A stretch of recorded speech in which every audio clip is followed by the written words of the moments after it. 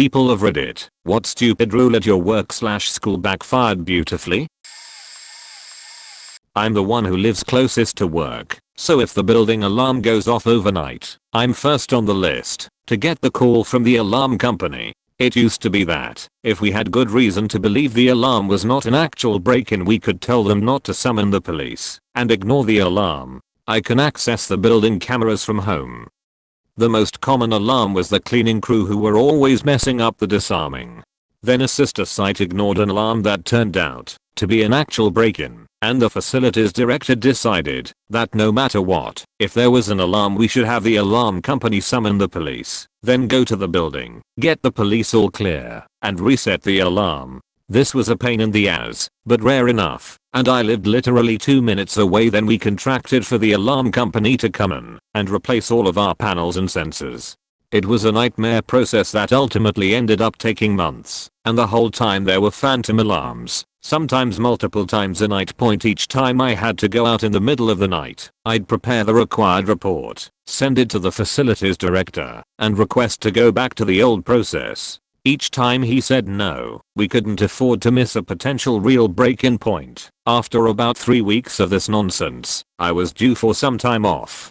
I was going out of town, and the protocol for that was for me to ignore calls from the alarm company, so they moved to the next person on the list, which happened to be the facilities director. In the 5 days I was off, I must have ignored at least 4 overpass calls that all would have gone to him next. Then suddenly, nothing. When I got back, I was informed that for the duration of the alarm update, we just weren't going to arm the building at all. So much for can't afford to risk a break-in. I worked at a language teaching center, where the lessons are pre-planned by the curriculum, and on weekdays we often only have 2 to 3 hours of classes sporadically spread out through the afternoon/evening. The management were pretty chill when I started, and people just planned their lessons in bulk, which basically entailed checking your schedule and printing out the required unit/session worksheets, and just showed up 10 minutes before to deliver the lesson.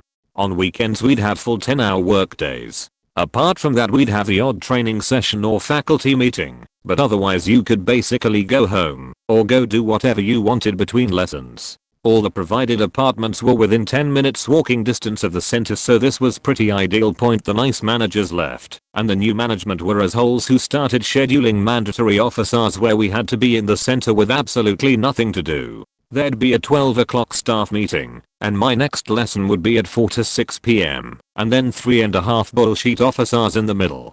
When we asked them what we should do, they said think about your teaching methods. Basically bullshit dick waving. A bunch of the other teachers starting watching movies on the projectors in the spare classrooms. I brought in my Switch. Some people would just straight up go nap on the beanbags in the reading nook. The thing was, there was literally no busy work they could generate, and soon it was apparent to everyone, especially prospective new students and parents, how unprofessional and awful it made the center look. The managers embarrassingly just stopped scheduling and enforcing these office hours. Control freak boss says, or a scheduling of a lesson with a client should be run through a secretary who will do the room reservation update and keep me updated. Implicit threat: if you let clients reschedule too easily, you are a worthless wimp that I don't want to work with. Old version: client contacts you directly, you work it out together quickly, and inform the secretary of the new date/time, so she can change the room reservation. Boom and done. New version: secretary receives change request from client, but doesn't know your availabilities. Contacts you, gets your availabilities, sends them to client when she has time, because it's frankly a low priority for her. Client eventually picks a date and sends it back to the secretary, who sends it on to you. You send confirmation, or calendars often have changed in the meantime due to new circumstances, so back and forth a few times before a new date/time is chosen. Secretary reserves the room for that time date. This chews up so much time that the secretary falls behind with her other work, slowing down the process, which increases the chance of a calendar change obliging another run-through. The new system lasted about 4 days. Then an overloaded secretary went on stress-related medical leave. The workload was shared in equal parts between the other secretaries. So, 3 days later, another secretary went on stress-related sick leave. When the boss tried to reapportion the workload again, he got a immediate face full of "what the fuck is wrong with you?" And the next to last secretary stormed out in tears. To go on stress-related sick leave. The new system died right there. And then as the French say, when you chase away the easy way, it will come galloping back. Edit. This took place in France, where, since 2005, employers have been legally obliged to actively reduce sources of stress, and doctors' notes are easy to get. Employers cannot question them at all easily, nor force the employee back to work. They can't even telephone them. Not a stupid rule, but I think this should apply. I'm in aviation maintenance and wanted to leave the current company that I worked for 12 years with. During my interview at the new company, I was asked why I was thinking of leaving my current job, being that it was a good and reputable company. I said new management is all about efficiency and not the one thing aviation maintenance is all about, safety. Interviewer liked my interview and assured their company doesn't cut any corners in safety vs cost. I get the job. Fast forward 6 months or so, I'm the new guy, so I get the short end and have to work Christmas Eve. Should be a short day. Boss's plane is coming in from Cabo to drop off chartered passengers, fill up on fuel, and take him and family to their vacation home in Aspen. Plane arrives, and as I'm doing my post-flight walk around, I see a big problem that forces me to ground the plane. Boss is clearly not happy, attempts to force me to make an unapproved repair. I deny to do so, and I'm sent home. Sweet. I didn't quit. It's documented and I get to go home earlier than planned on a holiday. Someone else gets called in to do the Mickey Mouse of a repair. Everyone's happy, plane taxis out with owner and family, full on fuel, and tries to take off. Oops. Crappy repair failed. Huge component breaks off and goes into the inlet of the jet engine. Grenades that engine. Plane's brakes overheat trying to stop the heaviest plane with just one engine. Some fuselage is damaged from the engine that gave out, and the plane finally comes to a stop. FAA comes in. Sweet. Who made this repair? Who accepted to take this flight? What company operates this way? So, dummy tech that tried to make the repair gets his license revoked. The boss owns the charter company, so he's fined a huge amount and is put on a probation with continuous FAA audits. And, best of all, the insurance rejected his claim to the engine because it was negligence. This cost him millions. And they couldn't fire me. I got to tell the story over and over and over with a big smile on my face.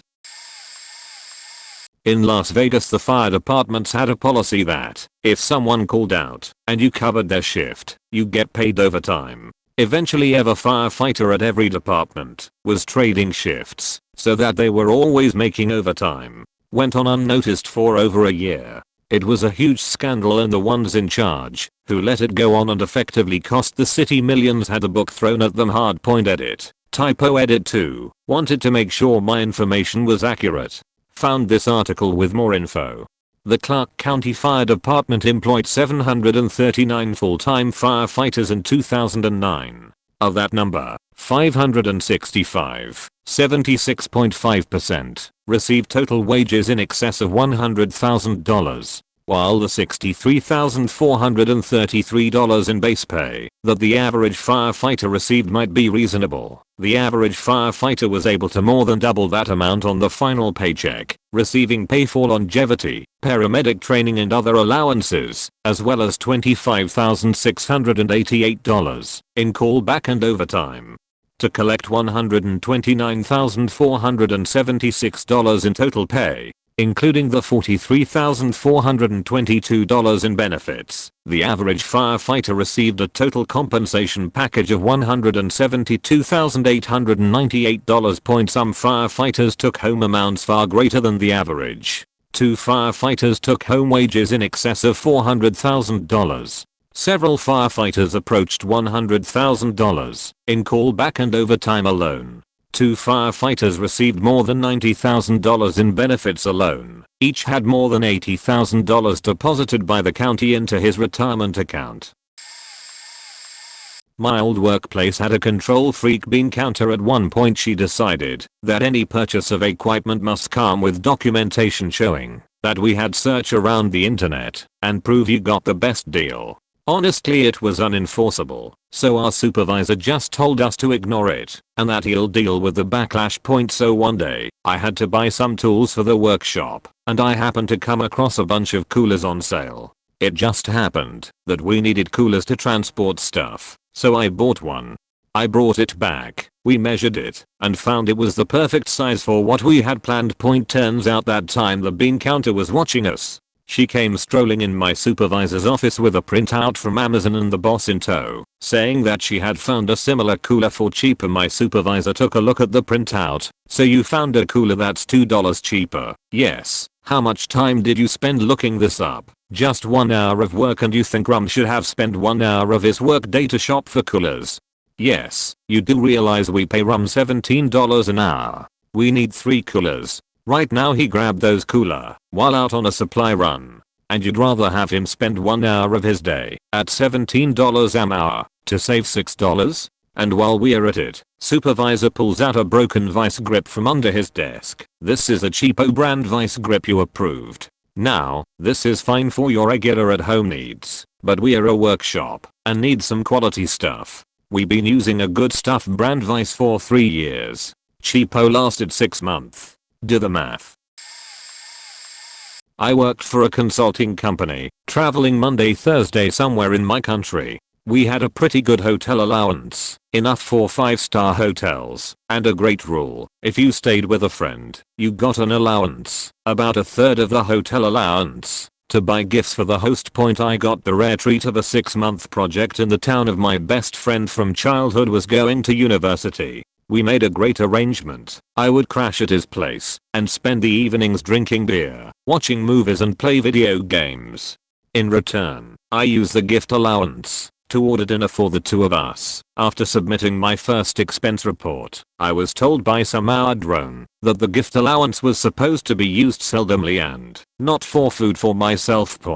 So I booked a room in a 5-star hotel, was upgraded to a junior suite because of my reward status, and invited my friend to evenings of beer, video games and room service. After my second expense report, the project manager asked me about the tripling of the expenses compared to the first report. After explaining the situation and pointing out what sum of money it would mean over the 6 months, he got in contact with ours. 2 days later, the rule was rescinded. The project even got my friend the then newly released PS3 as a thank you for letting me stay with him. School. I graduated in 2013, so basically my last 3 years were the first years of smartphones, everyone having access to a computer/phone with affordable internet, and having somehow reliable online resources. Basically, my school lived in the Stone Age during my whole stay there. Kindergarten, high school, internet info was all wrong. Computer classes were on Win98 computers until 2010, then they updated to XP. Wish I was kidding. Only kids that had access to school computers were the ones that were under a specific teacher. Cell phones weren't allowed at all, not even for classes where they could be used as computers, which were mandated by the Ministry of Education, and so on. You get the idea. I learned how to use electricity in spite of my schooling. One day, they got tired of students having cell phones, not talking inappropriate usage, just having them. They posted notices in all classrooms that read something along lines of, the use of any and all electronic devices is forbidden now. This is a loose translation from Spanish from something that happened almost 10 years ago. But the main idea was 1. All electronics were forbidden. 2. For everybody. So, when teachers came with their computers and brought stuff for the projector or they wheeled in a TV, we'd all snap and tell them, read the notice. Where does it say only students aren't allowed electronics? We didn't allow the class to go on until they turned everything off. Rule didn't last long. Formally, it was never lifted, but most if not all teachers understood the principle was nuts. I went to a Catholic school and had a rivalry with the vice principal. They would let us dress for Halloween, and I joked that I was going to come as Jesus. Over the month leading up to the holiday, there was an escalation as the vice increasingly saw my joke as plausible and would enact rules about the costumes to prevent a Jesus costume from being possible. Things like no sandals allowed, no fake beards, you have to wear pants and a t-shirt, and not anything else. thinger like that. Eventually got to the point where I said, no big deal, everyone will know who I am, because I'll be carrying an 8-foot cross. This led pretty immediately to a no large props declaration. However, he made the mistake of telling us that you couldn't bring in such a prop. So technically, having one already in the school beforehand was not against the rules. The day came, and I showed up dressed normal. He snidely addressed me and thanked me for backing out of my cheap stunt.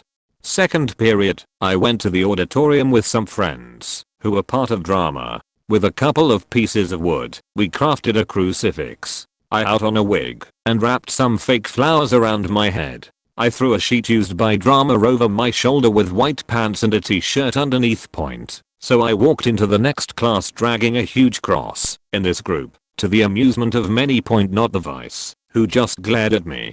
After my Caviezel-esque approach, I stopped into the doorway, in front of him and everybody else, put up my hands and said, "Don't worry guys, I'm back, even." He cracked a smile, especially since they had seen me that morning, and I had none of this stuff, so I had circumvented all of his any student arriving with announcements. He was also mortified, and said, "I can't believe you actually did this," to which another close friend replied aloud, "Don't worry, we've got him." Between my feet, a ghost trap rolled into place. My friends had dressed as movie authentic versions of the Ghostbusters. I spent the rest of the day giving out blessings while they tried to bust me between periods. The whole thing was hilarious, and I couldn't be punished for it at all.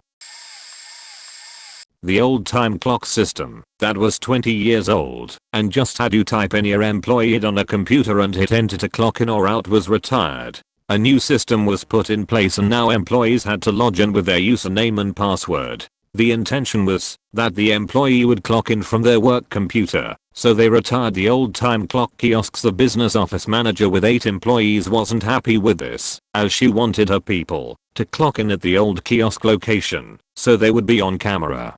So me as the ad guy was asked to put an old computer there and set IE to kiosk mode with the new time clock page. I explained to the business office manager this wouldn't work out well, because the clock-in process now involves logging in, clicking a couple things, and then logging out. She disagreed, so I set it up how she wanted. Long story short, it was a mess. People would forget to log out, so the next person would just click the clock in/out button, which would clock out the previous person. It would take several minutes for everyone to make it through the line, and if there was a power outage it would take 20 minutes for everyone to make it through the line. She wasn't happy, and complained to my boss, who agreed with me. So she complained to her boss, who was a little shocked that she had so little interaction with her employees that she wouldn't notice if someone was clocking in or out for a coworker. I was asked to remove the computer, and she was told if it was such a concern she should spend the first 10 minutes of the day greeting the 8 employees to make sure they were there.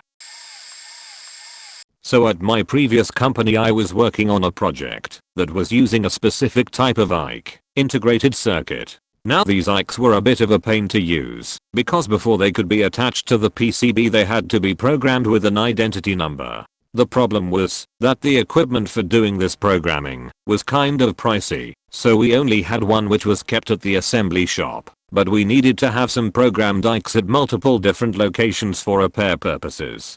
The problem was that the inventory team didn't want to deal with it. They hated having to deal with mixed trays and individual components.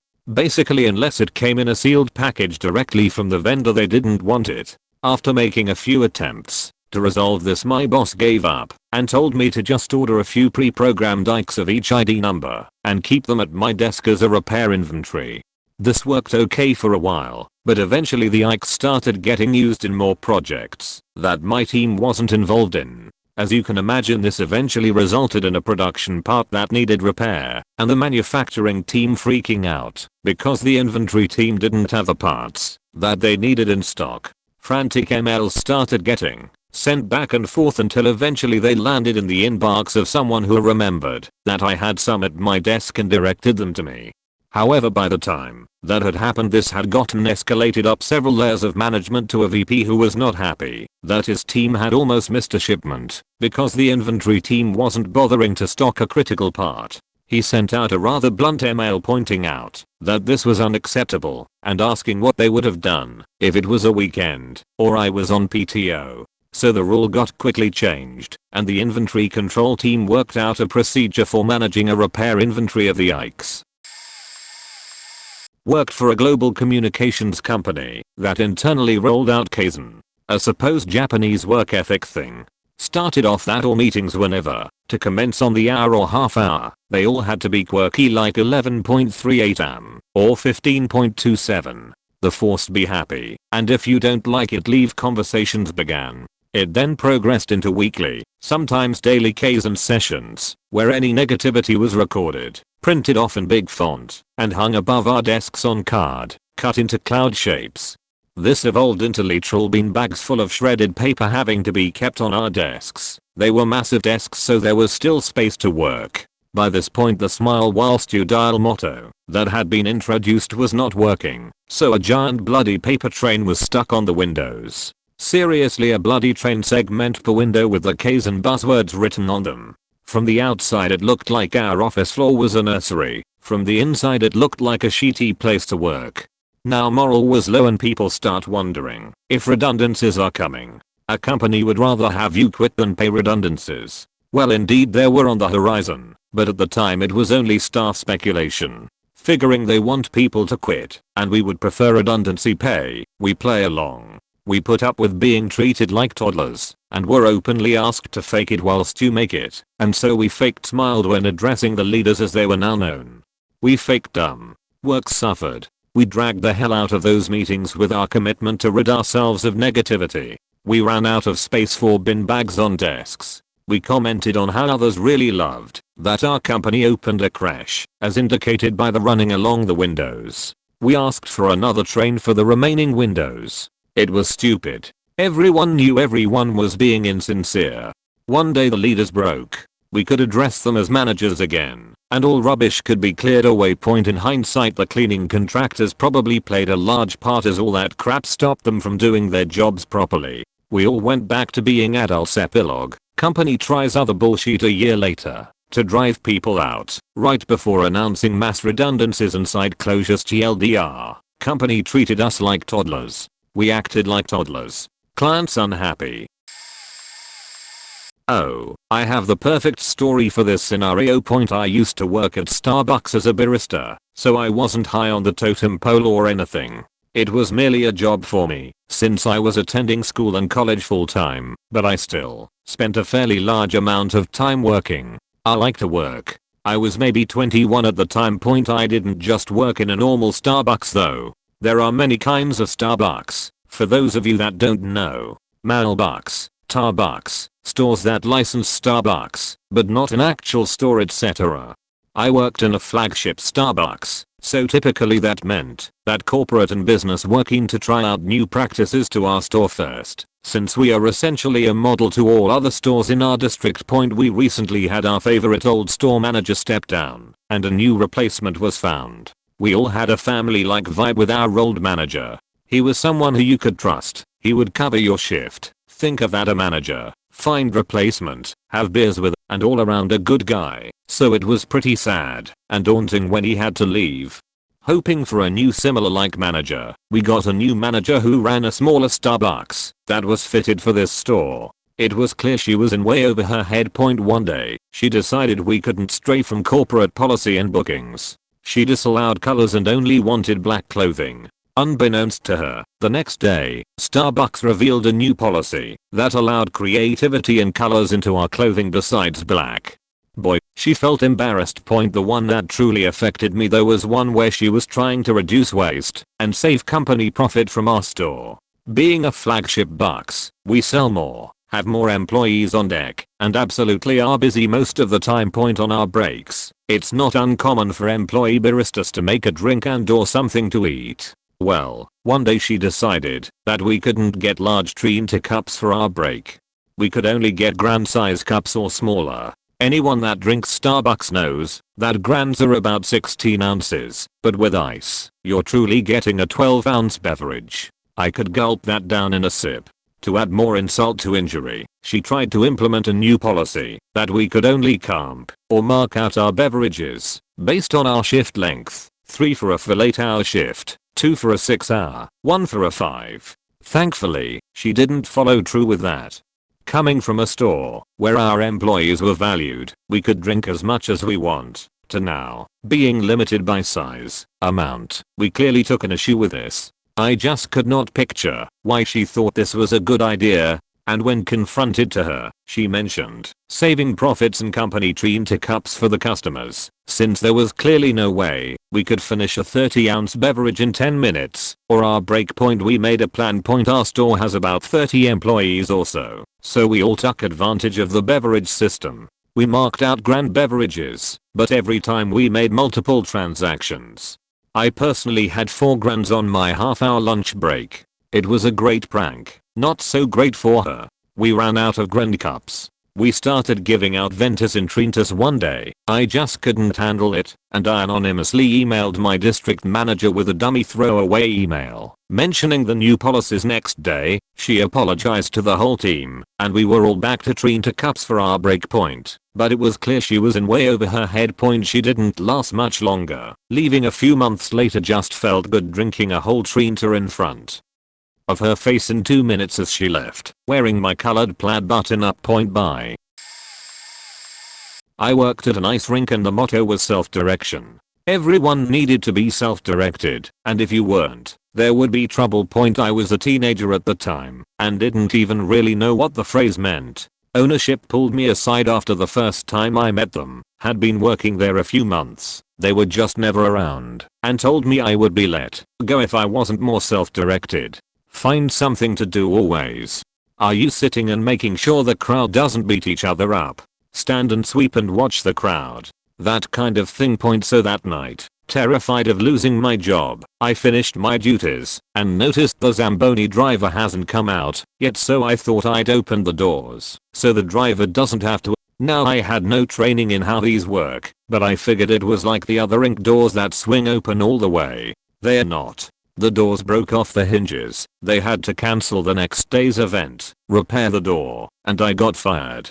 Within a year I had a job that paid twice as well and kick-started my tech career, in which I have a lot more opportunity. I sometimes miss getting paid to watch high school hockey games, but they deserve to have to repair their door, cancel events, and lose a well-meaning employee by using fear tactics to try to get people to do jobs they are not trained for. TLDR, hockey rink dangled job loss in front of employees to get them to do extra work they are not trained for, and lost a Zamboni door and an employee because of it. Back in the early noughties, I worked for T-Mobile in a call center. A new rule came out that no tattoos could be displayed at any time. If you had a forearm tattoo, you had to wear a long-sleeved top.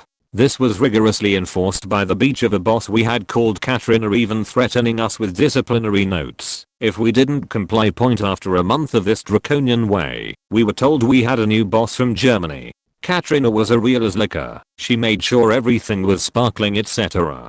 He turns up. He seems a decent enough guy. As one of the managers, I get invited into a meeting with him. It's all lovely dove. Katrina smiling like a hoe surrounded by paying cook. Tulst stands up and takes his jacket off. He has a short-sleeved shirt and, yes, you guessed it, a full-arm tattoo sleeve on one arm and various tats on the other. Katrina keeps smiling while you could feel the room sort of freeze. Tulst looks at us bemused and says, "Is it something I said before?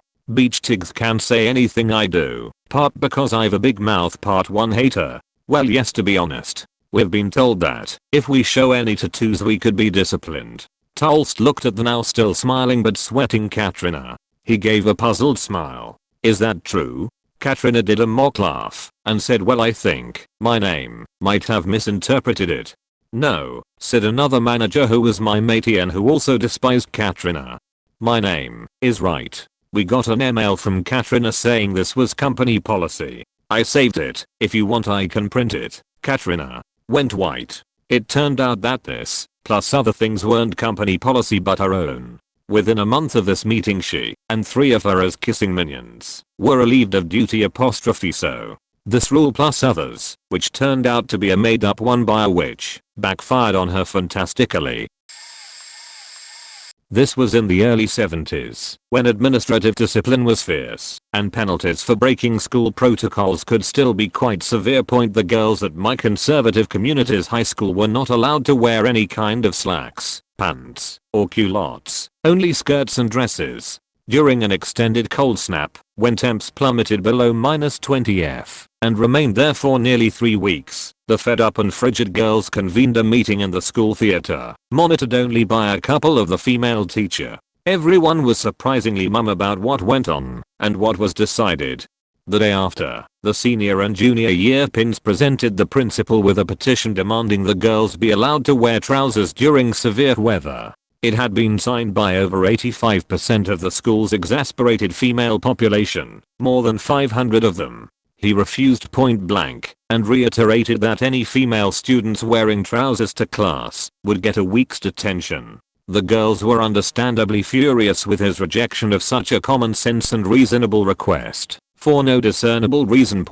When the boys learned about the principal's dismissal of their female classmates' legitimate request, a plot was hatched, led chiefly by the guys on the football and basketball teams, who of course comprised most of the alpha segment of the male population.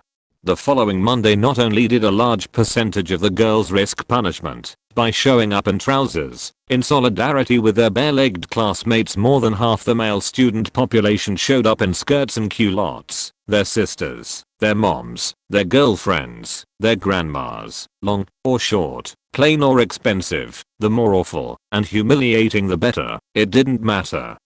As long as we headed to the locker room or bathroom and changed into a skirt before the first bell rang. The guys froze their ears off that day, of course, but nonetheless a good time was had by nearly all. In the hallways we complimented each other fulsomely on our attire, and the teachers were all in hysterics. Of course the principal walked around red-faced and furious all day, but after yelling at the first one or two skirted boys he spied, he realized he was being played for a fool, and kept his mouth firmly closed.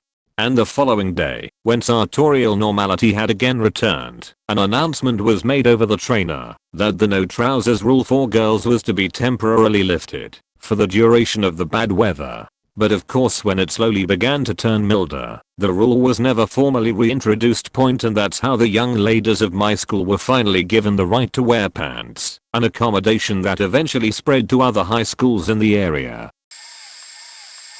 After a year, where there were a few tenacious parents complaining about teachers favoring one class over the other, the teachers responded by having every parent sign a document the next year that stated that all classes will be given the same tests. This was done through documents the students had to take home, have their parents sign, and bring back. Before the week was out, we had set up an online mail account to which everyone had access, and we tasked every class to be responsible for a specific subject. Being responsible meant that we would keep a copy of each test we did. These were then handed into the admins of the mail account, who would fill them in if the teachers hadn't done post-test reviews themselves, and posted in the mailbox. I was the one in my class who kept the extra tests in French class. Our classes have desks for 2 people, and I was the only one without a deskmate. The teacher would distribute the tests to the first desks, who would pass it backwards. I was in the last seat. For an entire year, with little exception, I had to ask the teacher for a test sheet, claiming she forgot to count me again. She assumed she was always miscounting, because I was usually rather quiet in class. She was one of the less observant teachers, but by no means oblivious. I'd pop my second copy in my bag, fill it in at home using my textbook, scan it and post it to the shared address.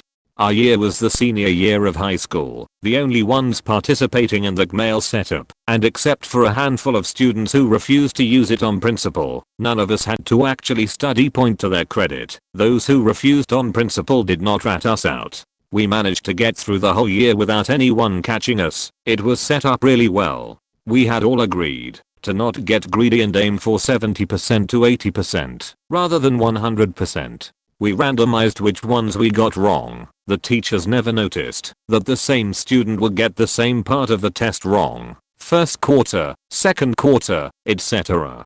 We were never caught. No one slipped up. No one ratted us out. We spent a whole year expecting it to get exposed, and it never did. At the end of the year, after everyone passed, we closed it down. For our class alone, our math teacher had thrown us a going away party at his house. We got along well on a personal level. We confessed to the whole thing. His reaction was priceless, and he couldn't get over it for the rest of the party. We later anonymously revealed it to the teachers. After all degrees and second exams had been done, but not the school board or principal. They never used that system again. Worked in a call center. We were middlemen at a one-stop solution between in the field IT techs and the equipment suppliers. Our call center operated a 24/7 operation. The problem is, neither the equipment suppliers nor the field techs did the company was paying for us staff to sit around at night and all day weekends and do absolutely nothing. Granted, only a skeleton staff, but still, which is stupid enough, as is, but we had to be ready to answer at all times. You weren't even allowed to step away from your assigned position just in case, somehow, someone called, and we couldn't use our computers for anything other than work-related purposes. You have any idea how tedious it is staring at fuzzy grey cubicle walls for 8 hours? We weren't even allowed to talk to one another. This situation lasted 8 months. 8 months of mind-numbing boredom 2/3 of the time, with a 3-day shift rotation pattern, so you never got used to disrupted sleep patterns. It was hell with bad fluorescent lighting, and crappy plastic chairs, and a NDA that the devil himself would been scratching his head over. Then someone in our center leaked word of all this government contract money going to waste to the regulators as well as the media. There was a fuss raised, investigations, and it turned out that our company's CFO was brother-in-law to the guy who'd been handing out no-bid government contracts, and they'd both been skimming off the top on this crazy setup. Something about paying for full staff during the dead shifts and pocketing the difference. Guess that happens when you give people enough time to think of how to get even.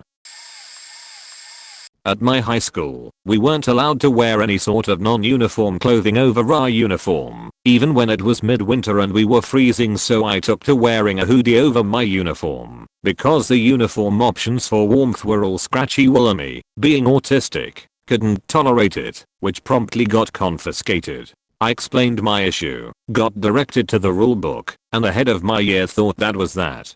Confiscated items are held by the head of the year that the student was in. I was in 9th grade until the end of the term. I'm very stubborn, so I wore another hoodie the next day. Confiscated. I told my friends and they laughed at the second one getting confiscated back. What did you expect? And I had a beach about the head of year probably wearing all our clothes. Brainwave I borrowed from family, went to charity shops, Mart, which is great in Australia, and asked friends. I had a new hoodie almost every day. By the end of the term the head of my year must have confiscated between 15 to 20 different hoodies, and I could see the pile of them she had to keep in her office. Whenever I passed by, she returned them at the end of the term, and didn't confiscate a piece of my clothing again. Not so much a rule but something that backfired on my evil beach of a supervisor. I'm not being misogynistic, I'm actually toning it down, since my wife openly calls her the C word. Back when the financial crisis hit, my company was one of the ones that jumped on the bandwagon of cutting out every employee's yearly cost of living raise, and then also reduced our base salary by 5%. This didn't affect anyone in management. To add a further insult to this, the move came on the heels of a company-wide announcement that we had increased our profits by more than $25 million, and how proud they were of us for our efforts, the bastards. One of my former supervisors gave me a heads up that this was happening. We were good friends and he knew I would go off on them for their hypocrisy. So he wanted me to chew on it for a couple of days to prevent said going off and potentially getting fired. It worked. I was prepared for the bad news and had my head on straight. Still, my boss was really bad about giving out too much information. For you salesmen out there, she had a habit of talking past the close. When the call came, it was her and the head of our department. So, had I not received a warning, that would have been highly suspicious, because that never happened. After telling me the bad news, she expected me to argue with her, not realizing I had no such intention. So, without provocation, she quickly circled back to my glowing review telling me to continue focusing on all the exceptional talents I brought to the company, etc., which completely begged the question, if I'm such an exceptional employee, who, as you say, was an integral part of our profit increases this last year, why is my salary being reduced? She paused briefly. I thought she was about to hand it over to the hour lady, which most supervisors would have. But she was such a control freak that she continued. Look, I wish I could give you a raise. You've definitely earned it. In fact, if it wasn't for your health insurance package, I'd give you a $5,000 right now. But that alone costs the company twice that. I jumped on it and started excitedly fast talking so as to not give her the chance to cut back in. Oh my god. $5,000. Thank you so much. I can't wait to tell my wife. She's going to be so excited. Thank you, thank you, thank you. When I finally gave her a chance to cut back in, she was like, what the hell are you talking about? I never said anything about a raise. So, I blissfully countered, just now, you said I could give a $5,000 raise if my insurance didn't cost you so much. My insurance isn't with our company. I use my wife's insurance from her company. In the background, I thought I could hear the unmistakable sound of a hand slapping against her forehead and an exasperated groan. Still feigning ignorance, which was more for the hour's supervisor's benefit, not my boss. I quickly went back into more. Oh, thank you. Thank you. My wife is going to be so excited. You don't know how much this is going to help us this year. Such good news. I can hardly believe it. After an interminable silence, my boss deadpanned, we are going to need to call you back. And she quickly ended the call. I should mention here that I had previously worked in management with this company and its politics and procedures, so I knew what was happening. They were both marching over to the office on new manager of operations to tell him how my boss had just stepped in it. I fully expected that I would be receiving a call directly from him to explain that my boss had spoken out of turn and, regardless of what she said, I would not be getting that raise. So, color me surprised when I was called back by my boss and the hour lady. Okay, look, she started. We are going to approve your raise. But, you can't tell anyone. If I hear someone say they even heard a rumor about you getting a raise, I guarantee you that you will be terminated before that day is through. I simply could not believe what I was hearing. You have to understand, this bitch had been protected by upper management for years. And she got away with bloody murder. She had used her protection to literally torment her subordinates. She was so bad that we had developed an ad hoc support group of us, and we took turns allowing whomever she was currently targeting to vent, cry it out, or whatever else was needed. If ever there was some sort of conflict that needed to be resolved, that had a resolution of A or B, regardless of which one you chose, she would always berate you that you had chosen wrong. And, if a few months later you were faced with the same choice, and you did what she had previously told you, she would now switch, and sat it was the other. And she would do this sheet whenever she felt like it. And no one in upper management cared, because her numbers were good. She got results, except she really didn't. We got the results, because we didn't want to deal with her, so we went above and beyond in an effort to stay off her radar. If she ever called you, whatever awaited on the other end of that phone was going to be pure hell. One of her favorite dirty tricks was vacation requests, which she always said we could do verbally, no need to fill out any paperwork. So, someone would verbally request time off, which she would approve. They would even reconfirm as it got close to when they were leaving, and she would reconfirm. Then, she would call the day before you left to assign you a project. When you reminded her you were going on vacation tomorrow, she would say, I never approved any vacation time for you. I literally watched people sacrifice plane tickets which cost them thousands of dollars because she denied them at the last minute and told them if they left, she'd fire them. She was a goddamned monster. I told people if they ever requested time off to instantly send her an email saying, per our conversation, and to CC the ops manager.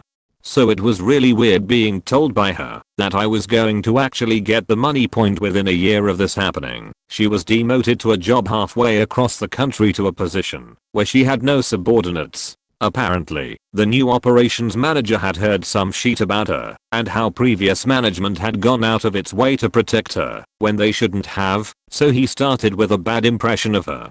I also learned, several months prior to this, that the money for my raise came directly from her. Instead of deducting my salary, they deducted hers to pay for mine. She also forfeited her bonuses that year, which was the first time she had not received a bonus. So, those two little facts made it all the more delicious for me. I eventually did tell everyone what had happened, but I waited until I had already planned to leave the company. Point anyway, that's my story, and if you made it this far, I hope you enjoyed it. I went to an all-girls school that was populated by mainly Maori and Pacific Islanders, New Zealand if you're wondering. We were allowed to dye our hair natural colors only. There was even a little list which included black, various shades of brown, natural looking red, and most importantly blonde. One of the island girls, who had naturally black hair, decided to bleach it during one of our term breaks and came back to school with a beautiful shade of honey blonde hair. It looked really nice and suited her caramel skin perfectly.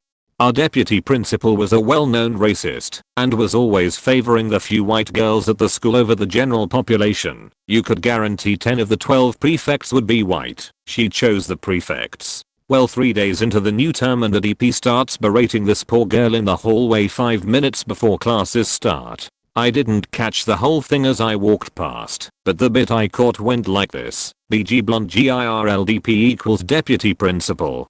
BG, but miss, blonde is a natural hair color. DP, it's not a natural hair color for your kind, miss. Redacted. BG, are you faking kidding me? What do you mean my faking kind? Or something like that. It's been a few years. I heard she grabbed her bag or walked home immediately after that, and by lunchtime her mum had come to the school and not only laid a full complaint, but laid into her Tongan style. If you know, you know. She is still blonde to this day, and I'm sure it's a big fuck you to old white ladies.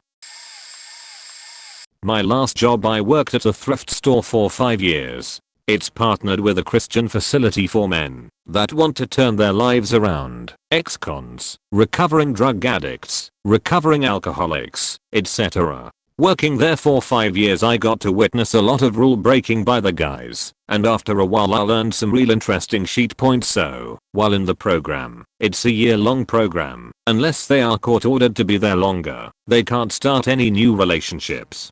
Well, these guys work in the stores, and, of course, the females will work their charm to get the men to change prices or sneak higher priced items from the back to them. Some of these guys would get women's numbers and call them from the campus on their breaks and start new relationships. We had guys that had women bringing them bags upon bags of food just for them. It was crazy. One guy started a relationship while in the program, got caught twice making out in the parking lot by the pastor who runs the men's program. He was also selling full baskets of clothing to her aunt for like $10, some with brand new price tags, and they let him finish the program because he found out that one of the supervisors met his wife while he was in the program. This guy then immediately went and married his girl in Vegas right after he graduated the program. I get why the rule is in place, but really these guys are horny and they're gonna do what they're gonna do. Yeah, no?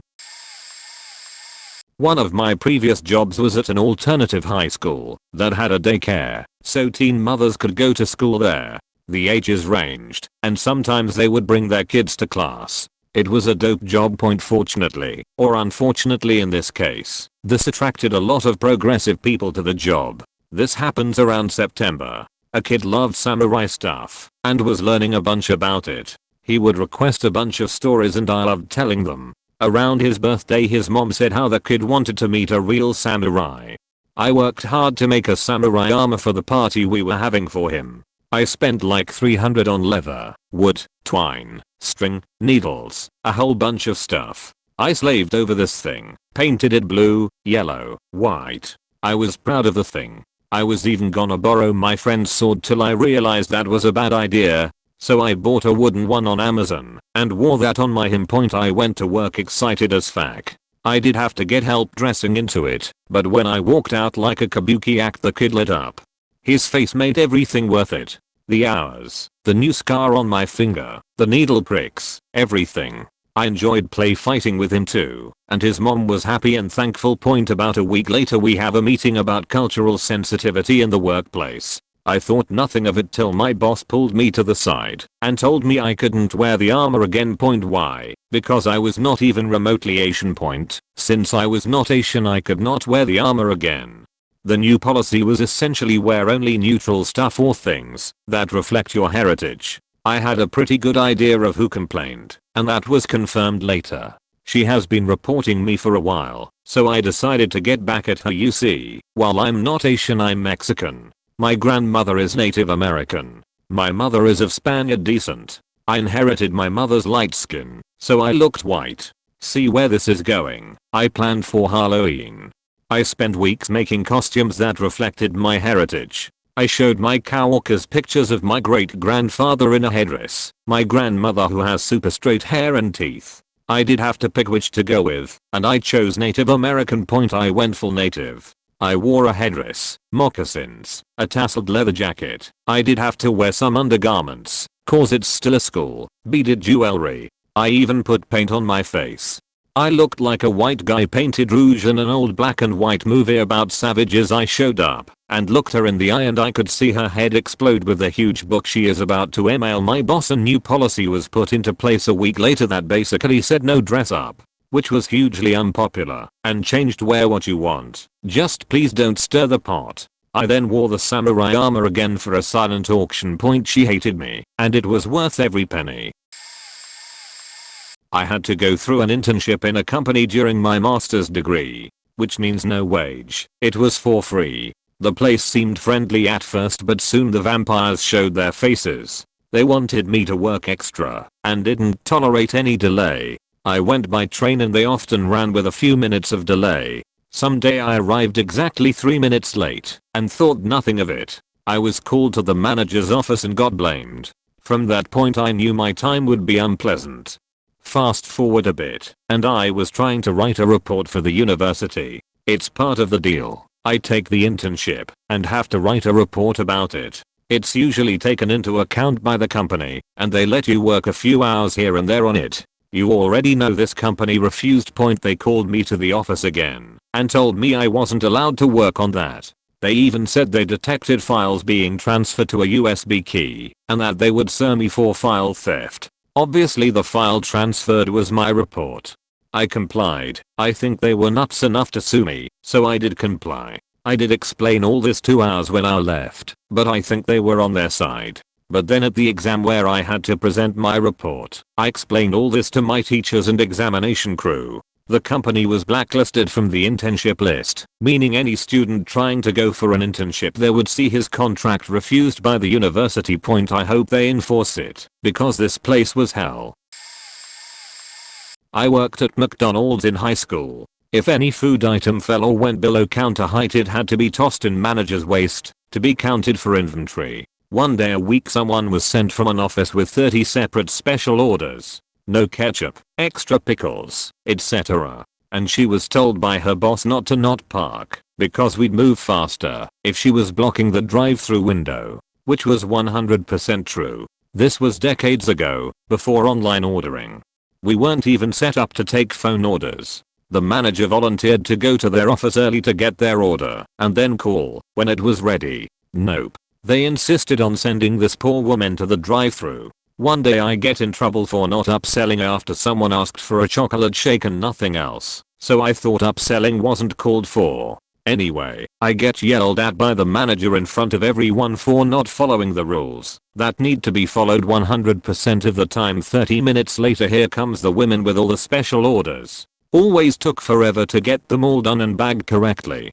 The manager would then put them in a couple larger bags to pass through the window. As he was rushing for the window he tripped and dropped the bags. I picked them up and shoved them in the manager's waste can while reminding him of the rule. If there weren't witnesses I think he would have killed me. My co-workers might have helped in that moment. Not only did they have to remake all the food, but his performance was partially rated on the amount of food waste. That was my last day working there. Let's just say there were creative differences on when the rules should be followed.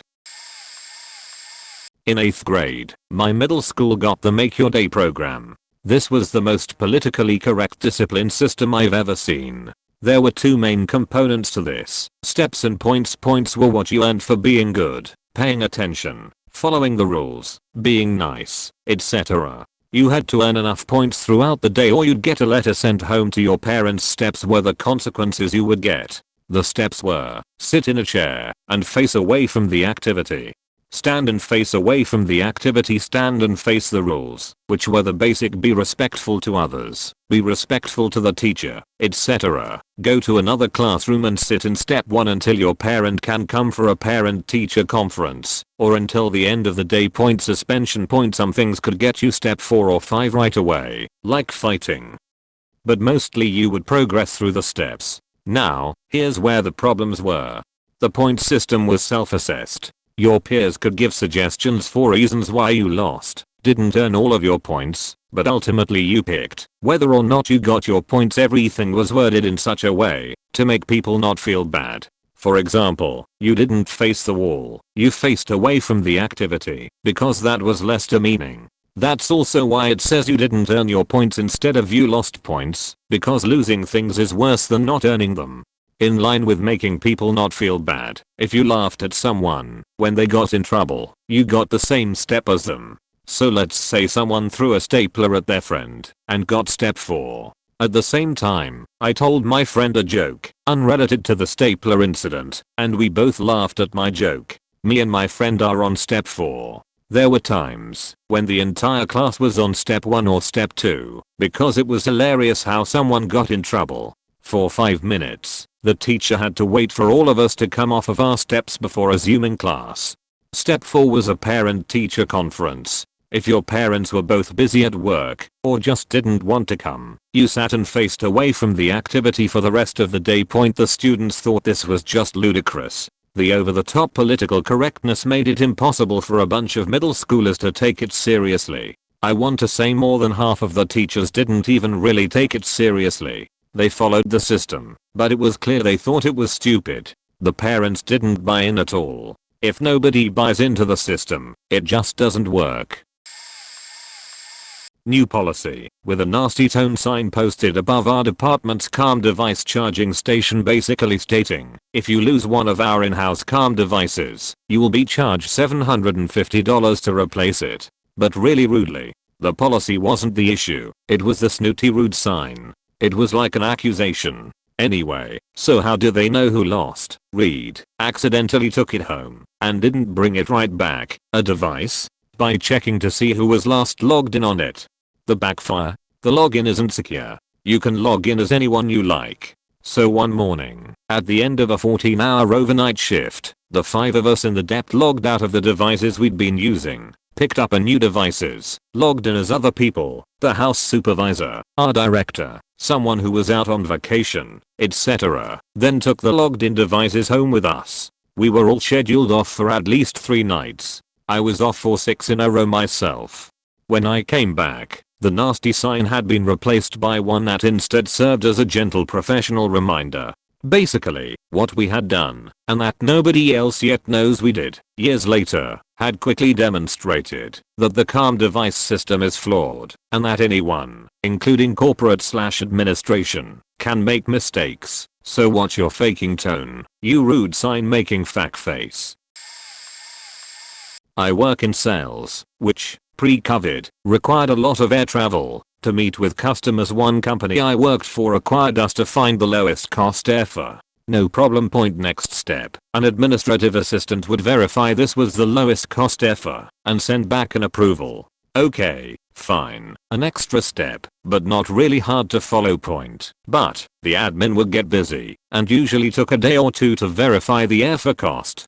And by then the price for all the flights were usually different. So probably 50% of the time, the requested flight was no longer the lowest cost. She wasn't allowed to tell us what other flights were lower cost, because that wasn't part of her job. She was only allowed to send back a denial. And the process would start over until by some miracle the price of a flight would remain the lowest, while she checked it. The most ridiculous aspect of the process?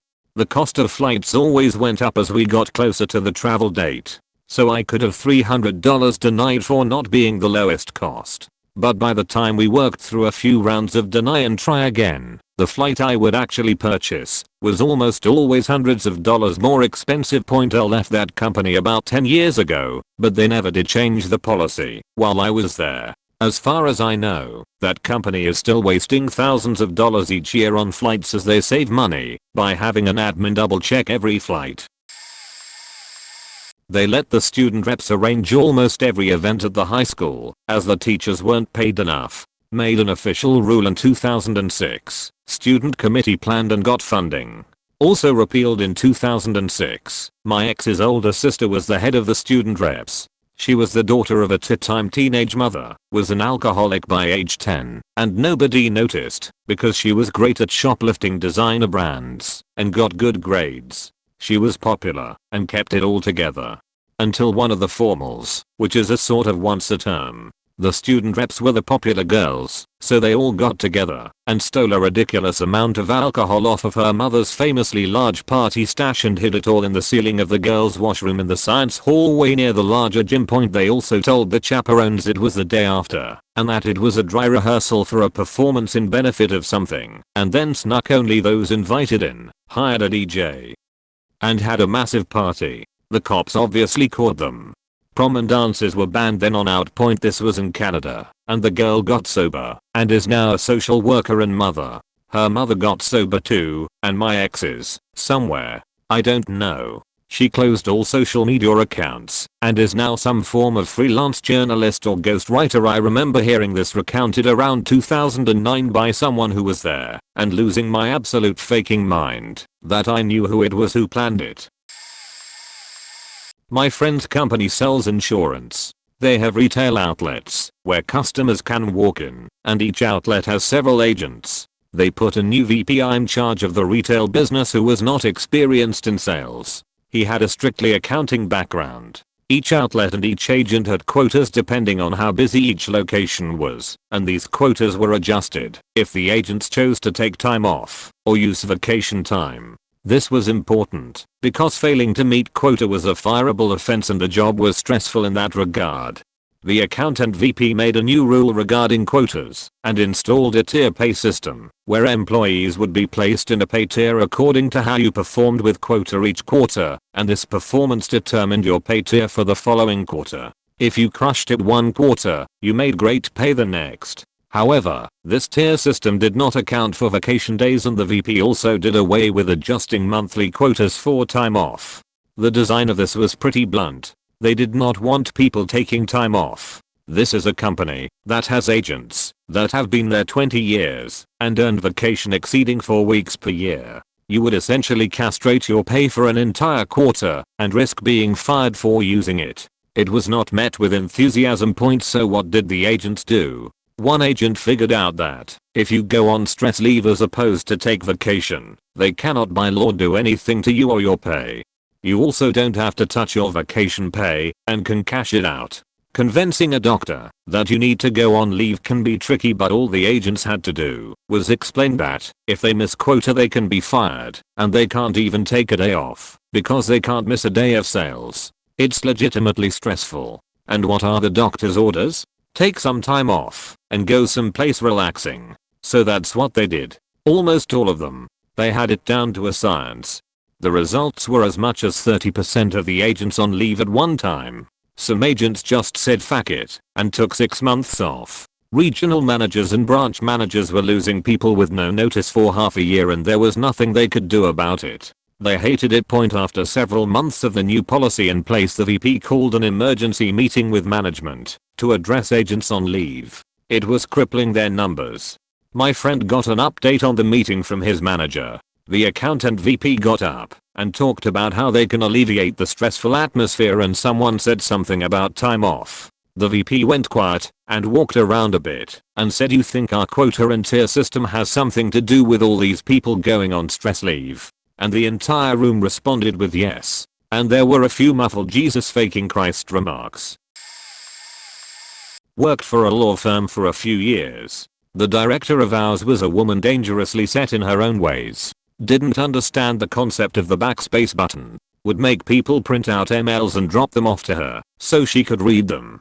Worst of all, she would make these base assumptions about candidates without any prior knowledge of them, or even sitting in on the interview point. As the recruiter, most of my day was spent jumping between job ad websites and social media. Well, she makes this rule that computers are only to be used for ADP, Microsoft Office, and email. Anything else will be 2 strikes then termination point. I tried to explain that if I cannot get onto Indeed or social media like LinkedIn, I will not be able to post ads and recruit. She told me that if people really wanted jobs, they would apply in person. We were a law firm. You literally couldn't get into our building without a security escort through office to our department. 2 weeks later, the COO is furious with me, asking why I haven't made a single hire in 2 weeks.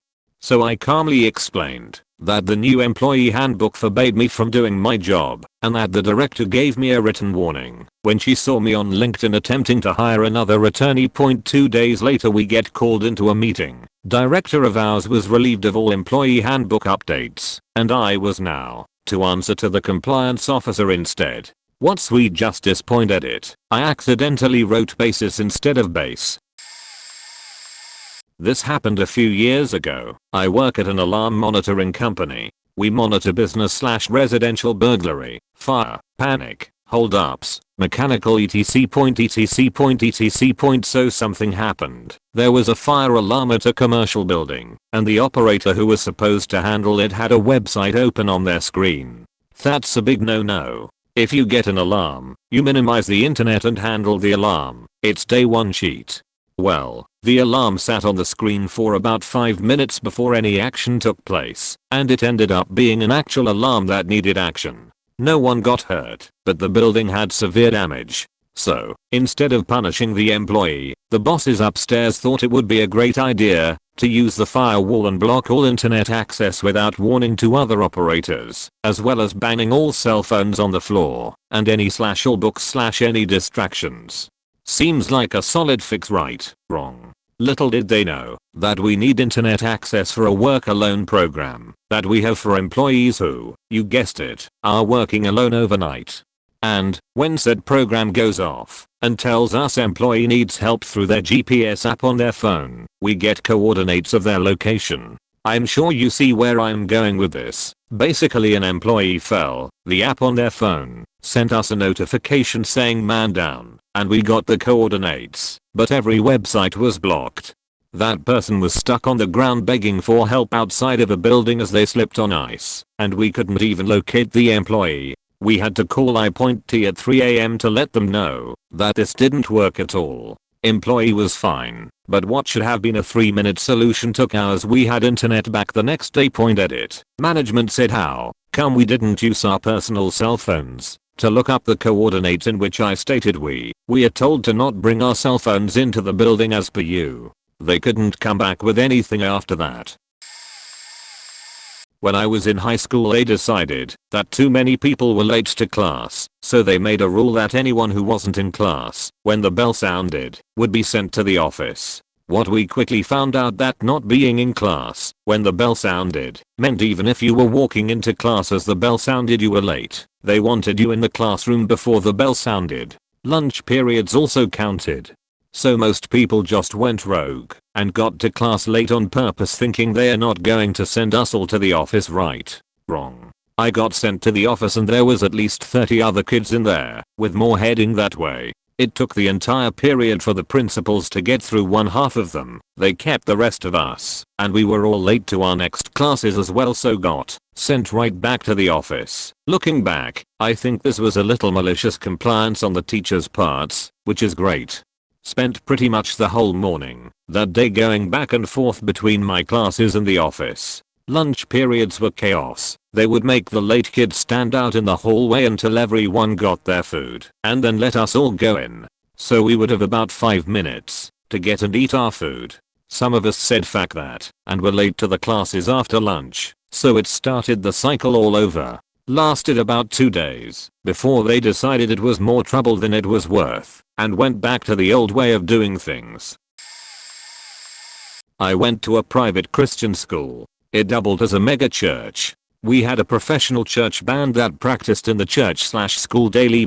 I don't know details, but I know they got into a spat with the lead pastor, who functioned as a kind of CEO for both the church and school, and the end result was that they got kicked out of the auditorium, which was a fair way away from the cafeteria. They were moved to the chapel which adjoined the cafeteria, and they played in the afternoons. At lunchtime. Didn't bother any of us in lunch. We couldn't hear them anyway. But they could hear us, and apparently complained to the lead pastor that they couldn't get any practice done because there was too much noise. Instead of moving them back to the auditorium or changing their schedule in the chapel, the lead pastor goes to the principal and tells her to make lunchtime a no talking time. I was in middle school at this time, so I'm past the age of recess at this point. They already had a no chit chatting in the halls rule. Basically we were no longer allowed to speak to one another at school. The first few days of this went miserably. All the collective whispers were so audible. Principal took it a step further and told teachers to assign lunch seats and to make sure they put together kids who disliked each other in order to prevent them from talking. About 2 weeks into it, they packed up the staff table and put them in storage and made teachers sit with their classes to enforce the rules. So now teachers don't get their lunch break. A mix of parents and teachers complaining got them to return to normal cafeteria rules. Only a loose fit, but here I go. We all remember the days of WinXP and its NetSend. Yes, well, it turns out some printer driver installed at our high school was using some NetSend compatible messaging and popped up a notification bubble from the system with the message, despite the built-in capabilities being disabled. Even better, the whole region was apparently interconnected and messages like that were broadcast not only school internally, but into other schools too. They didn't take long to forbid sending messages instead of just patching the drivers, since the issue had been long fixed. Now, it was the dawn of another beautiful physics class and we were all handed laptops. A friend got a dud, exchanged his and all was well. Fast forward a few minutes and of course we are tearing each other to NetSend, since we heard that it's a magic spell to summon our admin. In the end I couldn't resist and just sent some harmless message. 20 seconds later the admin bursts through the door and demands who has laptop some serial 3258. All of us, kinda stunned, look at each other, and our laptop codes. Nobody has that exact code. Not even I. It was still in the distribution tower. He looked around suspiciously, confirmed that the laptop was in fact unused, and left humiliated. A minute or so later my friend realized that the laptop with the serial in question was the exact laptop that didn't work for him at the beginning of the lesson. They patched a few months later. Not my story but my mother's. When she was in college she was pretty unsure of what to study, so she took a variety of classes, eventually settling on biology, but not before she missed the drop deadline for her calculus class. Since it had nothing to do with her chosen major she never bothered to go to class, but figured she would take the tests, since what's the worst that could happen? Come time for the midterm, back in the good old days when there was only one midterm and not 3, she shows up fully expecting to fail, but learns the professor is implementing a new grading policy. Instead of the usual method of each student starting at 100% and losing points for each wrong answer, the professor decided to start each student at 0 and award points for a correct answer and deduct points for a wrong answer, making it possible to receive a negative percentage. This was his sadistic way to punish the people who didn't show up to class, making it impossible to pass the class without acing the midterm. Well, my mom knew enough math to know that there was no way she could pass, and since the professor had decided to invent his own grading system that didn't conform to university standards, and since he didn't specify what would happen if a question was left unanswered, my mom filled in her name and handed in a blank midterm. As it turns out, the professor made such a difficult midterm that the 0% my mother scored was actually the highest grade in the class. After he finished grading them, he summoned her to his office and told her she would be getting a C in the class since she had outsmarted his revolutionary grading idea. My mother went on to graduate summa cum laude with her degree in biology, yet her proudest collegiate achievement is beating her calculus professor at his own game. I was branded a mental health student, that is to say, I was depressed. For about 2 weeks they made all the mental health kids wear wristbands, so teachers didn't shout at them to risk breakdowns and such. That was quickly abolished. The actual rule that backfired was that they had this small building they called the Success Center, and mental health students were allowed to go there into one of its many small little office-esque rooms for about 10 minutes and relax for a moment. You weren't really allowed to go there more than once a day, and they were quite strict about the 10-minute rule, unless you were sobbing. The exploit was that in lessons, once everyone was changed, they locked the changing room doors to keep everyone's belongings safe, and you couldn't get into the building to ask the teacher to unlock the doors. I would turn up to lesson, get my registration mark, then leave when everyone was getting changed. 10 minutes later I'd come back to and, oh no. What's this? I can't get it? I guess I'm just going to have to spend the rest of the lesson in a little office all to myself. Once I figured that out I just stopped taking my packet to school because I never used it. Another fun thing was that sometimes the people working at the Success Center just forgot you were there, especially if you timed it right for the shift change, so you could spend the entire day doing nothing, then stroll out past a confused teacher. There was one room that had a pretty big window in, and I can't count the amount of times I snuck my friends or boyfriend in and just faked around in there all day.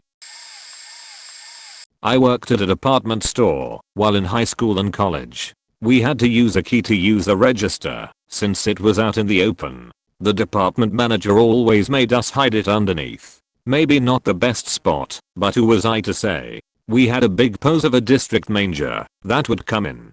He was tall and had a big mouth and not afraid to make someone feel like an ass in front of a customer. When he did come in, all the higher ups would act like chickens with their heads cut off.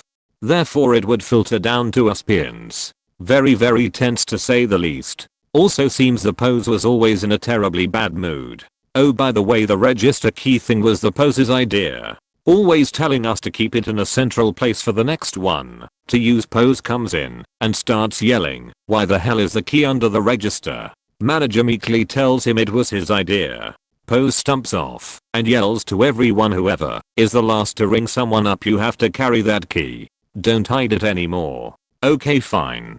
One fine day I'm there with the managers and Pose comes in. I get done ringing up a customer and put the key that's attached to one of those elastic bracelets around my wrist and help a person a few steps away. I hear stomping and huffing and puffing. Sheet Pose is on the warpath for something. He comes up to me, points his finger at me. "Where the hell is that key? It's supposed to be under the register." What? He's getting all red. Almost literally spitting. I'm just about to cry. He's doing all this in front of a regular customer. Then he tells me, "You're fired, here come the waterworks." I shove the key in his extended hand and I blast out of there crying my eyes out. The assistant store manager finds me and wants to know what happened. I tell him. He marches me back to the department and confronts Pose, that is trying to calm down my regular customer because they are giving him a tongue lashing. Assistant store manager points his finger at Pose and says, "You don't do the firing around here." I do. "She's not going anywhere, and that key stays by the register. This is my store, not yours." Back at ya, Pose. Not another word about where the key was supposed to be kept after that. Justice was served. My old high school's IT policies. Specifically, their student iPad replacement procedure. Despite the fact that the entire student body was given iPads, they couldn't find any money for an on-campus IT support. No problem though, they just told the 70-year-old librarian, "Hey, the library has computers, right? You basically are already doing IT work. You are now the IT person." This poor librarian, being hardly able to use a smartphone, decides to outsource the work to the student volunteers, who volunteered to help at the library.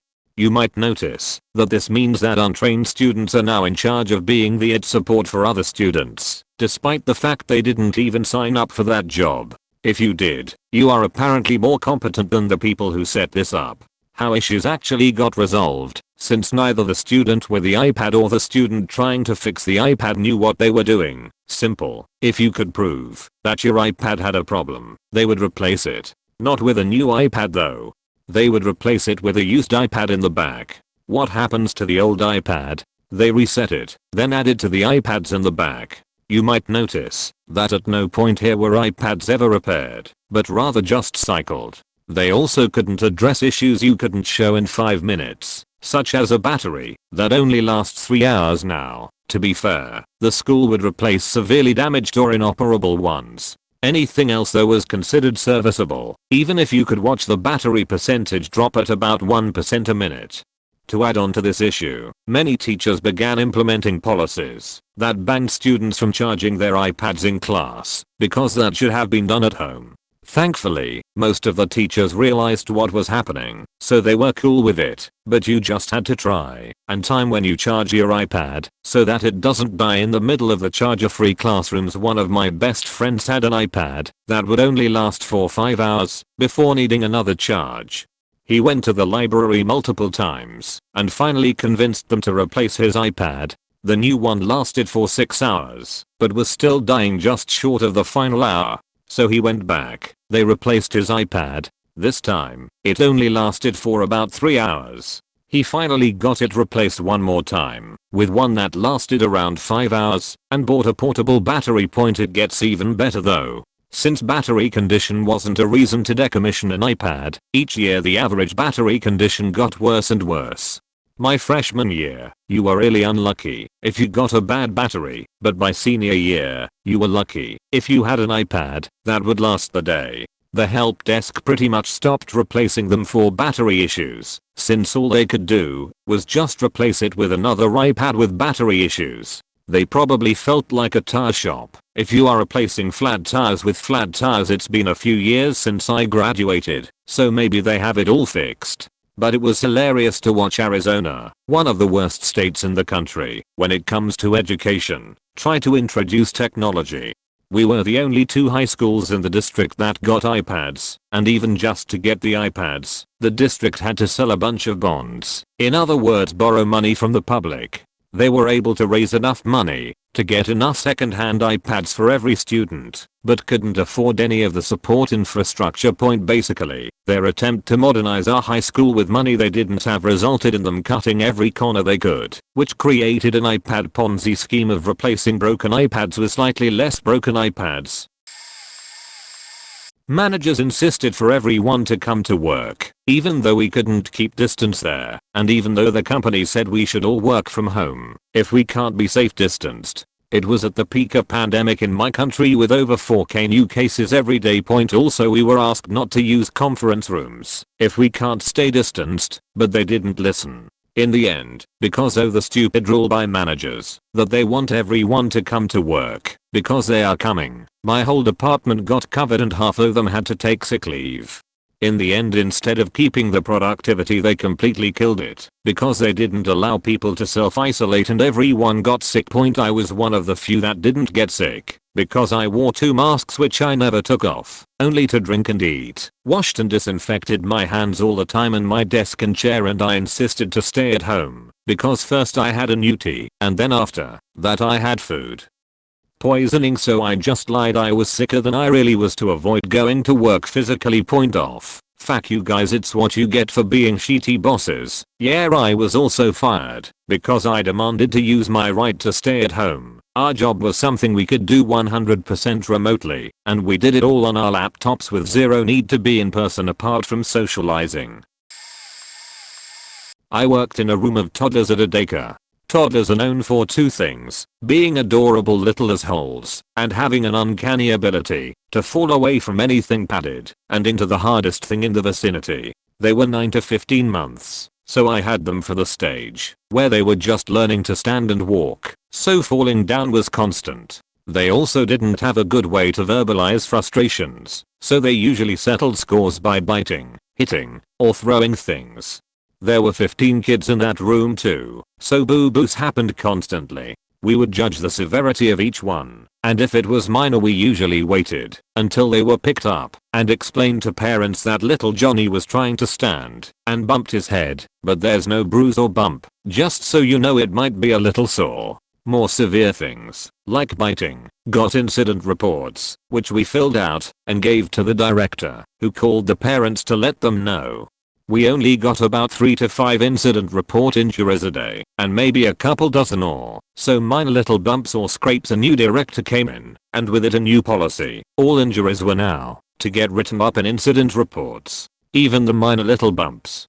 To give parents peace of mind, she said. She insisted that if a child seems hurt in any way we were to document it. My job essentially became writing incident reports. Sally hit herself with a spoon and started to cry. David sat on a pillow and toppled over onto the floor, and it didn't stop him, but he has a tiny scrape from the rug. Jenny fell off the bottom of the slide and wailed. Everything. I was writing 3 to 5 incident reports an hour, sometimes more when we'd introduce a new toy and a toddler riot would break out. For every single one of these we would call the office to let the director know there was another incident report and she needed to call the parents. It lasted 2 weeks before parents started complaining that they were getting phone calls at work for stupid shit. An inspection we had by corporate didn't go well because, as they watched my room, they noticed I spent a lot of time not interacting with the kids because I had incident reports to fill out. She stuck to her guns for a week, but when I handed her 10 incident reports at once, faking motor room, she decided to go back to the old way. The front desk worker told me that between our room and the rest of the building the director was on the phone pretty much constantly with parents, and she got so behind on paperwork corporate had to send someone in to make sure we are paid on time. Never underestimate how often a toddler can hurt themselves. January 2005. It was in 7th grade and the math teacher decided that kids should not be allowed to use the bathroom under any circumstances because she thought that we asked her to use the bathroom too much. Her class was immediately after lunch/recess and our lunch was 15 minutes with another 15 minutes of forced recess. If you didn't go outside you get detention and you basically had to plead the chaperoning teachers if you could go inside to use the bathroom.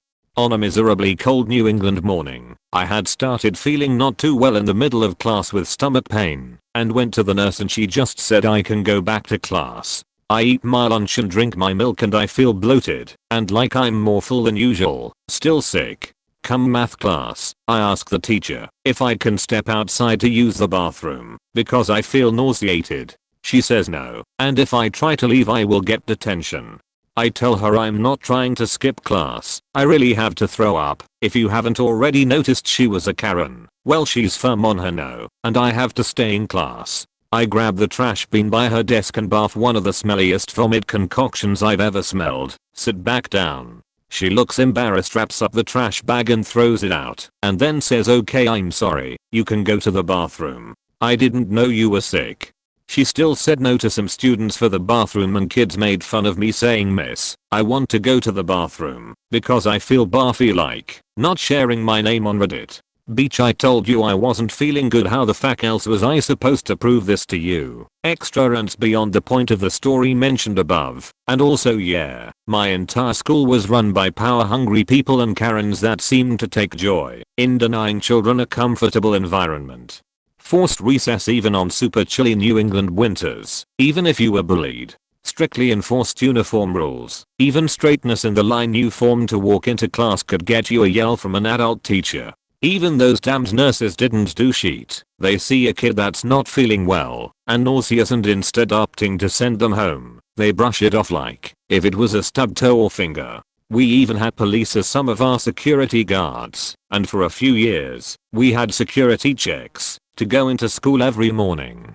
This was honestly a prison. I have no good memories from that school, and even those that I considered friends were mostly pretty shitty people. I even found out they had an isolation room, came out in the local news, and they would lock in misbehaving kids there for hours. Our substitute teachers were the worst too. They would even lie about events that happened in a class or blame a different period for something that the class the hour before broke/ruined. Like, how are you this careless, and what do you gain from this? Nobody knew who the guidance counselors or school psychologists were, if we even had one, and speaking to the principal or a vice principal about any wrongdoings that you've witnessed would have likely landed you a detention. There were some teachers that were nice to the students and taught well, but it didn't help that they never stood up for students elsewhere. Bringing in my parents to help me clean didn't help either, because the school would just say rest assured, we'll look into it. I'm so glad that, even though I went to a crappy high school after that crappier middle school, I still got a good education and friends that I like, and that I still talk to this day. Unfortunately, but predictably, there was quite a number of students from my middle school that ended up in less fortunate situations right after graduation. Life of crime, jail, hard drugs, kids at a really young age, dropping out. Honestly, I support public education by all means, but first we need better ways to vet the way they're run and keep tabs on these schools to keep power-hungry people away. I'm sure if the school was run well, many of these kids would have had a better life, education, and just not become shitty people. When people say public schools have become a pipeline for sending people to prison, I don't think it's too exaggerating of a statement. Especially in a low-income community like where I was, it makes people feel hopeless starting from their childhood, which is faked up, because they live with that vision for the rest of their life, and think the world is just bad everywhere, and there's no point in doing good. AMD the private schools were just far too expensive for my low-income parents to afford. Also had a number of cousins that went to private schools, and although different, their schools still had a ton of problems that they too disliked. Man, I know this probably won't be read, but it felt great to vent this out. I don't know what I'll do with this feeling of accomplishment, but it feels great in the meantime. Since I have so many, I will share too. I had a death in the family, but it was my brother-in-law and he wasn't considered immediate family. Corporate policy at this soul-sucking job was that you got 3 days leave for immediate family and only 1 day for anyone outside that. These provincial assholes failed to consider what happens when and if you need to go 2 states away and it's 20 hours round trip to stay with your husband's grieving family, and if the wake and funeral were on 2 separate days, what then?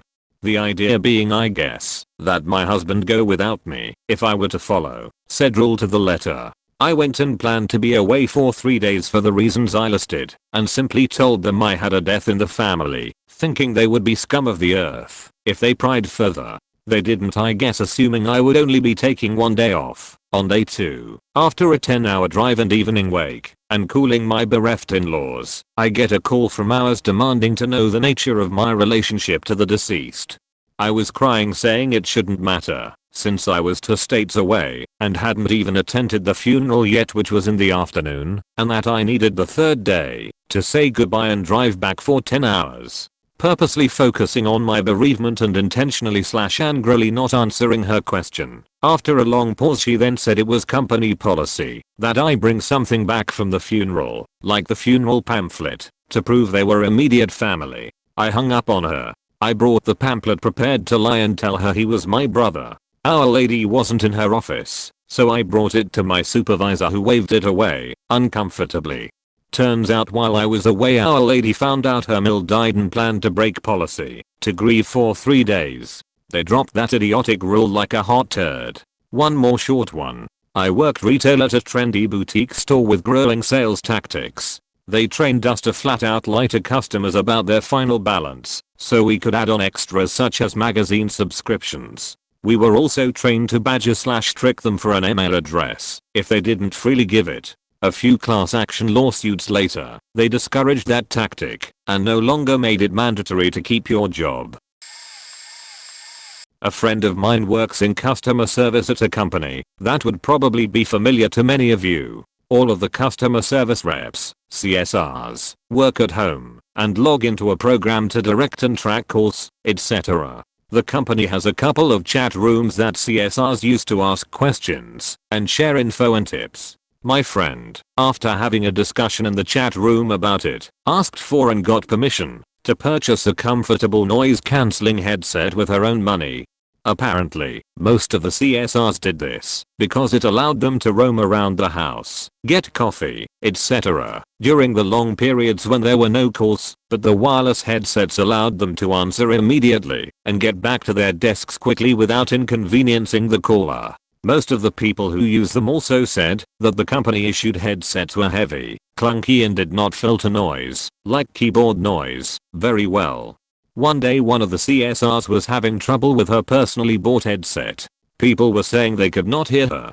It got involved and decided the problem was with the headset and that, obviously, the problem was that this one malfunctioning headset was not the wired, monitored headset that it had approved and issued.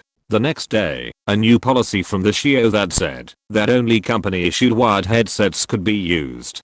This meant that every employee who was working at home had to be tethered to their computer for 8+ hours a day, and they had to DND the line if they needed to get up for any reason. Two things happened pretty quickly after this. DND usage tripled because simple things like getting coffee meant putting the headset down. And then the CSRs and other staff that was now tethered to their computers started to quit. Over half the staff quit. They had comfortable, personally purchased headsets that allowed them the freedom to move around, but it a million miles away and probably not tethered to their computers via headsets for 8 hours a day took that luxury away. My friend does not know what happened with the policy because she transferred to another department that doesn't require that she use a headset all day. She says that everyone she knew that had a wireless headset has left the company or moved to a different department. Perfect example of it not understanding the people factor. Zero tolerance turned a small scuffle into me fighting all the lads, what they called themselves, at once because fuck it, I'm suspended already, I may as well take out all the garbage at once and make it count. Had a kid and about 8 of his mates 3 grades lower come into the senior area and start throwing stuff both physically and verbally at a friend who was going through a goth phase. There was a teacher there who was asking them to leave, but she was tiny and very outnumbered, and they were being ashits. So I walked up to these fat nickels and simply told them, you have to leave. Well, big man at the front, who was shoulder high on me, piped up, or what, are you going to make us? I simply stated yes, and they can leave, or you have about 30 seconds before I hit you. This shit had been going on months at this point, and I was admittedly having a crap day. Kid looks at the teacher and says, miss, he just said he is going to hit me. Teacher looks at us both taking 2 steps back and just says, well, you should probably leave then, doing her best to no laugh. Kid then decided he wasn't going to leave and looks at me with a dumb smirk and goes, hit me then, you won't do it, the rest is history. I'd never get a better opportunity. There was tiny fackwit grade 9 kids flying all over the place and not getting up since they all decided to join in.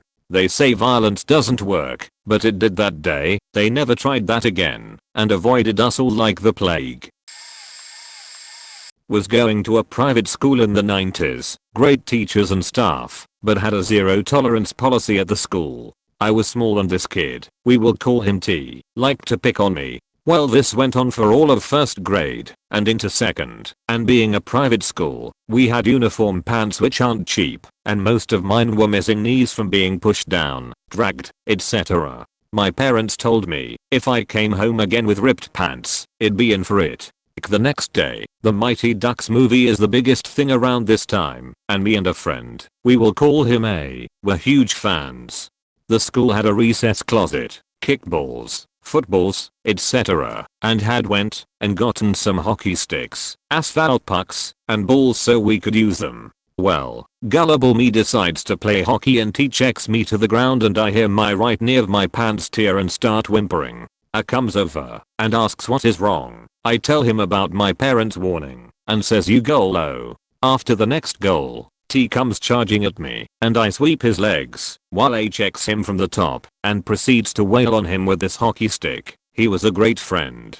Q later that day, there I'm waiting in the principal's office alongside T and A when the parents begin to show up. My mother lets G's mom say her piece, wants me expelled, wants my mother and A's mom to pay for any medical costs, etc. My mother, cool as a cucumber, looks at her and says, so that means your son will be expelled for bullying my son. You will pay for his lifetime of therapy to forget and cope with these incidents, and you will be paying for every pair of pants your son has destroyed in the process.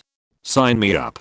T's mother starts stumbling around her words, talks about working 2 jobs, hard time at home, the works. My mother cuts her off, waves her hand, and says, you can drop this now against A and Mark AT09. I'll retract my request to have your son expelled, and we will put this behind us. Otherwise, I will show you what a real bully is, so you can teach your son how to act. My mother, at the time, was 6 feet 5 inches and 240 pounds of lean, machinist muscle, while his mom was mid 5-foot range and maybe 160. Mrs. T decided to let it go, and T decided after his beating that being a bully isn't so fun when you have two 6 to 7-year-olds defending themselves. The school, while not condoning the fighting, realized very quickly that if a student was defending themselves, they would also have to be expelled, and that would bring the PTA down on them. After that, you were still punished, but expulsion was off the table. When I was trained for my security job, I was told to drive about 10 miles each hour. I was scheduled to be in the car, so each hour, I'd drive about 40 minutes. Usually, you're put in the car for multiple hours in a row, so I'd drive and get all my miles ASAP, so I can park and relax for the remainder of my car shift. One day one of the managers catches me parked and complains that I'm not patrolling. I told him I had done more than the miles I needed, and I was parking in a spot I'm very visible and accessible in case of emergency. I was not hiding. He told me that the amount of miles didn't matter. I needed to keep driving and keep my workplace secure. So I looked up in our policies how much driving is required. When scheduled to a security vehicle for an hour, the security officer must drive 20 minutes at random for each hour scheduled. So now whenever I get in the car, I can either drive for 20 minutes, usually about 5 miles, and then park and relax for 40 minutes, or relax first and then drive. The manager catching me slacking off has yet to complain about me doing my job wrong since. I thought I was lazy before, but now I do even less. I asked a higher up the purpose of the rule, and he explained it simply. Non-stop driving is easy to watch and understand a pattern in the driver's path. Only driving 20 minutes at random means you're more unpredictable and have a higher chance catching threats. Also, having 40 minutes of you not driving means we're saving money on fuel for the vehicles. TLDR. I got caught parked when I should be driving. I looked up the rules and it said I should be driving even less than what I normally did. My high school had a sadist head teacher who began his tenure in the 60s and was still there when I went to school 40 years later. You could just tell he missed the days of the belt and cane and the times he could relive stress by assaulting other people's kids. Anyways, the school is in a small Scottish borders town and has always been rough. My friend's dad told me that it was the same when he went there in the 70s. Lots of violence in the halls and playground. He said one day this teacher gathered every boy in the main assembly hall and made an announcement.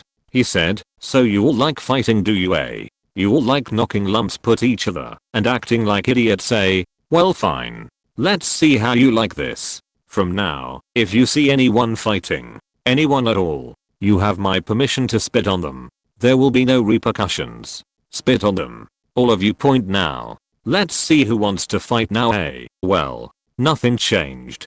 There were just as many fights, except now, if you were in a fight, about 500 people would surround you and start spitting on you while you were fighting. It still went on when I went to school in the late 90s, early zeros. Kids emerging from a fight covered in mud and hair and cloth slathered in spit and mucus. Seeing as it originated with this teacher, it made sense how we were the only school in our region that practiced this disgusting ritual. A fitting legacy for a pretty disgusting guy. When I was in high school, a little over 10 years ago now, my high school had a rule that you weren't allowed to have your cell phone on school property. Not just it has to be turned off / in your bag or locker. You couldn't physically have it on grounds. Now of course, this was stupid and absolutely not enforced. As long as teachers didn't see it, nothing was really done. Enter bomb threat. So it's a chilly Tuesday morning in March, and I wander into school one morning, only to be immediately shepherded into the gym with about half the student body. The other half was sequestered in the cafeteria by the most cops I'd ever seen in one place in my life, and one half the school admin. We all essentially get told that there's been a bomb threat, and so police are doing a building sweep with sniffer dogs and will be wanding us and our backpacks down before we are allowed to leave. Cue understandably panicked whispering from the entire student body. Not because of the bomb threat, mind you, but because everyone in that room knew one thing: most of us had electronics on our person. My school about 1200 kids. They confiscated over 2,000 cell phones and iPods, along with lots of cigarettes and weed. But that's not the point of this story. Now you would think that's the stupid rule backfire, right? Wrong point. The actual backfire went something like this. The school's policy was that if your cell phone was confiscated, you couldn't just go pick it up at the end of the school day. There was a mandatory 24-hour hold policy, and one of your parents had to come sign for it and pick it up for you. So guess what happened at 8 AM on Wednesday morning? The school had about 500 angry parents who were livid that they had to miss work and call out of important obligations to pick up their child's cell phone for literally no reason other than a stupid policy show up in the front office. A group of moms camped out in front of the principal's office to scream at him about how stupid the policy was. The running rumor was he apparently left his office out of his side window rather than face them. They showed up at school board meetings for the next month solid to complain about the policy, both from an enforcement standpoint and the practical issues of not being able to reach their children at school. 3 months later, the phone policy was quietly changed to allow students to have phones on them as long as they were off during the school day. The principal, in part due to that, in part due to other reasons, and in part due to age, retired the following year. Here endeth the lesson. Don't piss off moms, folks. They will make your life a living hell and quite possibly end your career while they're at it. My senior year in high school, we traveled to Costa Rica as our senior trip 1 week before graduation. Now legal drinking age in most of Latin America is 18 and the majority of us were 18. But when we got to the resort, which was all inclusive food and beverage, they gave us some bracelets that signified we weren't of age, so the staff could not pour us drinks. Mind you, we are done with school, just waiting for this trip and then the graduation ceremony, but our chaperones asked for the hotel to do this. They also imposed their own curfew on us and said we needed to be in bed by 10. Anyway, no one was trying to get wasted. We just wanted to have a drink or two. So we talked to some of the staff that had become friendly with us and showed that we were of age, so some of them were nice enough to give us a drink. One of the nights most of the girls decided we were going to the hotel's club to dance after our curfew. Yes, okay, we broke curfew. We went to the club and some of the girls decided to drink, but not all of them. We danced and had a good time and got back to our rooms at about 1ish. Well, one of the other girls that decided not to come out with us told on us. We all got into huge trouble and had a very stern speaking to by our chaperones. And when we got home, the principal threatened that none of us who went out that night would graduate. Of course, we are pissed, and all of our parents are as well, not because of the drinking, but because of the not graduating part. All of our parents allowed us to drink at home because we were 18, so they didn't care about that part. But after interviewing all of the girls trying to get one of us to rat out the rest of the group, the principal found out that his daughter and another girl were the only ones drinking that night, so obviously he let us all graduate. My control freak old boss thought it would be a cute idea, which honestly is cute, to have a memory jar where she wanted us to drop in notes about any work we were proud of or special moments with our clients to then be read at the end of the year at our holiday party. All of us there were tight-knit and we got along super well, except with our control freak, huge beach boss. The first couple years we did it, the jar would be packed with notes. Mostly doodles, jokes, or funny moments we had that our CFHB boss wouldn't find funny. All of us but her would be laughing, having a great time at the holiday parties recalling the moments the notes were written. Of course she didn't like that, since we weren't using the memory jar for what she intended it for, even though we looked forward to reliving the dumb and good times we all had together. So after a couple years of that, she said the jar was only to be used for writing client compliments we'd received, or moments we had with our clients we were proud of, and no more nonsense. After that all, except one of us, the kiss ass, stopped writing in the jar, and it would only be a quarter of the way filled by the end of the year. She starts reading through the notes, and realizes they were either written by her or TKA. She'd pull them out frustrated and say, "Wow, another note from me, and another one from TKA. What a surprise." Needless to say, that was the last time we did the memory jar. She would still put it out, but no one wanted to put anything in it because she'd read the notes after they'd be put in and throw them out if they weren't what she was looking for. I've lived in the South all my life, which of course means a lot of stupid bullcrap happens. In junior high, there was a rule we had about our school computers and games/YouTube, namely, that we could not do anything in relation to them without them being educational. This started a whole underground operation. Students started up Discord servers and even allied with each other with mods and everything. Oddly enough, Discord was not blocked on the school's website blocker system. We all made schedules to bring in DS systems, Game Boys, Pokemon cards, mobiles, the works, anything we could bring into rooms to pass off as an unofficial club. One of the smartest kids in the system managed to show us which games weren't blocked off the school network, how to log into the teacher's Wi-Fi, how to bypass administrative controls on the school laptops before we switched to Chromebooks, the best places to pirate games and emulators, etc. We all basically became experts at quickly switching screens, and every week we all snuck out at lunchtime to one of the teachers' rooms to play co-op and multiplayer in person and make better friendly contact. It quickly unraveled after our principal raged on us about grades, and in the following years, we switched to Chromebooks, but it was a good time. I still keep in contact with some of the gang every now and then. Another year, there was a massive event we all dubbed Fight Week. Drama between girls or guy friends all managed to come to a head, and every day for about a week, there was at least one, if not 3 fights. The same principal gave this huge talk about respect, accountability, how we should be old enough to know better, which made us all laugh inside, because that statement is obviously wrong, and ended with stating that fighting should not happen on campus during school.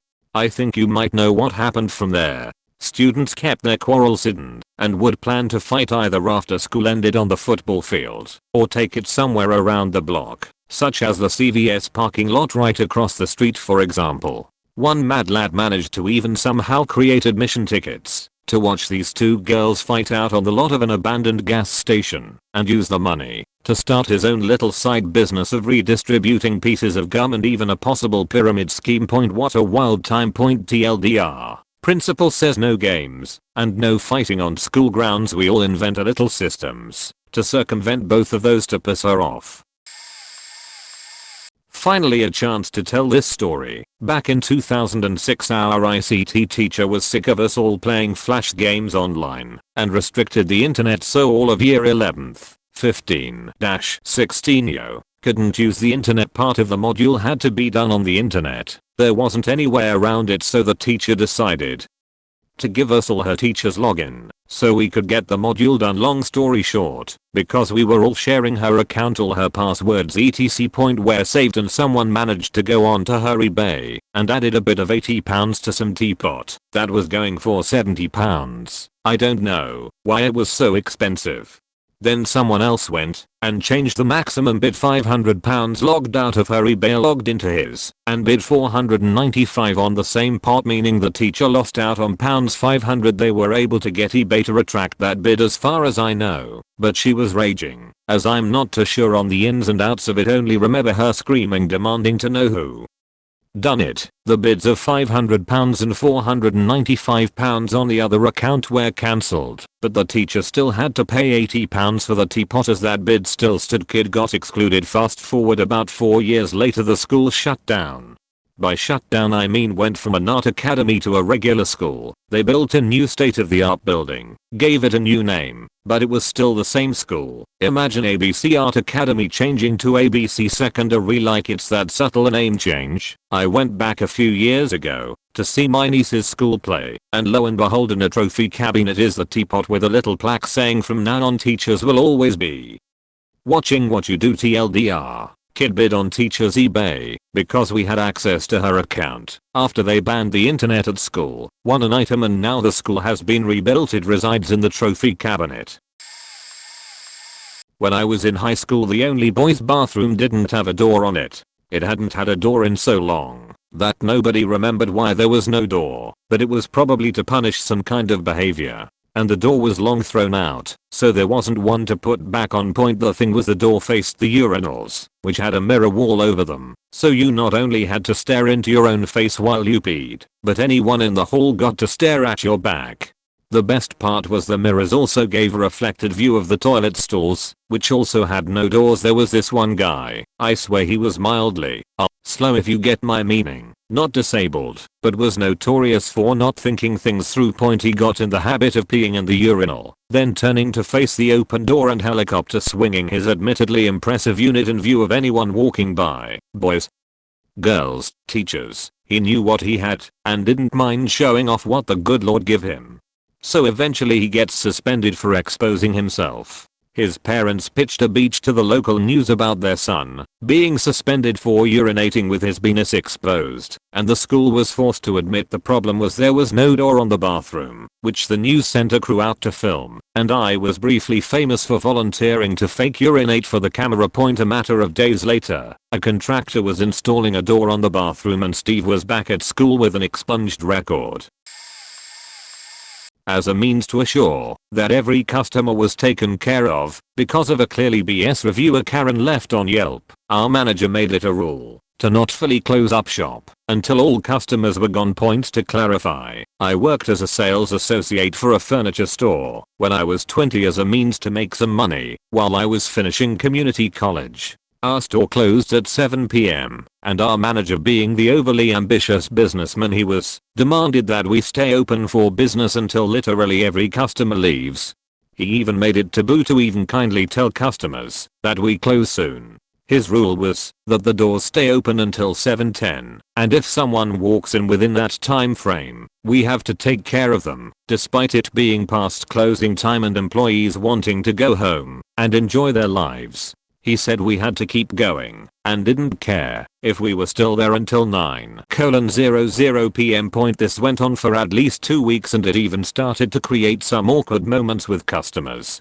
One couple walked in and realized we were technically closed when they saw the sign showing our hours. As they were leaving, my manager tried to force me to assist them as they were leaving, putting me in an awkward position. As the time went on, we just kind of said, "fuck it," and locked up shop. When it was time to took care of any last minute customers that happened to still be there, so normal stuff.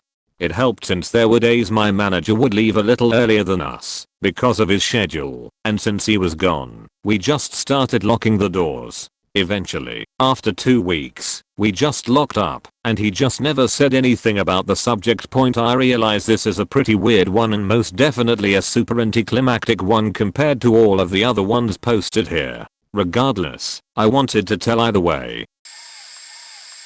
In a previous job I worked in a building that was owned by the parent company, with the subsidiaries all in the same building. Across the other side of the road was another building that was rented out for the admin department. After I got seriously ill I had a period of time signed off sick, and when I returned I had to work differently, including going for a brief walk around the building twice a day to give my back a rest. This was recommended by their own occupational health doctor. So due to my absence etc. I was put on review by hours. The hour lady was really understanding and just saw it more as a formality. Just before I left she did, and a new hour person was brought in, who did absolutely everything by the book, to the letter. She noticed a couple of occasions I had swiped to get into other areas of the building without clocking out, and so insisted that I clocked out whenever I went outside or to a different part of the building and then clocked back in. The union rep pointed out she couldn't stipulate the rule for one, and so the new hour lady got it put in as a rule for the whole company. This is where it got fun. The system was set up to flag more than 3 breaks a day, clocking in and out. But with the new rule, every time we had a meeting in the building across the road or somewhere else on our site we had to clock in and out. Each time it flagged she would have to go check the reason and manually change the reason from lunch break to meeting. This meant for the 150 people in our department, they were all clocking in and out up to 6 times a day, and she had to change each one manually. Needless to say, the rule only lasted a week. The district automatically put teachers on leave if they were accused of harassment of any kind by students. We were still paid, but we were out for 1 to 2 months with the stress of an investigation that could ruin our careers and destroy our reputation, regardless of the outcome and our proven innocence. There was no effective punishment for falsely accusing your teacher of beating you, rapping you, etc. for both students and their families. The kids catch on quick and waste no time. Why go to math class when a few rumors means no math teacher for the most of the semester? Not enough subs, not enough teachers. Why not? Fast forward to December. We had so many teachers accused with zero investigations finding any of them guilty. Those in the schools were overwhelmed. I myself had to cover for another teacher and collapsed after losing 1/3 of my body weight. For an extra $10 a day with no way to say no, and many teachers never felt safe enough to come back. They threw out the policy and required substantial evidence to remove the teacher from the school building. Accusations plummeted to almost zero in Eden Taloy. The only student I ever genuinely hated was the one that falsely accused my colleague, drove her to quit, and threatened to accuse me, a gay man, if I didn't pass him, while I myself had just collapsed. He was plenty grown, so I flunked him and left the district. High school. Had a build your own salad station. Had standard lunch trays and then tiny styrofoam trays to use for the salad. Friends and I would make giant salads. Fact, the small styrofoam tray, we'd use the full lunch tray as our plate. Eggs, sliced meats, veggies, bacon bits, tuna, the works. I'm talking massive. Sure, it was a salad, but we'd be stuffed for hours at the same cost as the little dinkiest burnt cheeseburgers the size of a baby's first. So anyway, staff got mad, made a rule. Can only make a salad that fits on the styrofoam plate. Teenage angst kicks in. They're just gonna toss the B&B food out eventually anyway. Why not let us eat? It's healthy too. So we complied, meticulously crafting these new salads to stand tall as sheet. Using scoops on tuna as faking mortar and celery sticks to wall up the sides. It was admittedly over the top. Point staff gets mad again. They buy a faking scale. Same school that won't buy fans for classrooms. Perimeter rooms of the building had no AC. So they get this scale and tell us that we can't go over X ounces or whatever. This has become a friggin' movement at this point. I'd wager more than half the kids in that lunch period starting eating salads once they heard about the resistance. So we are limited by weight now, and it's lowballed as fuck. Now the people who would get normal salads are getting screwed over because their previously acceptable builds are overweight. Fuck it. We double up. We organize. Only take the lettuce. The cheap, light as air iceberg lettuce. Pile that sheet on our styrofoam plates. Builds nicely when other toppings don't need to be considered. We stick with it for a solid 2 weeks or so. We weren't winning, but we were proving a point, I guess. I don't think we were hurting the school at all. Maybe excess waste in toppings, but who knows. What I do know is after those 2 weeks of god-awful giant lettuce meals every day, we walk into lunch and see no more salad station. Instead we got pre-made legit chicken Caesar salads, Southwest salads, pasta turkey salads, the works. Yeah, they weren't huge, but they were always fresh, tasted great, and kept us filled.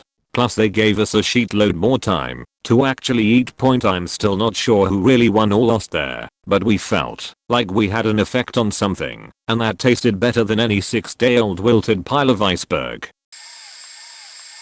In the 8th grade they called all of the girls into a big conference room to have a dress code meeting. Typical skirts/shorts had to be at least finger length with your hands to your side. Shirts couldn't have a neckline lower than a credit card from your collarbone. In mad disbelief as an adolescent who was cursed with D cups at 13, I raised my hand and asked if teachers had to follow this rule too. I was told yes by the male guidance counselor who was leading the intervention. I then pointed out the 3 or 4 female teachers in the room who were breaking the credit card rule and asked if they had to put on old gym shirts then. The next day, all of the 8th grade girls showed up in white v-necks with bright colored bras and had made necklaces out of old gift cards to wear around our necks. The credit card rule was quickly abandoned. Point, in hindsight, I realized that pointing out those female teachers was probably not very tactful. I'll add that the shirts they were wearing were business professional/casual and 100% acceptable in the workplace in my current opinion as an adult, but they did break the credit card rule. I was an angry teenager who felt embarrassed by my body, and that was a coup de grace for me. The days leading up to this, a friend of mine, who was much smaller than me, and I unintentionally wore the same shirt from Old Navy in different colors. I was sent to the office by a male teacher and had to put on a gross shame shirt, and she didn't. I had a lot of friends who were taller, with longer arms, and got in trouble for their shorts often. You can't make a one-size-fits-all dress code when your students don't all have the same body.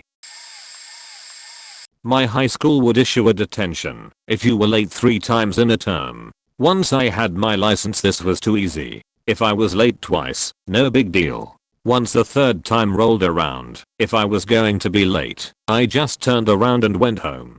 Skipped a bunch of school, not an excessive amount. I was a, let's say, decent student, and my mom would ask why I wasn't there. I just told her that I was going to be 3 minutes late, and that would have gotten me a detention, so I came back home. She was fine with it, seeing as the rule was dumb.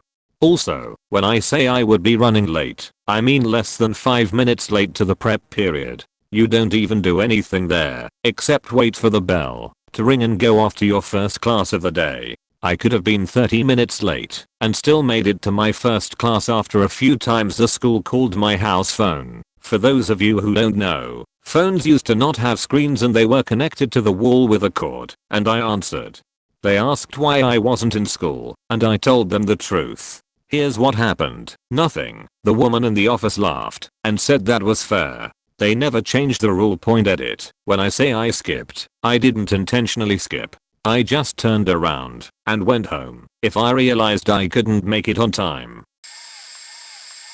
Used to work for an airline company, loading and unloading planes that flew into remote regional areas. We worked part-time on a rotating roster, with staggered start and finish times to accommodate the fact that at rush hour the planes all landed and took off roughly 10 to 15 minutes apart. So if you had a shift finishing at 19:15, for example, your last plane of the day would be scheduled to leave at around 1900, giving you time to finish loading it and be back to collect your things and go home.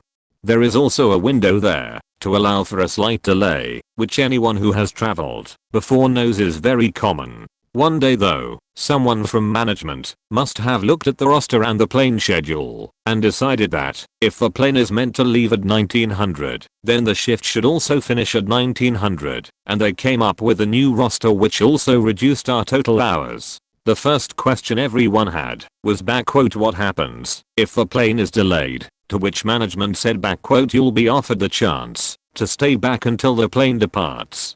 We explained that they were going to end up giving us the exact same hours and shifts as the previous roster anyway, so why bother changing it in the first place? Management didn't agree. So the first day of the new roster comes around and sure enough, half the planes are delayed by 10 to 15 minutes. Management starts asking everyone if they want to stay back for 15 minutes and 90% of staff said no. Why would we stay back for an extra $3 pay to save you tens of thousands of dollars? Companies are fined heavily by airports for delays and overstaying their allocated time on the gate when we said this would happen and to not change the roster in the first place. On the second day there was a massive storm and every plane was delayed by 45 plus minutes as 2 of the runways were closed due to the wind. Everyone went home before the planes even landed, and in the end management had to come out of their offices in their suits and ties to unload and load these planes in the pouring rain. There were news reports that some people were waiting over an hour in baggage claim. Some of the planes were delayed by a further hour or two as the handful of management staff couldn't do the work of the 30 staff who went home when the new and improved roster told them to. On the third day there was an email that we would be returning to the previous roster as of next week. The fines and bad publicity cost them more than their new roster would have saved in 5 years. Our workplace wanted to cut down on waste, as it was costing them money each time our bins were emptied. We are talking large, size of a camper van bins. We were encouraged to separate our waste into recyclable materials as much as possible, as this cost them less to dispose of. Their methods were as follows: remove 2 of the general waste bins, replace them with 2 recycling bins, have them emptied once a week instead of twice a week. Already, people knew this wasn't going to work, but still it went ahead. People did everything they could to separate recyclable waste, which in turn resulted in complaints from the recycling company that we were sending waste that, surprise surprise, wasn't eligible for recycling. So we were told to avoid doing that. This resulted in the general waste bins being completely overfilled, bags of rubbish piled high and spilling over. We were simply told, try harder to separate recyclable materials. This was despite the complaints we'd already had, which for some departments simply wasn't possible. Paper and dry plastics were okay, but that might only account for 5% of waste. It was the same story every week, with people traipsing around trying to find the bin that was the least full, which wasn't the easiest task, since the various waste areas were hundreds of feet away from each other, and you might walk all the way carrying heavy bags, only to find the other bin is even more full. The situation reached a hilarious climax during a site-wide audit. The bins were almost at bursting point, so one of the higher-ups had the amazing idea, if the bins get overfilled, it'll look really bad for our company. We should lock them shut so nobody can put any more waste inside. You can guess what happens next, right? People walk all that way to find they can't even open the bins, so they just put the bags on the ground. As the day goes by, more and more rubbish bags pile up. What alternative was there? Keep them piled up in your work area. And so, the auditors got to see the wonderful trash piles in all their glory, and the higher-ups were given a stern bowl locking point. Within a week, things were back to normal. I was a sales admin at a call center for 11 years. One or our locations in another state, didn't take phone calls, was chat support only, and to clock in you had to sign into an app on your computer. I don't think it was a lawsuit, but a bunch of employees rallied together saying they wanted to be paid for lost wages, because powering on their PC, signing in, and opening the app to clock in was considered work. This is an honest concern, but here's where it gets dumb. My call center pay by switch, and dozens of others in our company, which meant when you sat down at your desk you typed your login ID into the phone, it automatically clocked you in, then you could start your PC up for the day. So we didn't have this issue. The CEO of the company decided the best course of action was to set up laptops at every entrance that always had the time clock software open, so you could clock in as soon as you entered the building. Didn't matter if your center was already pay by switch. This was a company-wide policy. Do you know what happens when there's only 8 laptops and about 400 employees each shift? A line forms. People then began to complain about not being able to clock in on time because of the line, so they then introduced paper faking timesheets to pick up if the line was too long. This meant their supervisor had to manually enter all their time. So now you have people lying about their time on paper, supervisors getting a few extra hours of overtime each week to enter time, and it was an absolute shit show. This company used to be a #1 call center vendor with 40 plus locations in just the US, and about 50 more worldwide. This company now has about 10 total left. The above is not the only business practice like this that happened. We get a new head teacher at my fairly upper-class very tame high school. Said head teacher had previously worked in a borstal, usually disadvantaged kids, pretty rough job, and decided to implement a slew of rules that were frankly unnecessary at our goody two-shoes school. One of these was the walk on the left system, which was meant to make the traffic in our hallways easier to navigate. Now maybe this would make sense for a huge school, where you have to walk half a mile to your next class, but we were a cohort of less than 1,000, and the most it would take to walk between classes was 2 minutes. So, somehow, the collective student body decided we were going to take the walk on the left system completely seriously. And by seriously I mean, we would all walk only left. Left-hand turns only. This effectively created very long and arduous routes to get from one classroom to the next. Your next class is in the room next door. No, instead of turning right, we would go left, head down the stairs to the bottom of the building, walk all the way around, come up a different flight of stairs to the floor below, trek to the other staircase to get up the final floor. So we would always be turning left. 2-minute walks. We are becoming 6 to 7 minute walks. The faculty, who had never seen us do anything particularly bad up until the point, kind of just allowed it. We were walking on the left, and we were all being very orderly, so they let us get away with it, but started marking whole classes as late to arrive. Pretty much every student was being marked as late to class. Suffice to say, after a week, all of the walk on the left signs miraculously disappeared. This head teacher did plenty of other strange things during the time I was a student there, one of which led to a particularly long and heated email exchange between them and myself. Weird guy. Used to work overnight at a department store that was consistently top 3 in company-wide annual profit in the country. Same for amount of freight we received. And we were incredibly understaffed. Always around the last quarter of the year, sheet would turn up to 11 big time because of Black Friday/Christmas. 25,000 plus unit shipments that would need to be unloaded, processed, merchandised and backstocked by like 6 to 8 people, in addition to fulfilling 500 to K online ordered units a night. As you can imagine, it would not take very long for us to absolutely swimming in unprocessed stock and a million things sitting around unfinished. Our measly, exhausted overnight team could only ever handle so much. We begged, we pleaded, hire more people, raise the sheet wages so people will actually faking apply, give full-time hours to some of the part-timers or seasonal workers, schedule more people dayside to pick up some of the slack, faking call people in, anything. But nope, never got sheet, except the occasional seasonal drifter who half-assed and dragged their feet because they only make $8 an hour. So why the fuck would they give a sheet? I sure wouldn't. As it so happens, we also got somewhat regular visits during this time of year when our loading dock is so filled with freight that there is only a single file lane to walk through the entire room, where your shoulders are constantly bumping into U-boats and pallets stacked high with sheet the whole way. These visits were usually from a district or regional manager who was coming to check up on things and see how we were doing, especially during this crazy time of year. Problem is, these visits were always announced ahead of time. Always. Might as well never even do them if you're gonna telegraph them like that. So what did our general manager do? Every single time he knew a visit was incoming, have me take every single one of those boats and pallets of way overdue stock and load it all onto one of the empty truck trailers outside our dock, close the door, and lock it. Lo and behold, the district/regional comes and visits, sees that we are absolutely crushing it because our dock is spotless, gives a big pat on the back to the GM, then facts off back to their office hours and hours away. Eventually, I cracked. At the apex of our poor overnight team getting annihilated by the seasonal workload, we had another visit incoming. As usual, I smiled and nodded when given the order to essentially hide our colossal mountain of problems away from our superiors.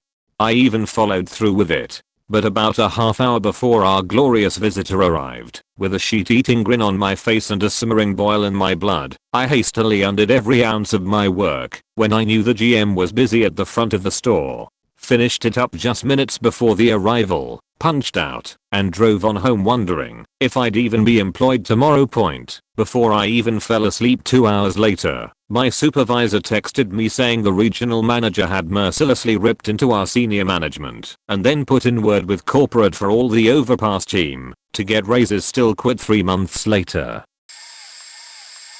I work in a 24/7 crisis call center. During the overpass shifts, you don't actually take formal breaks even though they are scheduled. You take breaks around the calls. This is because call demand changes, and sometimes there may be a call waiting that a free clinician can take. It's an informal rule that clinicians won't take their breaks as scheduled.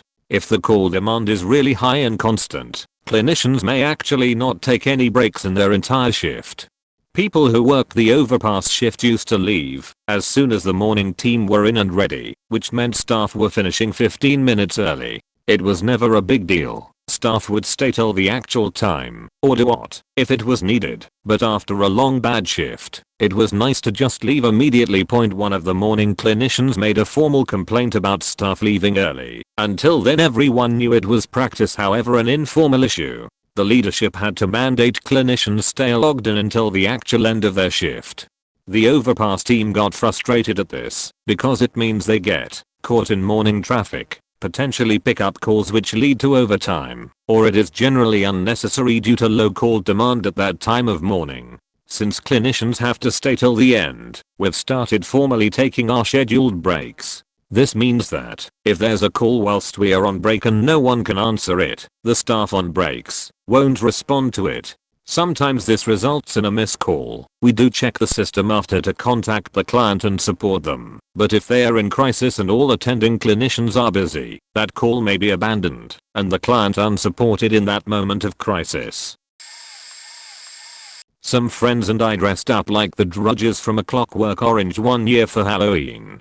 Being in the States, we didn't have access to the big foam cups they wear over their junk, so we got a package of extra large white briefs and wore them over baseball caps for the same effect. This was at a school in the Bible Belt of East Texas, and the administration staff was not too happy. The person in charge of dealing with students saw us in the hallway and tried to get us to remove our costumes. He was also a preacher. First, because of our weapons, which were plastic props from Walmart, but similar props were being used by many other students. When that didn't work, he tried on the grounds of not being allowed to dress up like characters from R-rated movies. This was never stated anywhere, and was obviously just him reaching for excuses. He finally thought he could get us to at least remove the underwear and baseball cups, because our handbook stated that underwear cannot be visible. This would have been true, but there was a huge typo that stated underwear must be visible at all times instead of the intended cannot be visible at any time. Fortunately, we came prepared with our handbooks in case this was brought up. After showing him the error in the handbook and calling him out for being in violation and not setting a good example for students, he backed off. We were kind of dicks, as all kids can be. The next day, new copies of the updated handbook were on every desk in the school during homeroom, and everyone was required to acknowledge and sign it. The only difference was the sentence about underwear requirements. Everything else was the same. Thousands of sheets of paper and hundreds of dollars worth of toner were used to print out the whole handbook instead of just the pages that needed amending. My school made us go to our head of house if we were sick. School had 4 houses and there was a teacher who was the head of each. But first you had to go to the school office to tell them you weren't feeling well. Then you had to hunt down your OH and have them approve you sitting in the medical room. You could have a medical problem or look like you were going to die, but you still had to go unless you required actual medical attention from a professional. Fun fact, school office and OH were often on opposite ends of a fairly large school. Were you at least allowed to take the shortcut through the foyer to cut the time down significantly? Nope. You have to walk all the way back out and be on the far east side of the school, then head to the furthest west point of the school. Don't go passing out, throwing up, or collapsing from a medical emergency while being 100% unsupervised. So I nearly passed out a few times from this. Type 1 diabetes related, since it was poorly controlled at the time, and I tried rebelling against it like an idiot. Then they called my mother and left a voicemail to tell her I'd collapsed/passed out. Then they told her I didn't actually pass out or collapse, even though they left a message saying otherwise. They very quickly undid this rule for people. My secondary school was a faking shit show overall, but some of the teachers were genuinely good with people's medical problems. Not my OH, they were just frustrating with my condition, but that's another story. The no physical contact rule at my middle school. Everybody thought it was a no fighting rule until I got suspended and the principal said that he is putting physical contact in my record. I got suspended for slapping someone. So, no physical contact. What could backfire? Things backfired on the school staff itself, as one day, a girl just randomly walked up to a guy and slapped him. The guy punched her back.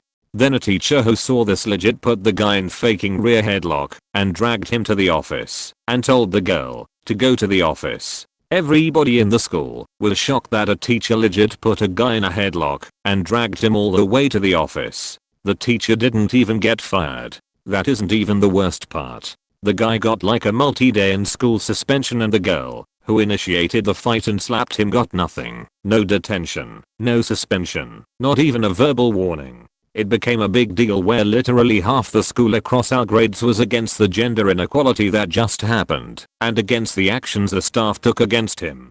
Some were neutral and all the toxic girls were celebrating this inequality. Keyword, toxic. So not only did the school and staff violate their own rules by putting the guy in a headlock, but they didn't even suspend or even give the girl that slapped the guy and initiated the fight a verbal warning. The guy got headlocked by a teacher and dragged to the office and suspended for like 3 days, and they didn't even give the girl a verbal warning. After this incident, the teacher got no warning and still had his job, and the boy's family decided to move and put him in a different school.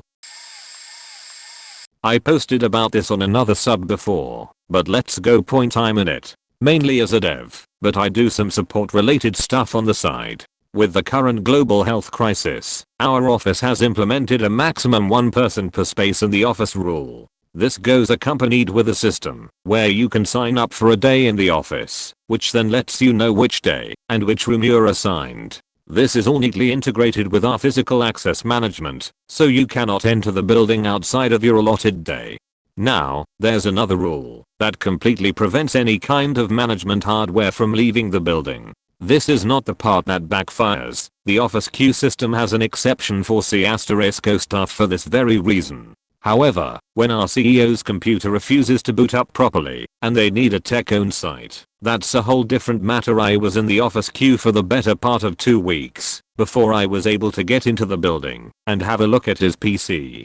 Turns out it was a faulty power supply unit, in fact, a short-circuiting, and actively smoking as I turned it on power supply unit. No worries, let's order a new one, have it delivered tomorrow and I'll be happy to submit my next request into the office queue in order to swap the old one for the new one. The poor CEO had to work on the tiniest of notebooks for pretty much a month. Edit. I need to proofread before I post. Like almost 20 years ago, when I was a newbie, I was very young 20, and very thin 120 pounds. At the office we had dress down Fridays. Now the other ladies I worked with were perhaps 20 years older than me, and considerably more overweight. Each Friday these ladies would wear leggings and a long shirt, a t-shirt or long sweater depending on the weather. One Friday I decided to wear leggings and a sweater. I was very professional looking, and it was then I was called into ours, and this is a summary of how the conversation went. By the way, I worked in a law office. Bowers, there have been several complaints about your attire today and many deem it inappropriate. Me, really? What makes it so inappropriate? Bowers, it seems your outfit is distracting to others. Me, how? I'm wearing the similar outfit as other clerks. What is wrong with it? Bowers, there haven't been complaints about others' outfits, only yours. Me interrupting. So let me get this straight. I'm getting complained about because my outfit is distracting, because I look a certain way and have a certain body type which differs from others in the office. Bowers tried to interrupt, and even though I'm dressed in leggings and a sweater, similar to others' outfits, I'm being picked out of the crowd because I have this body type and it's being deemed distracting?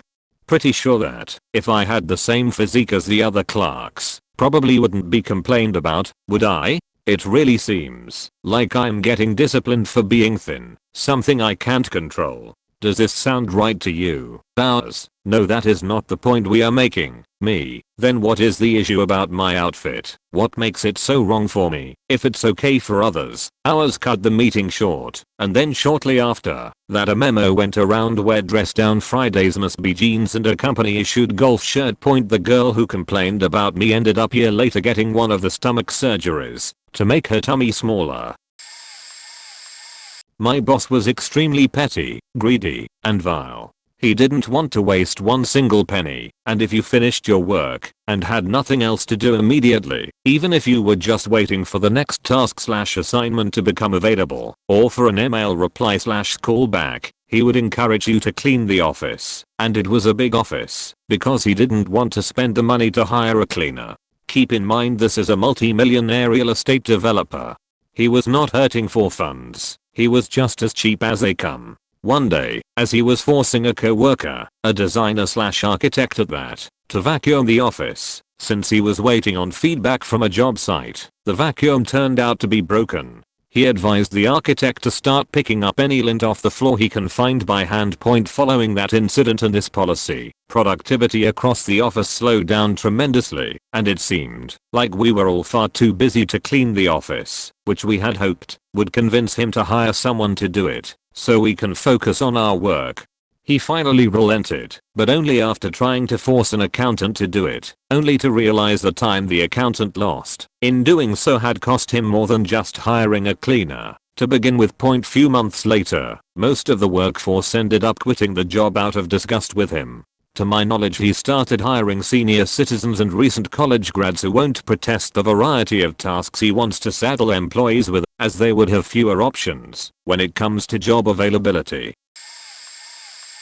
I worked in a cafe for about 2 months my freshman year of college. Employees were not allowed to have keys. The manager would come open the store and then come lock up the store. I mentioned multiple times that the reason we weren't ready to open on time was almost always because the manager showed up late. More often than not, when customers were already waiting outside with us, and we are still half an hour from being open. Anyway, the manager was like, yeah, this is a bad system, and the owner is like, this is my faking store and there will be one and only one key. And his solution was to take the key from her and do this himself. Obviously he then demoted her because he was doing her job, which was as crazy and weird as it sounds, and I gave my 2 weeks on the spot. Now, every one of the employees lived in the city, and most of us were within walking distance of the cafe. I actually walked by it multiple times a day on my way to and from class. The owner lived an hour away, several suburbs away from the city. Think like Connecticut or something.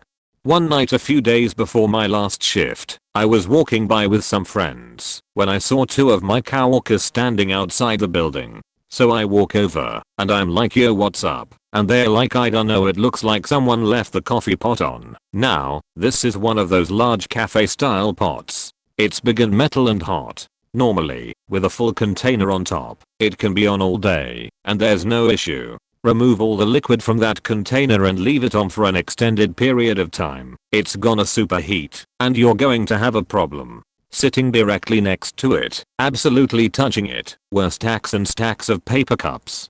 You can tell the coffee pot is on because it had all these dumb lights all over it that were only on when the machine was, and the machine was right next to the window. One of the first things we learned was never to leave this thing on overnight and always double check to make sure it's off point. So I call the owner because I'm done here anyway and he can act like a psycho to me and I can just hang up and move on with my life. He's like, and I quote, okay, so open the door and turn it off.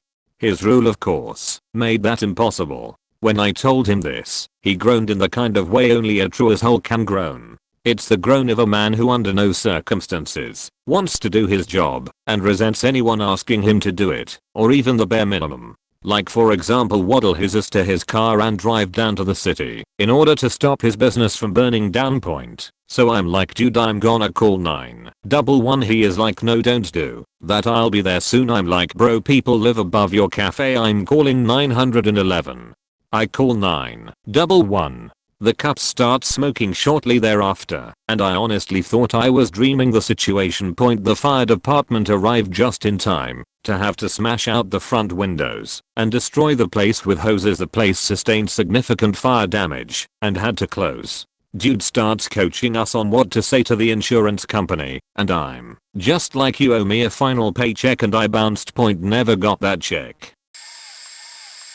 Around 2015-ish, the new FLSA rules went into effect in the US. Essentially, the FLSA rules states that salaried employees earning below a certain threshold could no longer be considered salaried and must be paid hourly. The idea being that employers can't abuse overtime and the employee would be properly compensated for any work beyond the standard 40 hours at the time. I was one of those salaried employees, working a crazy amount of odd doing tech work at an accounting firm. My employment agreement had my salary calculated based on a certain number of expected hours. After the FLSA rules went into effect, I started entering my hours into the time clock system. However, my employer still expected me to continue working the expected hours. They threw around the phrase contractual obligation. 100% bullshit. Even after getting legal advice and affirming my rights, my employer continued to play the contract card. I was not a contract employee. I was not contractual obligated to working anything beyond 40 hours a week. And if I did, they would need to pay me the required compensation. That battle didn't go on for that long because I found a much better, higher paying job a few months later. But yay, it boggles my mind that an accounting company could think that they would be able to skirt federal labor laws without repercussion. Edit. I guess I didn't answer the backfire portion of the question. After I quit, there was a chain reaction of sorts that occurred in my own department. Tasks got reassigned, another person realized they were being faked, and then quit. Another shuffle happened. The same thing happened, and another person quit. Then, one of the other guys in the depth literally had a breakdown in the middle of the day. I won't get into details, but it wasn't good. Outside of the department, many other employees realized how badly they were being screwed, and also resigned. TLDR, the company didn't want to pay out, and ended up losing dozens of good employees, because of their greed. At my high school, in about junior year they implemented a rule that, if you were late to class, and didn't have a note from a parent, you were sent to tardy detention, and would not be allowed to go to class. In tardy detention, you weren't allowed to have your phone, or do your class/homework for any of your actual classes. You had to do the worksheets they had for that detention, which was SAT prep work. Being a senior, when I got most of my tardy detentions, I didn't need the prep cause I had already taken my SATs. So whenever I was late to class, I usually just parked my car way in the back of the student parking, and just hung out doing my actual homework, since I wouldn't be allowed to do it in the school. Pretty sure a bunch of others did the same, and eventually the teachers got fed up. Some teachers would just let you into class, even if you were late, given that you didn't go to the office first, and the tardy detention monitors just stopped caring about what you did during tardy detention, but would tell the kids to put away their other stuff if they thought they saw the principal. Another, albeit less useless rule for sure, happened after Parkland. I'm from Florida, so in the months after that they locked all the school doors, except the front entrance after first period. The thing is, the student parking is at the back entrance and there was no path around the school. And a bunch of seniors had free periods that happened to be first period. Hence a whole crowd of seniors waiting at the back door at the beginning of second period, just waiting for someone to walk by and open the door from the inside. Lots of people late. One day we had a school pep rally type thing that was just totally useless. I think it was some BMX performance that none of us were really interested in, so a bunch of us skipped first, second, and the pep rally itself, and just came at the beginning of third period. When we all got to the back door there was a teacher there taking all our names and sending us straight to the office because he thought we had all just skipped the pep rally. A bunch of kids getting in trouble for skipping when they were really just absent until third period. We all ended up missing third because of this too. Some kids didn't have permission to miss this, but a bunch of kids, like me, had permission from their parents to miss the pep rally because it wasn't necessary. It was just stupid. I missed a class to get yelled at for something I didn't even do. They also took my phone, so I couldn't call my dad to get him to explain that I had permission. I used to be a phone tech at a Sprint store on the edge of the greater city area bordering a much more rural township. Sprint's policy that they even teach the techs in the 2-week certification courses as a tech. When someone comes into the store and all other employees are engaged with customers, you must stop what you are doing and go out front to greet them and help them. This is terribly flawed, of course, because people who really want your services left their phones with you to get fixed. Spending time with customers up front who just want questions answered or whatever wastes time for a tech.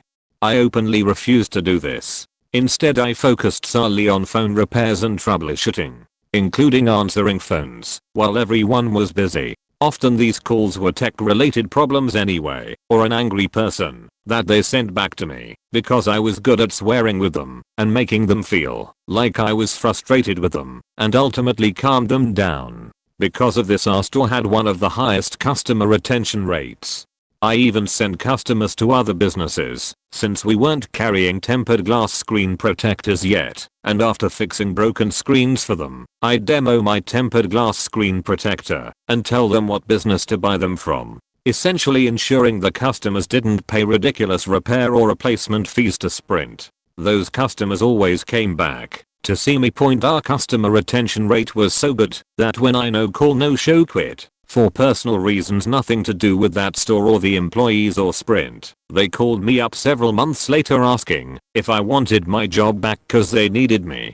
I did ultimately quit though. Our awesome manager moved on to a better career job as a rep for a chemical company or something, and the new manager was a money-hungry metrics obsessor who loved licking the boots of our GM cause he looked good on paper. He actually pounded on the window to the tech room and screamed at me often for not greeting customers. He wanted sales. He didn't realize sales weren't the reason for our customer retention. Needless to say the day I quit was the day he refused to give me off to go see a Nine Inch Nails show. I went to the show. It was my 9th time seeing Nine Inch Nails, wearing my t-shirt from the 99 Fragility tour, and Reznor said on stage it was the 99th show that particular band membership of the time had played together. It was a peak nin show for me, and I did not regret leaving Sprint behind one bit. I had done my good work for that store, and was rewarded with a musical religious experience XD. High school, Czech Republic. I think I was in 3rd year, out of 4, when they decided to implement a new rule to tackle tardiness. From now on, if you are more than 15 minutes late, you will not be allowed into the classroom, and will be marked as absent. Sound okay, right? What could possibly go wrong? Well, first of all, 15 minutes out of a 45-minute lesson is a long time, and now that there was a written rule, teachers also by implication had to let you in if you came within 15 minutes of the lesson starting. So they basically gave everyone a license to just casually stroll in 5 to 10 minutes late if they did not feel like hurrying or had something better to do during breakpoint. Second, they did not in any way make a record of when you actually showed up or make people do something else like go to the school office to sign in and wait there. So if you were 15 minutes late, you basically had a free pass for the next hour. If the lesson was a 90-minute block, even better, because with the 15-minute break at the end and 15 extra minutes for the break in the middle that did not happen, this gave you 2 hours of free time. And third, the parents were made aware of this rule change, and traffic in Prague is notoriously bad, whether you go by car or public transit. So as long as you did not do it so often that you would fail the class, everyone basically had a free pass to skip lessons, as long as they were the first lesson that day or the first one after lunch break. Just go hang out wherever, show up for the next lesson, and when you get home tell the parents that the bus was late and you did not make it within 15 minutes of the bell, so you need a note excusing your absence. I work at a place that simultaneously had hot desking and adjustable chairs/tables/monitors. There's a couple of desks I don't sit at. Those specific people get grumpy when their chair/monitor/desk settings get changed. No biggie, but it really sucked when they tried to squeeze more people onto our floor and those people would take the seats in our area, which meant people in the team had to go sit on a different area, which meant more going around looking for people to answer simple questions. My team lead at the time literally printed off and laminated desk reservation cards to leave on desks overnight. Though a passing department head saw it and chewed him out. It was only resolved when 2020 happened and people got laid off, freeing up a bunch of desks. Depressing. I also eventually got attached to one desk, since there wasn't a constant struggle to get whatever was free anymore. It's still an issue. Sometimes a member of one of the sub-teams that usually sits on a different floor has to come and sit with us because the floor was full. But also for whatever reason I used to see the other department head working at an on-desk area. Addendum, I'd love to go. Well, company policy is hot desking, and yet they've put too many people on my floor, so I don't have a desk today. So I'm gonna go down and work in the cafe area, but my job is spreadsheets 8 hours a day. I'm not doing that sheet on just a laptop screen. Hot desking only seems to work great for people who only do emails. Probably whoever came up with it. Other addendum. It's really handy for the few people who have to float around between teams because of heavy involvement in project work. Some people of the team are only seen 1 or 2 days a week. But there's only like 1 or 2 of these for the 10 in the team. Other addendum. The other site doesn't have hot desking and they're doing fine. That being said, I have to admit not needing to pack up my desk is really handy when moving roles and makes for significantly easier handover. since I'd be able to start sitting my new team early. Makes me less attached to work too. I was working as a business analyst in a company that sells IT hardware to other companies. The company had a rule that when acquiring a new client, if the client has less than 500 employees, we would give the account to the small accounts team. If the client had more than 500 employees, we would assign it to big accounts team. Except that rule was never enforced, so we had a huge amount of big accounts in the small accounts team, like hundreds of millions of dollars in revenue. Our team was then put in charge of reviewing every single account and reassigning it, but that meant breaking the client-salesman relationship of like 40% of all our accounts. My manager said, "Sales guys, it's their job to build relationships." Imagine telling your client that their trusted sales representative has been reassigned and now they get to speak to a new random person. And telling a sales rep that he will lose most of this client relationships and will have to create new ones. Also, did I mention sales rep are punished when they lose a client? So if the new assignment doesn't go well, too bad. All the senior sales managers and the VPs were vehemently opposed the project. Also, they were only told what was gonna happen after we had worked 3 months to review all the accounts. They won and we looked like complete clowns. My solution was to flag all accounts that are misplaced and then only reassign the account when the sales rep either leaves the company, gets reassigned to a new team, or forfeits the account to another rep. That's it. Super simple. Just give it time, and by pure attrition all accounts will end up in the right place. My manager didn't even consider my proposition. Anyway, I don't work there anymore. At one place I worked, we serviced gear made by the company, basically industrial scientific stuff. Won't say what, as it will be obvious who they are, and those that may be in a similar industry may possibly guess from this anyway. So a client would buy a machine that would in all reality work for 15 to 20 years. But some of the add-ons and components would either need repair or replacement. One such device that was part of this machine was a reading mechanism that was compatible with all models of that device. It was pretty much the linchpin of each device, but got a lot of wear day to day. Naturally, these readers would break down occasionally. We operated on the idea of when a client's reader broke down, we would overnight them another reconditioned reader. They would send back this by the same courier. We would fix that one and put it to stock to rotate. So it would come in, we would fix it, and put it on the shelf for the next guy. Generally the readers are quite reliable, but they take a while to recondition and repair. We also operated a fixed price for it. It was something like, if it was under 2 years old it was all free, otherwise it was something like £3,000 to swap it for a refurb unit or with a brand new 2-year warranty. Some repairs were quite expensive, some were not, some were write-offs. Either way, these reader things were pretty much the backbone of this specific device. Every so often, we would take a bunch of readers off the manufacturing lines to replenish our rotating stock. One day word came down that we would no longer operate this way. Regardless of age, the client would send in their readers at their cost. We would then quote for repair, wait for the approval and purchase order to go through, wait for the work order to come in, and then go ahead and repair it. A process that was a fairly mundane 24-hour thing was now a week or two while admin pulled their fingers out to get around it all, plus our bench time. This was stupid for a few reasons. Without the reader, the client was effectively a machine down for as long as the repair took place. Most clients could stand being one machine down for 24 hours, but more than that, and then you're talking serious downtime. Second, deciding on what the readers needed when they came in wasn't really an investigation.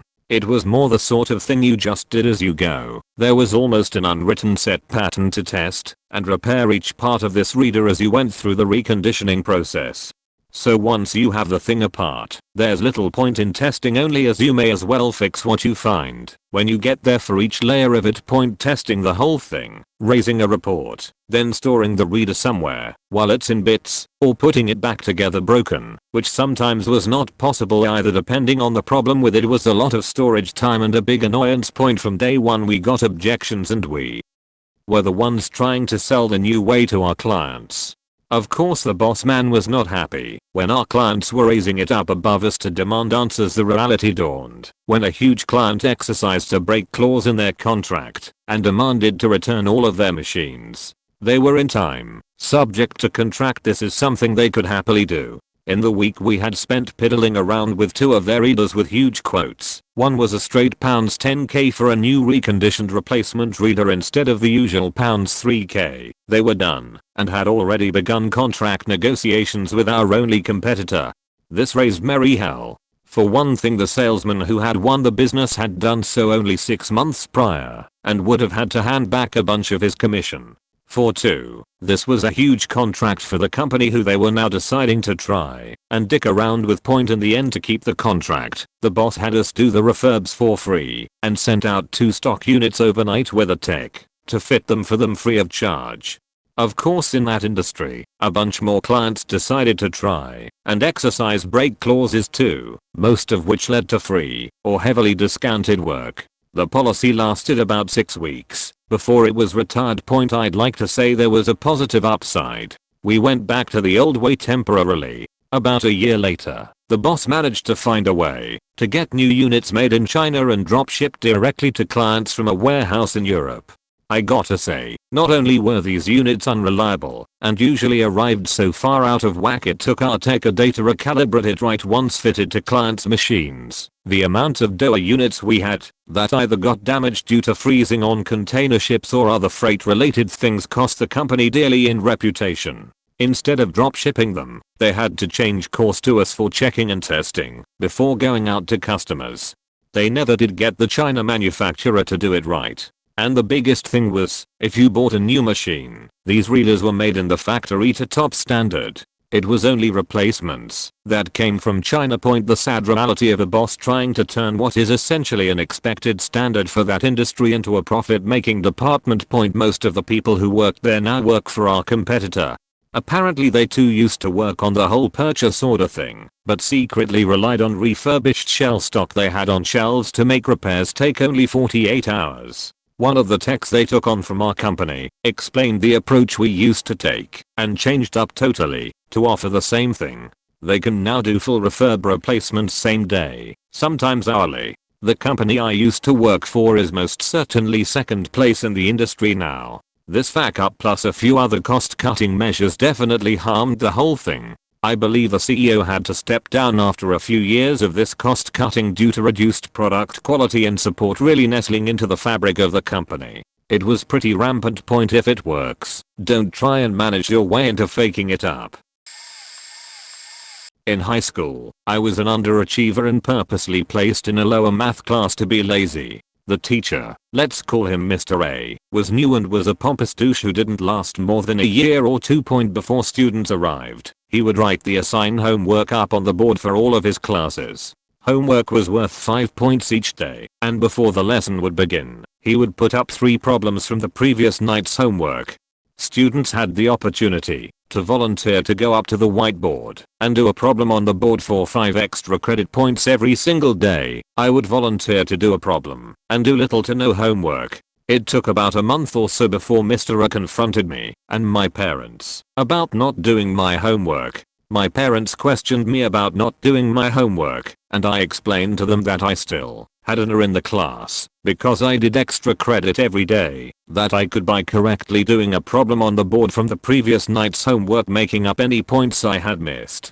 I got the green light and a laugh from the parents to carry on and keep my lazy ways flash forward to the next test, which I nearly aced, and Mr. A questioning me about it and finally concluding that I was cheating the system. The example problems on the whiteboard stopped being worth extra credit. Not being able to maintain an A in the class any longer without doing homework, I stopped paying attention during class and did the homework for that night.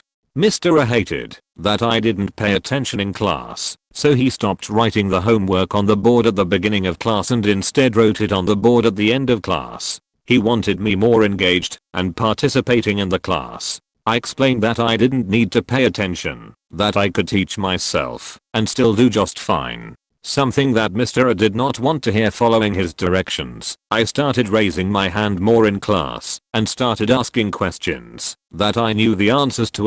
Mr. A was onto me, and one day I felt like being more of a pain than usual by asking more questions than Mr. A felt was allowed. I received a detention for asking too many questions.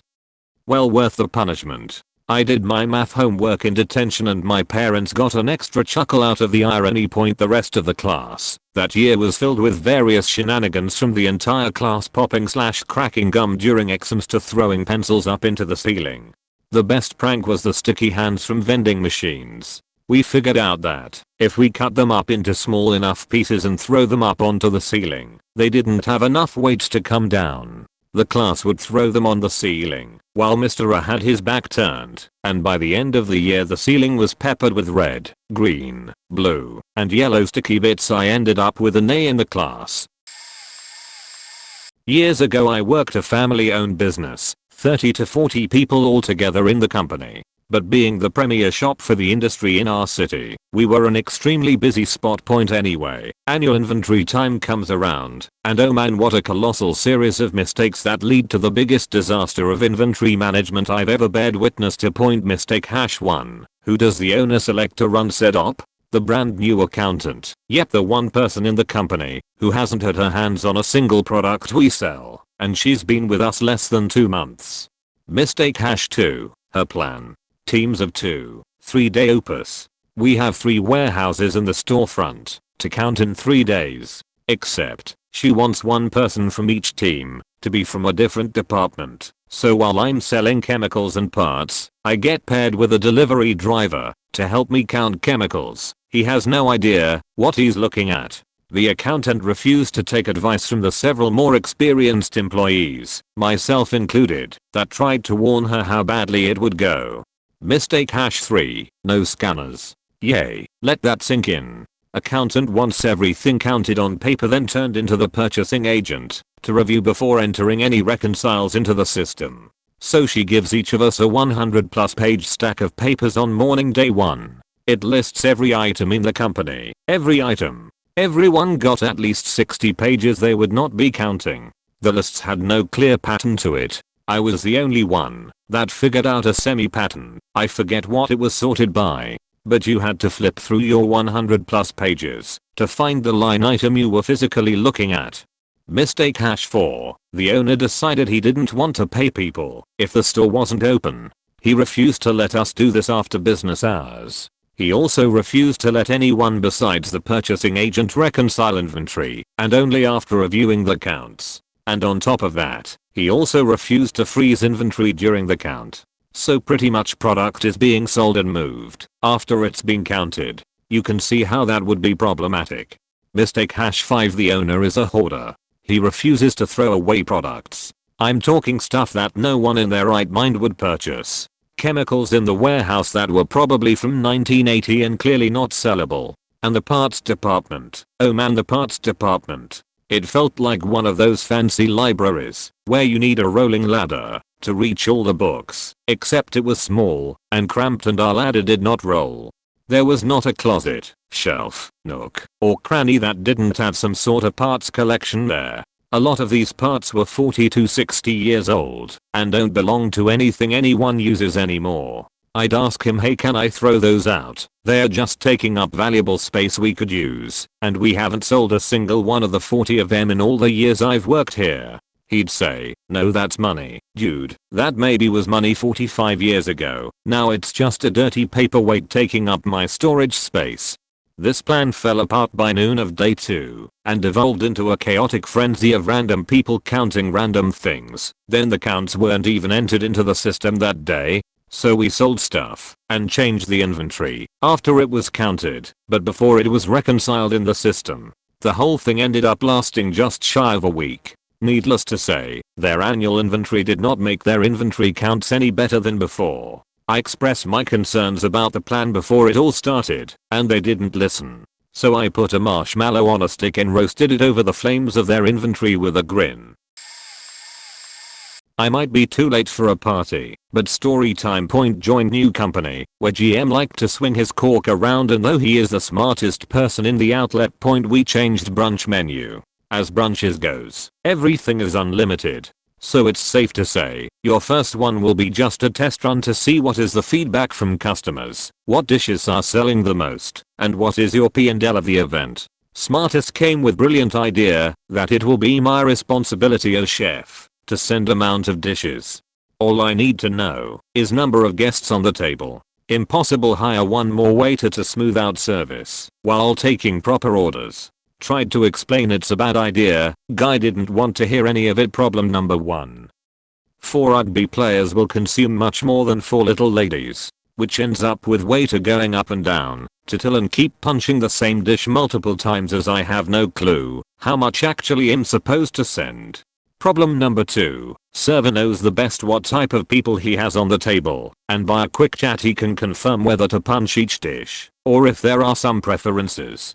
Guys ended up looking stupid in front of regulars. Why would you bring us fish if you know we don't eat it etc. Problem number 3. Wastage went off the roof after waiters complaining they have to reorder many times, so I had to increase quantities being sent from kitchen on the first order. Problem number 4. The major one. The P&L was completely off. On the paper we are making amazing food cost of 10% as it's calculated purely on items punched, and profit from brunch. Everyone is clapping on the mid-month meeting. GM is ape busting his chest. Me and cost controller just shaking heads and trying to put out fire before the hell breaks out. Just one example, we bought XX kilograms of meat, but sold only 11 portions. Where is the rest of it?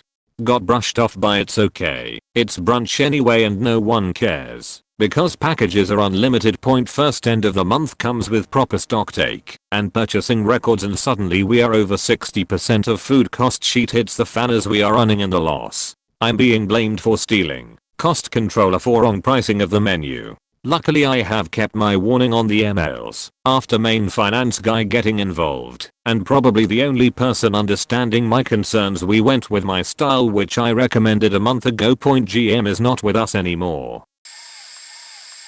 Worked as a courtesy clerk at a grocery store. We handled the bottom of the barrel tasks, bagging, cleaning, cart runs, go backs, items customers got the register and then decided they didn't want, and assisting customers with various requests. Duties during the day were typically divided into 1 on go backs, 1 on bathrooms, 1 on floors. The rest were unassigned, usually to bag. Everyone was responsible for carts. You got carts before leaving the floor, that is before your break, before lunch, or before you clock out. Or you got them if a cart run was needed and nobody was going on break soon. Point we had a new manager come in from a smaller store. His belief was the one thing people complain about are checkout times. So his new system is 1 courtesy clerk on go backs, cleaning, and carts. Everyone else just bags.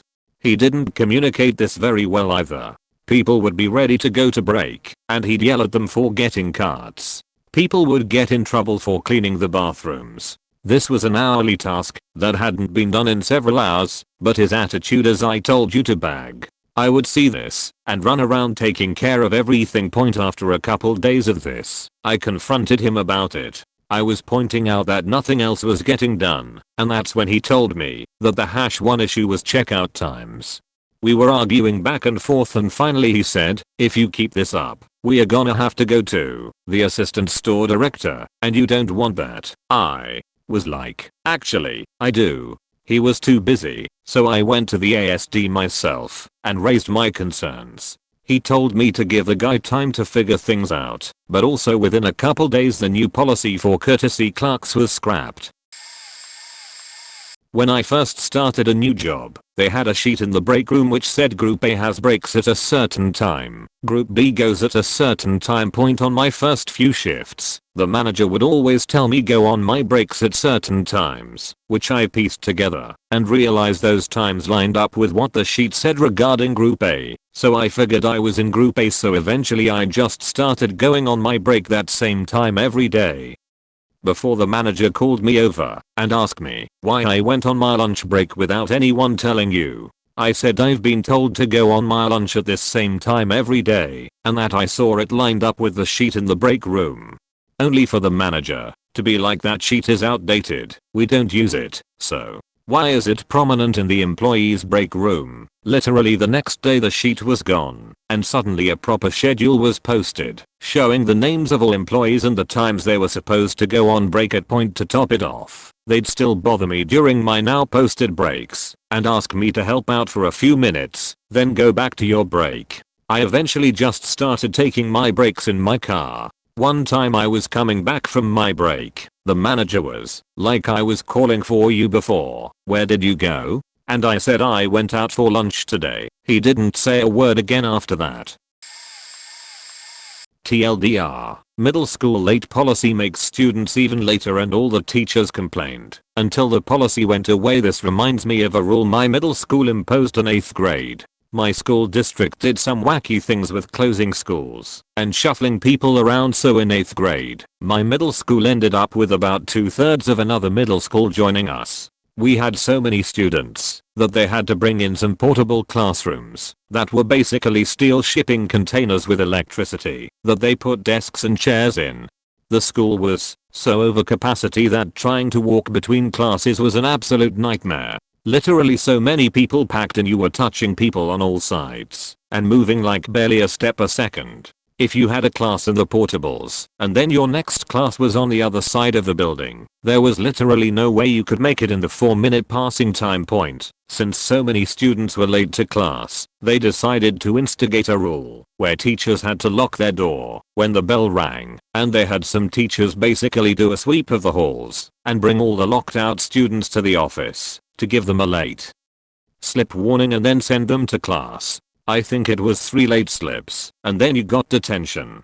But what ended up happening was that despite the punishment, students literally couldn't get to class any faster, so they were still late. And then when they got locked out, they were collected and brought to the office, where they had to wait for the administrator to write out dozens of late slips. So when they'd finally get their late slip and could go to class, they were at least 10 to 15 minutes late instead of 30 seconds to 1 minute late. I don't remember how long it lasted, but I think all the teachers complained because of how disruptive having students come in 15 minutes late was and how they were missing too much class time. Zero tolerance rules in regards to bullying can suck my nut. Getting suspended for defending myself in school sucked. That said, my school banned Yu-Gi-Oh cards because they were violent. Beyblades, Gamma Boys, you name it. All that stuff got banned. If you got caught with that stuff at school, it would get confiscated and locked away in the principal's office until the end of the week. Full contact sports that the athletic and jock students would play on break never got that sort of restriction, and the school considered it training, even when it would escalate to bullying those of us not on any sports team. Kids were pretty annoyed, especially those of us who were bullied and would only hang out with the kids who played Yu-Gi-Oh, Beyblade, etc. So we still brought those to school even with the risk of confiscation. Well, one day the school was floating a rule about extending the confiscation to months or until the end of the school year. A bunch of kids broke into the principal's office at the end of the school day, returned all the confiscated stuff to the students, and promptly got suspended for theft. The principal started talking about expending those students involved over the morning announcements, and once the parents found out and got involved, they threatened to take the matter to the school board. The parents' argument that the students who would physically abuse their kids and bully them never got any sort of punishment, but those of us who played with harmless toys and games would be threatened with detentions, suspension, and the sort. The confiscation was lifted, and the principal quit the following year. TLDR, school banned Yu-Gi-Oh cards, Beyblades, and Gamma Boys, and it resulted in the principal threatening to indefinitely confiscate the items. Students stole the items back. Parents got involved, and the principal backpedaled so hard he quit the following year.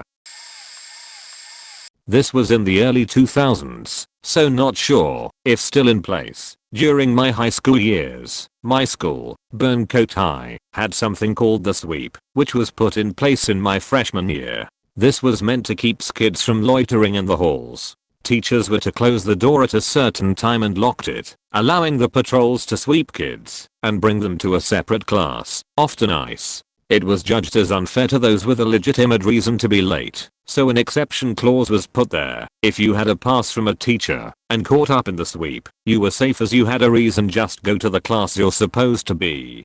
Don't get me going on medical records, as most rather keep that private for a reason. Any student caught up without a pass would have to deal with detention or write-up.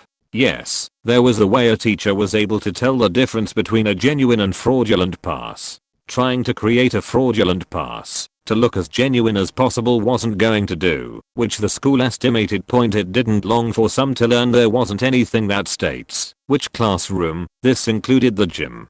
Not to mention, there were genuine non-medical reasons. All they had to do was simply get the pass from any teacher in writing. Keep in mind, nearly the entire student population was from the northeast region of the city, mostly urban districts, including the projects. Many were skilled and street smarts, even those with disabilities. As a result, the teacher who had a student that wasn't meant to be in their class would have no choice but to write a pass. The year before I graduated high school, my school got rid of mock-up day for the grade 12s and no longer allowed the guys and girls to switch uniforms because it offended some teachers all of a sudden. In all honesty, we had a new principal, and I think he just wanted to keep us in line on that final ever class day before our last exams, not letting us even switch uniforms or leave class to see friends in case that lead to more of a ruckus. Well, when it was our turn to graduate, we essentially changed our uniforms as much as could without technically breaking any rules, putting all sorts of weird color bows and ribbons in the guys and girls' hair, because as long as it was tied back there wasn't a problem, wearing uniforms backwards, putting makeup on the guys, because the rules only mentioned girls not being able to wear makeup. And of course streamers and silly string were involved, because although mock-up day wasn't really allowed, as long as we cleaned it up the same way we'd put a lunch rubbish in the bin at the end of recess, we weren't technically breaking the rules. Anyway, halfway through the day the year 12 coordinator says we can all leave because we aren't really learning anything and are causing too much of a ruckus. But they let students off every year before the new principal came along, as our tradition would be to leave school early and go to the beach and trash our uniforms. So although the school didn't allow us to leave early for mock-up day as it was cancelled for good, a couple of teachers loopholed it for us as a punishment for pushing the mock-up day boundaries while at the school point, and yes, we all switched uniforms once we got to the beach and then proceeded to trash them in the ocean. Not sure I'd say it truly backfired, but one day my middle school got it in their heads that scoliosis is caused by heavy backpack wearing. Spoiler alert, heavy backpacks don't cause scoliosis. The school one day made us all get scoliosis testing, a simple visual check, and then immediately implemented a rule where backpacks were outright banned the moment the clock hit 8 AM up until 4 PM. If you were seen with one, you'd be written up, etc. So upon the doors of the school opening maybe a minute or two before 8 AM, all students had to rush to their lockers to dump all their stuff and take only what they could carry for the next class or two. Many of our classes used old and heavy textbooks that you had to take home for homework, but would also be heavily used in the classroom, so you couldn't not bring it around everywhere. I remember one of the books didn't even fit inside our tiny lockers, so that was neat. The problem became worse for some people, like me, because my locker was on the 3rd floor, and my first class was in the basement. Because of this, many students were constantly late to no fault on our own. Furthermore, you had literally 2 to 3 minutes between classes to get back to your locker and swap your inventory, so many students were constantly late, and it was a huge shit show. Point, the rule didn't go away while I was present, but this was the last few months of my time as a middle schooler. The students all dealt with this BS rule by buying variations of these large trapper keepers that could hold a few notebooks and some of the smaller books. The one I bought had this handle on it which basically made it a briefcase. This workaround drastically reduced the amount of required locker visits for many of us. But now instead of wearing a heavy backpack, 95% of us were all lugging around equally heavy trapper keepers / briefcases, but it wasn't a backpack, so the school never really did anything about it.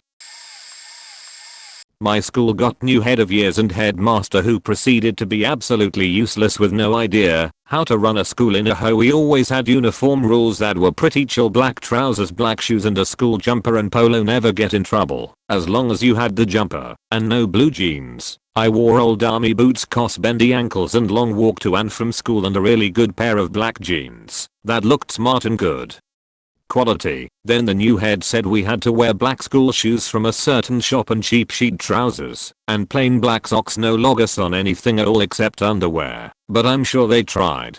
So on the first day back after these rules were enforced, so many people were taken out of class all day they had to use a huge lunch hall instead of the detention room. Because half the school was in there. Needless to say, parents weren't happy that we were missing education because faking socks had loggers on, and the best thing is they didn't let up.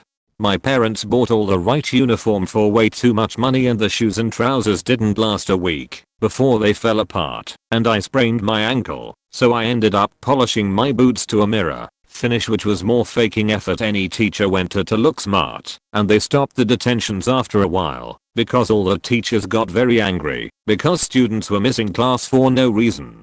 The absolute best, this is for Christmas. The head gave a speech to the whole school about some bullshit, and he got booed on stage by everyone. I've never seen anything so satisfying since.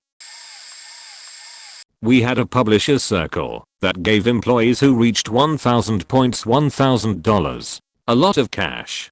People were serious about it. Employees got points by going the extra mile at work, staying late, extra customer service, being responsible for the lunchroom fridge, that sort of thing. But the biggest point earners were for sitting on staff committees, occupational health social club and the workplace suggestion club, etc.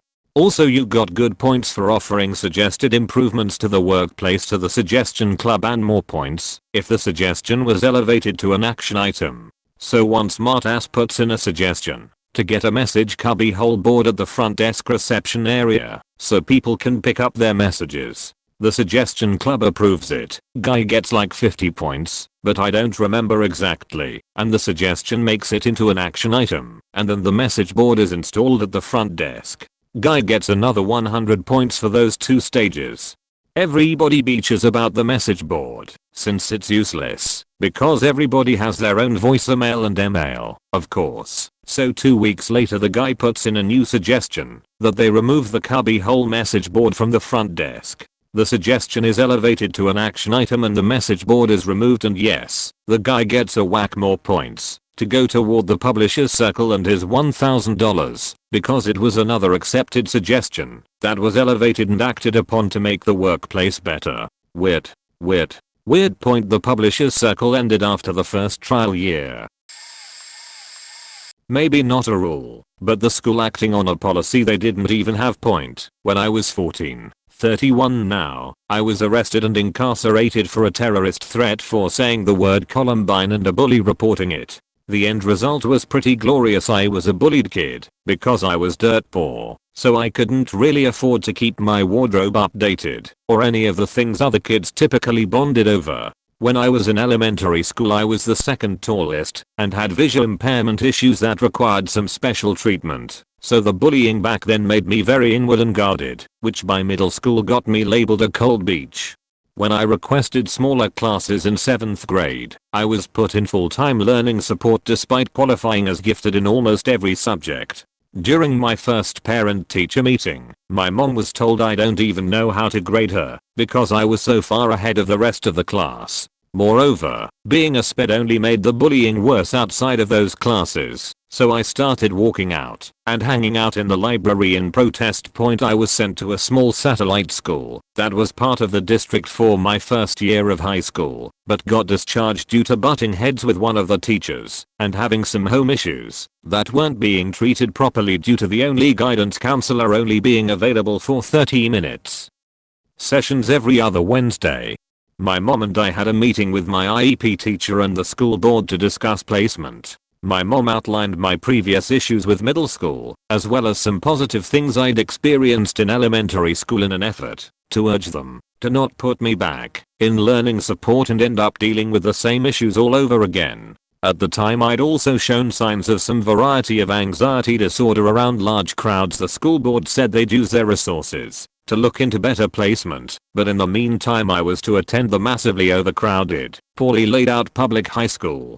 I was given a couple special rules. I could leave class 5 minutes early to get to my next class while the halls were empty, and I could eat my lunch in homeroom. I wasn't the only one. Likewise, I had access to the nurse's office and guidance counselor whenever I needed, which sounds weird to say considering neither of those should be a special privilege. I was told placement should take less than a month. Within my first week, each of those special guidelines was broken, and whenever I did end up in the nurse's office, it was with a cripplingly high heart rate due to severe panic attacks. Most classes were fine, but math was particularly bad. It was the smallest class with 3 other students and the teacher openly ignored bullying and harassment going on right in front of her. When I look back now, it wasn't really the bullying that got to me, it was the sheer lack of responsibility by the adults, whose job was to make their class a healthy learning environment. There were 2 contests I'd entered, art and poetry, and I'd won the former, and was one of several winners of the latter. My name was announced one morning. I wasn't present due to taking the day off, because my anxiety was so bad. Prizes for the poetry contest were being handed out in the library, which was open that day, so prizes could be handed out, but due to teenagers being teenagers, normally it was locked without teacher supervision. Later that week I was able to go to the library with my IEP/homeroom teacher, only to find out my prize had been claimed by a friend Reed, a bully, because requiring student IDs was too much work, I guess. I was at the end of my rope with everything, and issues at home were getting worse. I made 5 trips to the guidance counselor, but was turned away every time, since the counselor specifically assigned to me was busy with senior activities. I was refused access to the nurse, because her office was in the other building across the catwalk, 3 floors down, which was an inconvenience. Eventually I went to math class, sat down outside to do catch-up work. I wanted to talk to my teacher about what was going on, but could feel a panic attack coming on, and didn't want to risk it when I had no way of getting help. The math teacher from the satellite school saw me and said hello, congratulating me. She asked what I was doing in the hall and I joked, skipping class to do class walk. Without skipping a beat, she walked away from me to inform my teacher, before I even had a chance to elaborate. I expressed my concerns to the teacher and asked if I could just go to the nurse and do work there. She said nothing except, get in the classroom, and went back inside. I packed my stuff and headed back to the counselor's office, where I spoke to the attendant and asked if I could call my mom and just have her pick me up. I was denied. Feeling helpless and incredibly pissed at how every single adult was acting, I went back to the math class, slammed my bag down, put my head in my arms on my desk, and muttered, I wouldn't be surprised if someone Columbined this place. Yes, it was in bad taste, but one of the bullies went on to tell students and faculty that I'd threatened to Columbine the school. Now for reference, I was female, trans man now. This was 2004. I did dress Hot Topic at the time, but I was one of those quiet, gentle, artsy, animal-loving Malgoths, not the angsty, visibly angry kids who blasted Korn and took after the Jackass crew. Moreover, it was written on my IEP that I rarely had a habit of vocal outbursts when under extreme stress, but was ultimately harmless and just needed someone to calm me down and help sort me thoughts. Regardless, the school bent to the bully. The night after the outburst, my mom received a call from the dean, saying the local police wanted to see me. I was taken to the police station, asked to write my statement, and told I was being detained because I made a terrorist threat. After the fingerprint and mugshot, I was held in the room they interview criminals for who knows how long, no clock, before being given the pat down and put in not just handcuffs, but ankle shackles as well. I'm still confused about that, since I never tried to resist.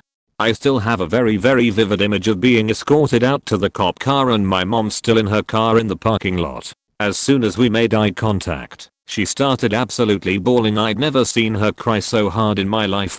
I was taken to the local juvenile detention, given a strip search which involved the squat cough, and taking a pregnancy test in front of the attendant. Much of the rest is a blur aside from talking to someone, having to hand over my jewelry, being given a men's set of shirt plus pants, because the women's sizes they had left didn't fit my height.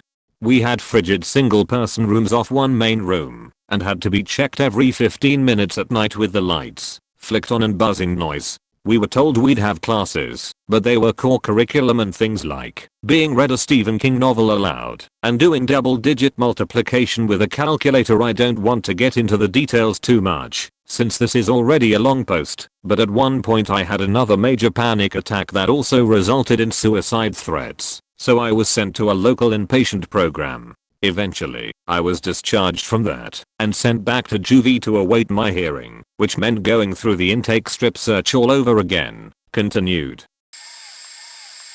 We are a small team within the business and settled in the routine of WFH pretty easily and effectively from the beginning of last year. To note, we've all worked there 4 years with no issues and have proven how well we do our jobs. When the lockdown started easing in the autumn, the two of us weren't comfortable with going back in the office because of the situation, and from that, a series of things happened. Management decided that we just wanted to WFH permanently, however much we said we would like to go back in when the pandemic was less serious.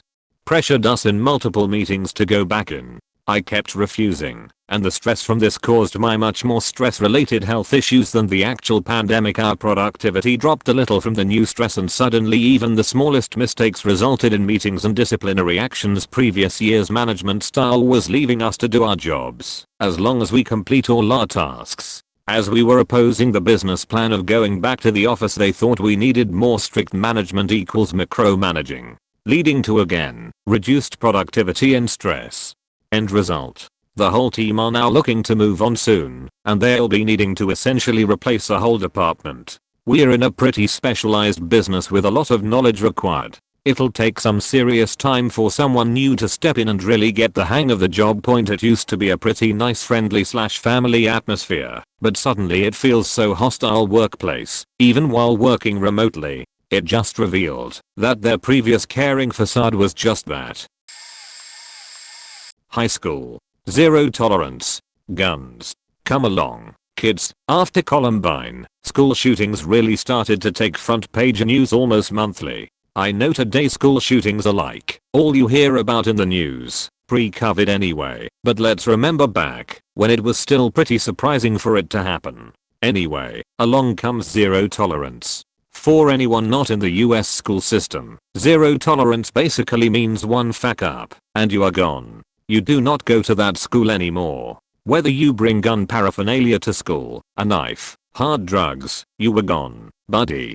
My high school was like this. No one dared even mentioning shootings. Sure, there were bomb scares on test days, but those were anonymous phone calls anyway. We get a new principal 1 year. The last guy was easygoing, not too serious. This new lady must have read the Sarah Palin handbook on crazy. Very strict, very strange and not personable. She does not like my senior government teacher at all. He was a Vietnam era hippie, fight the power, do and say things to make the establishment mad, etc.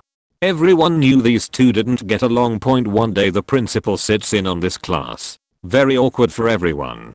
Gun control comes up as a topic. As a class we discuss the topic, going back and forth about rights and the Second Amendment, or whatever. After a while people loosen up and start making jokes about the topic. Nothing too outlandish. Pretty soon after the principal decides to leave, and I don't remember what spurred it, but someone asked her on the way out if she owned a gun.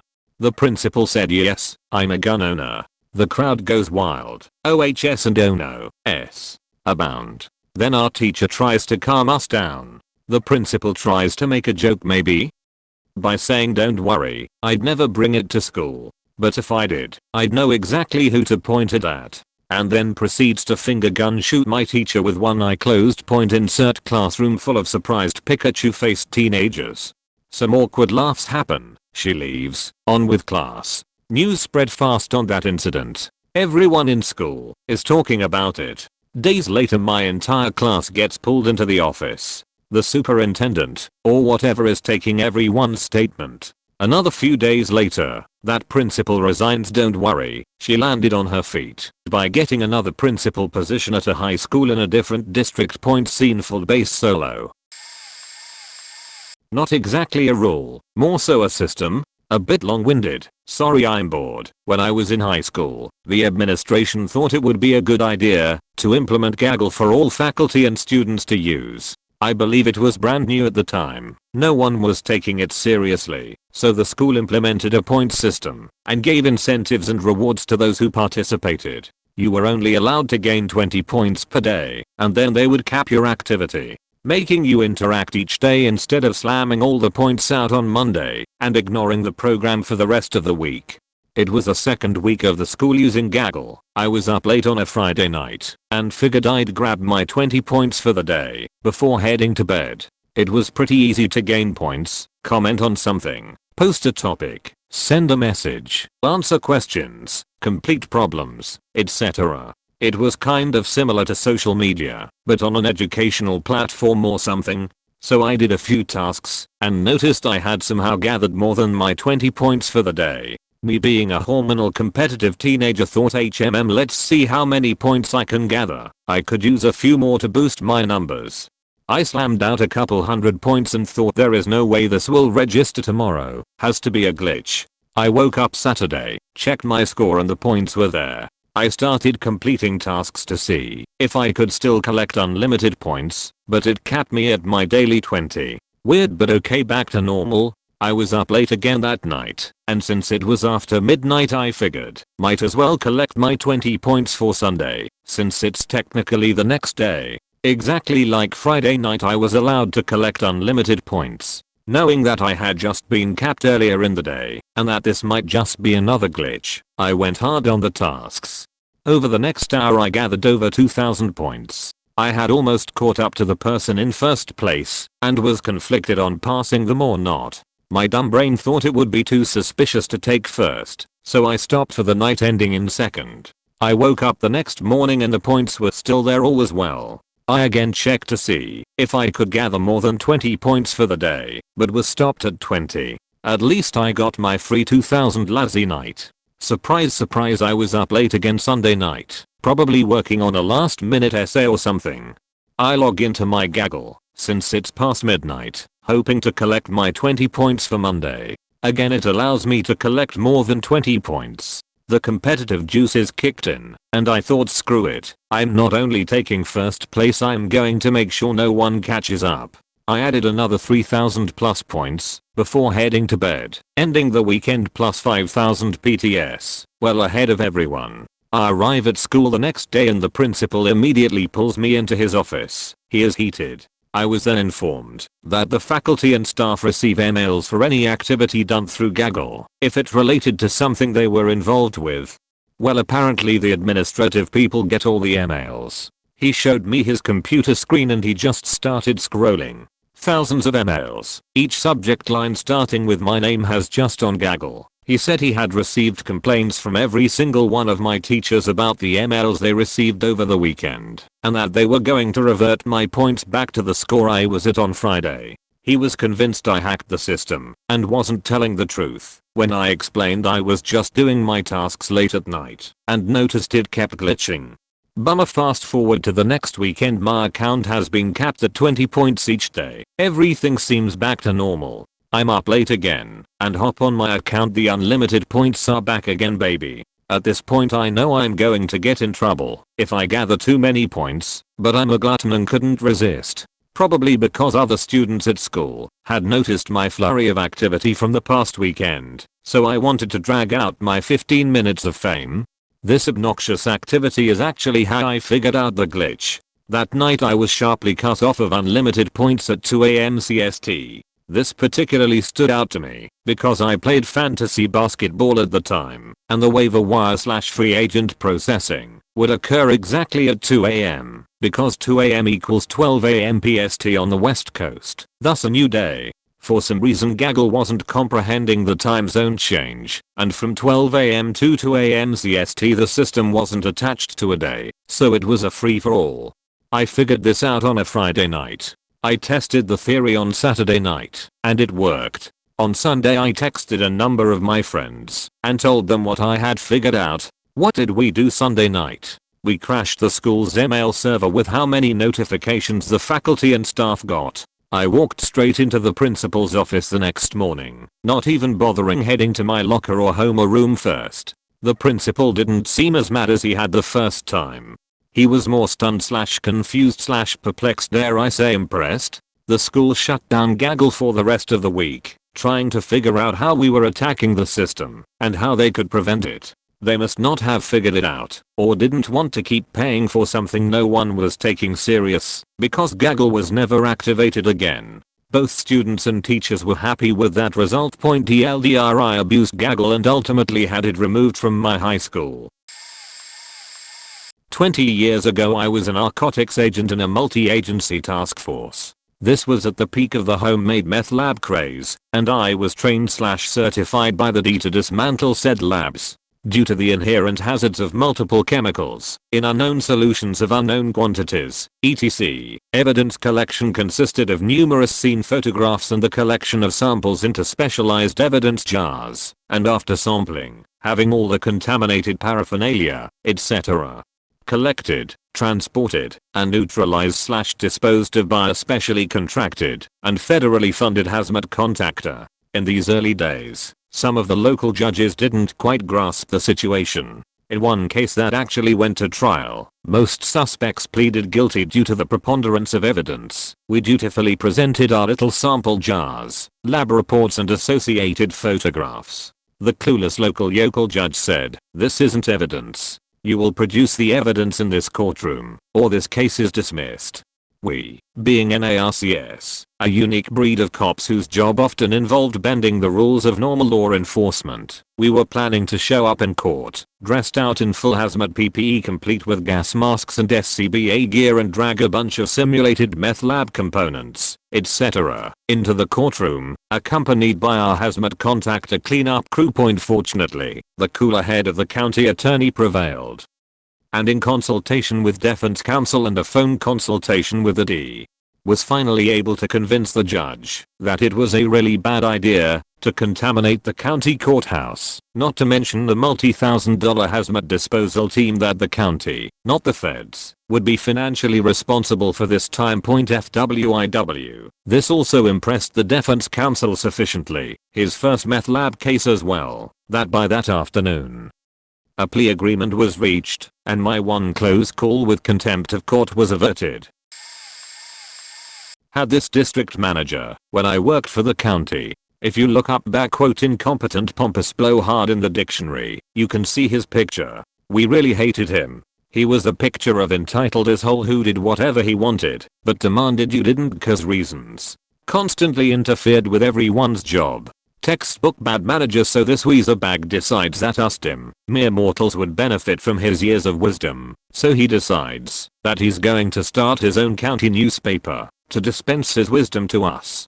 Written entirely by him. Yeah, he was that stuck on himself. Imagine a really tall, arrogant, condescending brown corduroy couch with a face and a wire-tipped mustache. That's what he looked like. Anyway, he saddles this poor, vastly overworked secretary to edit this voluminous and vast trove of his bureaucratic wisdom for the masses. She does, and stores it on the shared drive, which I have access to. Did I mention I like writing?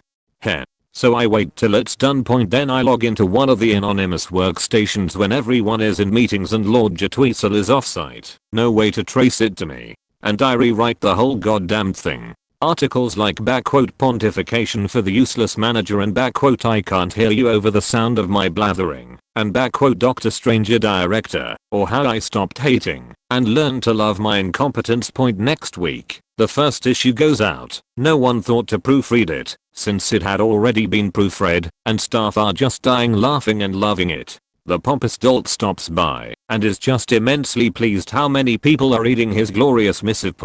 While the entire county laughed at him. Strangely, there were no further issues. Edit. Thanks for the award. I was a new member of middle management for a section of a company with about 60 people in 2 departments. Shift work for a 24/7 operation. The 2 incompetents that ran the other of the 2 departments decided both of them needed a new sick day call-in policy because too many of their employees were calling in sick right before the shift started.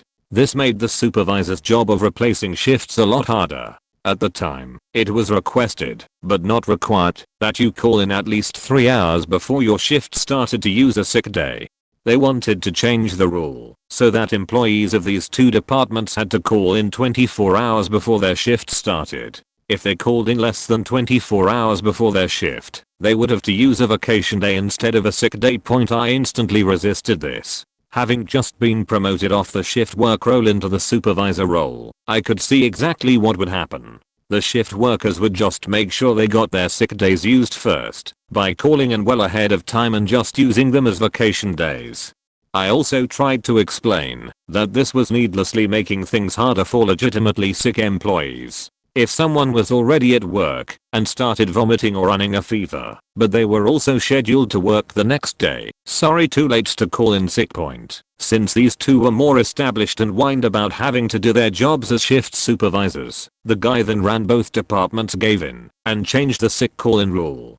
Exactly 3 days later, one of our more lazy but clever employees walked up to one of these two that asked for the rule change. He had just clocked in, and it was about 2 minutes before his shift started. He told her he was going to be sick the next day. She asked what was wrong, and he just shrugged and said he was pretty sure he'd be sick tomorrow. Because of a company-wide hour policy that sick days were no specific excuse required, she has to swallow it, even though it was obvious he just wanted an extra day off. She was pissed when she heard me chuckling from over the cubicle wall. In 2017 there was a whole thing at my school with a kid getting caught watching porn on a school computer in class. The police were brought in. I live in a Muslim country, so the school saw it as a very big deal, even calling the parents of the kids in our class that evening to apologize in what I assumed to be an attempt to not get sued somehow or something, and a lot of the internet was blocked, with only hand-picked select sites being reachable. Thesaurus.com and dictionary.com were blocked for years. Only got unblocked about a year ago. This was all well and good, stopped kids from playing games in class and such, until they told us our end of year exams would be taken online whilst at school. The fools forgot to unblock the site we were using for our exam. Can't remember for the life of me what it was, and nobody had told either the senior leadership team nor the IT team about it, so there was a 2-week exam period of all the kids in the school doing absolutely nothing, and then having to be given grades from their last recorded assessments. The icing on the cake was that the National Inspection Organization had come a month before and wanted a random selection of grades to judge how well we were doing. Of course, alongside pupil/teacher relations, encouragement of special needs students, etc. The school had given us purposefully easy tests, so the vast majority of the school got incredibly high grades for that year. Soon after they told us they would unblock a lot of sites and make it so that they'd unblock everything and then block select sites accordingly. That didn't actually happen until last year, when distanced learning became a thing. TLDR, the leadership at my school consists of morons and illogical lazy tools.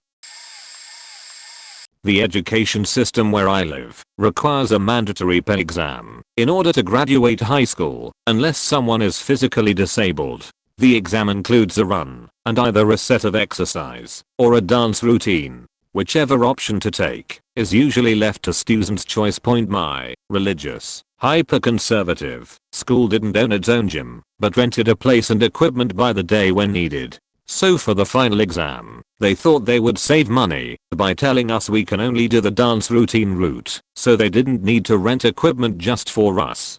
Me being me, a queer and self-conscious kid, found the idea horrifying, so I tried to argue. No luck. I had no choice but to do a dance routine thing if I wanted to graduate. So I tried looking for a way to make it something I'm more comfortable with. I asked if it was required that I danced alone. It wasn't. Does the other person have to be from the graduating class? No, they don't have to be. Is there any specific guideline on what the dance needs to be? No, no specification. And this is a story about how I brought my girlfriend to class and performed El Tango de Roxanne as an exam. The next year, so I've heard, we're allowed to choose exercise set.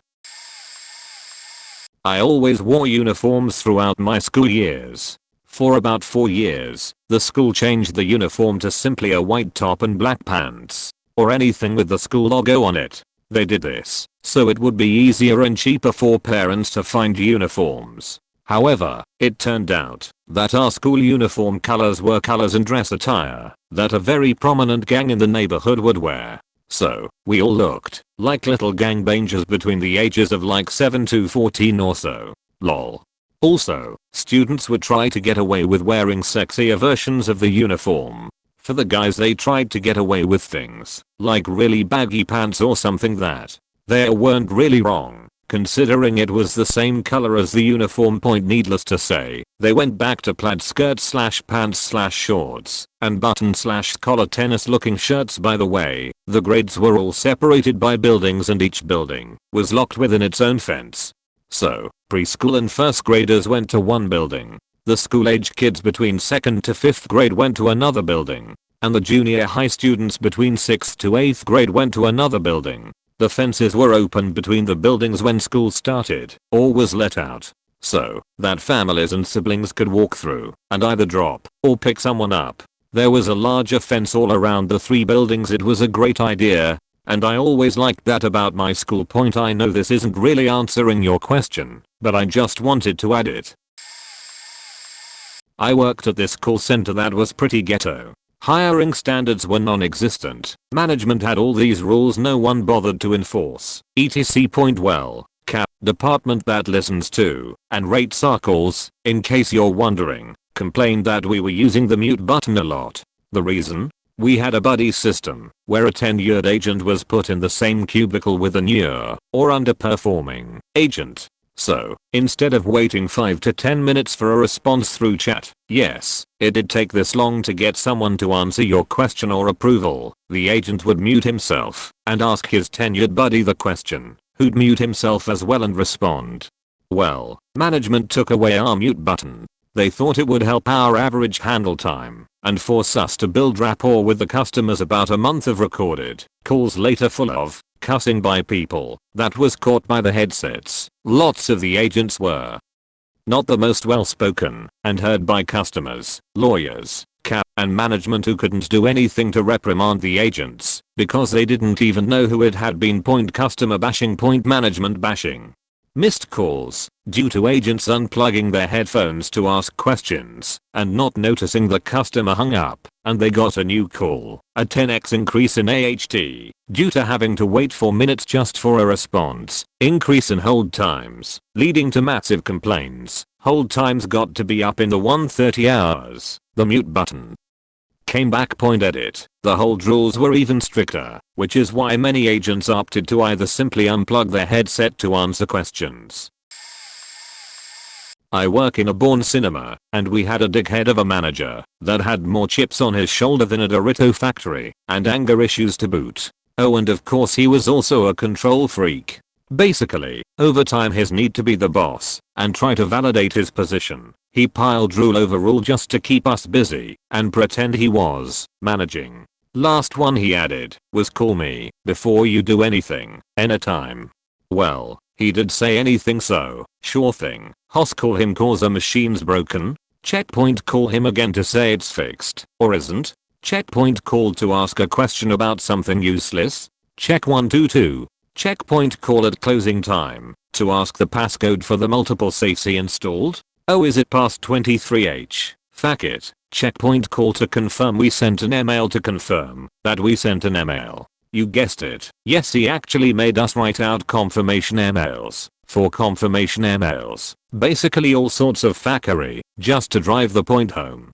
We'd often even find reasons to just call him at work or home, day and night, down to the point that we need new coffee filters because we had to take money out the safe envelope for small spending, you see, or paper clips. It took about 2 weeks tops, I think, before he told us all face to face, and mind you, he had to travel from one city to another each time to talk to the 4 employees of the cinema I'm in. To stop doing this and only call when it's important, like broken equipment, replacements or stock. I have no regrets. Fuck that guy. I'm glad he got fired last year. 2 things, both from my time in school. My first school had kindergarten to grade 6 students. A few kids made some stupid decisions on the playground equipment, like not looking where they are going on the monkey bars and bonking heads with another kid, falling off of certain points on play structures. Stuff kids do, right? The school had enough. They made the playground safer. They decided to do this with no warning to the students on a Wednesday night. Thursday comes around, kids are doing their regular play routine on the 8 different play structures. Unfortunately, making it safer meant, let's remove a bunch of handholds from the climbing structures where kids are falling off the most. That will fix it. There was a structure everyone called the spider. It was 4 ladders curved into a dome, around a center column of rings. To make it safer they removed the top rung of all 4 ladders. Result, about 11 kids who didn't see that it was gone, smashing their front teeth on the top of the center column when they fell through. There was a structure that looked like a T-Rex. They made this safer by removing several handholds, as well as the chair near the mouth. Several kids hit their heads. 2 to 3 kids got stuck in the hole where the chair used to be. Picture someone sitting in a chair with not bottom, and there as falls through. There were 2 swing sets. Both had pieces removed. They removed the slide from the kindergarten play structure, but didn't board off the hole at the top. Some of the more uncoordinated kids fell out. And the other school, middle school, grade 7 to 8, they decided, even though there was absolutely no reason for it, my hometown has very low gang activity, that if you wore a hood or face covering, i.e. hoodies, coats with hoods, scarves, balaclavas, anything of the sort, that covered your head/face. At any time you were obviously a gang member. They put this rule into practice in the middle of winter, in Canada. I think it was in place for about 3 weeks before it got so cold that kids were going home with the first signs of frostbite on their ears and noses. Didn't last long after that. Former loss prevention manager at the store I work at thought it was a good idea to put very loud and annoying sensors in areas with high priced items, which was a good third of the store I work in. I could kind of understand it, because our store got hit with big thefts once in a while. However, they went off if you anywhere near them, and a couple of them broke and were going off constantly. They were also very easy to defeat by just turning them around. She also had the brilliant idea to put them in front of the entrance to the bathrooms. Everyone, including the store managers, complained about them. This was on top of the fact that everyone already hated her. She had a bit of a history of being racist by following black people who walked into the store with a bag of any kind, but would completely ignore white people who did the same thing. She eventually resigned. It was more of a resign or you're fired situation after my store failed one too many LP audits. Multiple failed LP audits when the store's only been open since 2016 was a huge problem, and corporate pinned it on her. Our new LP manager isn't amazing at her job, but we haven't failed an LP audit since she came on board, so it's already an improvement. Sophomore year HS got a new principal that got really big about winning some award for the school and himself, and he instituted all these no fun rules trying to win some shit award for the school that no student remotely cared about or would ever reflect on them. After his first year, apparently the major sticking point for not winning it was attendance. He banned all skip days, field trips, anything that would prevent a student from being in the building all day.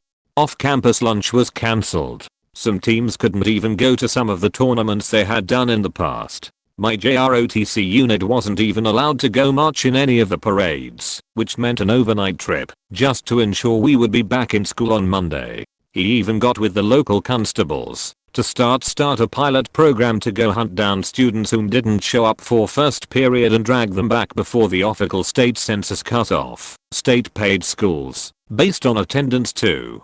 So my class had it with this jerk. About 3 weeks before graduation we pulled in the most successful senior skip day ever. Out of a class of around 500, maybe 30 seniors showed up, with many underclassmen saying fuck it too. There was no way in hell the constables could begin to track every student down, most of which were 18 and not arrestable for playing hooky. There was no way in hell to have the entire class attend Saturday school before graduation, and he couldn't stop graduation. After the principal had an actual temper tantrum in his office, he had to instruct the rest of the administration to give everyone an excused absence the next day and pretend nothing happened. Since attendance drives the money given to the school from the state, we ended up costing the school the amount of one teacher's yearly salary. My high school and middle school battled phones for years. When I started high school, the middle schools made the decision to buy their student Chromebooks. They told them that they can do everything in the Chromebook that they'd do on their phone. Homework, Netflix, social media, YouTube, take pictures, etc. Well, then the high schools like mine picked up the idea. They feed us the same BS as the middle school did. Turns out we all had to use the school's shitty guest Wi-Fi to find out that the cameras didn't face outward. File storage was practically inexistent, and all websites including YouTube was blocked. So we could only go on to Google Classroom, Docs, Slideshow etc. point, and take selfies with the Chromebook's shitty Wi-Fi. From August to Halloween all the teachers had to go after school to let the teacher view what YouTube videos they wanted to show and get unblocked, since YouTube was banned. By Halloween the only difference was that they unlocked YouTube, but said they could take any student laptop to search through it, since it was school property. Meanwhile phone usage was the same amount it always was. I also worked at crappy job in high school. My manager hated when people called in. I'd understand if my manager was mad about shifts being covered, and not the fact that you didn't come in.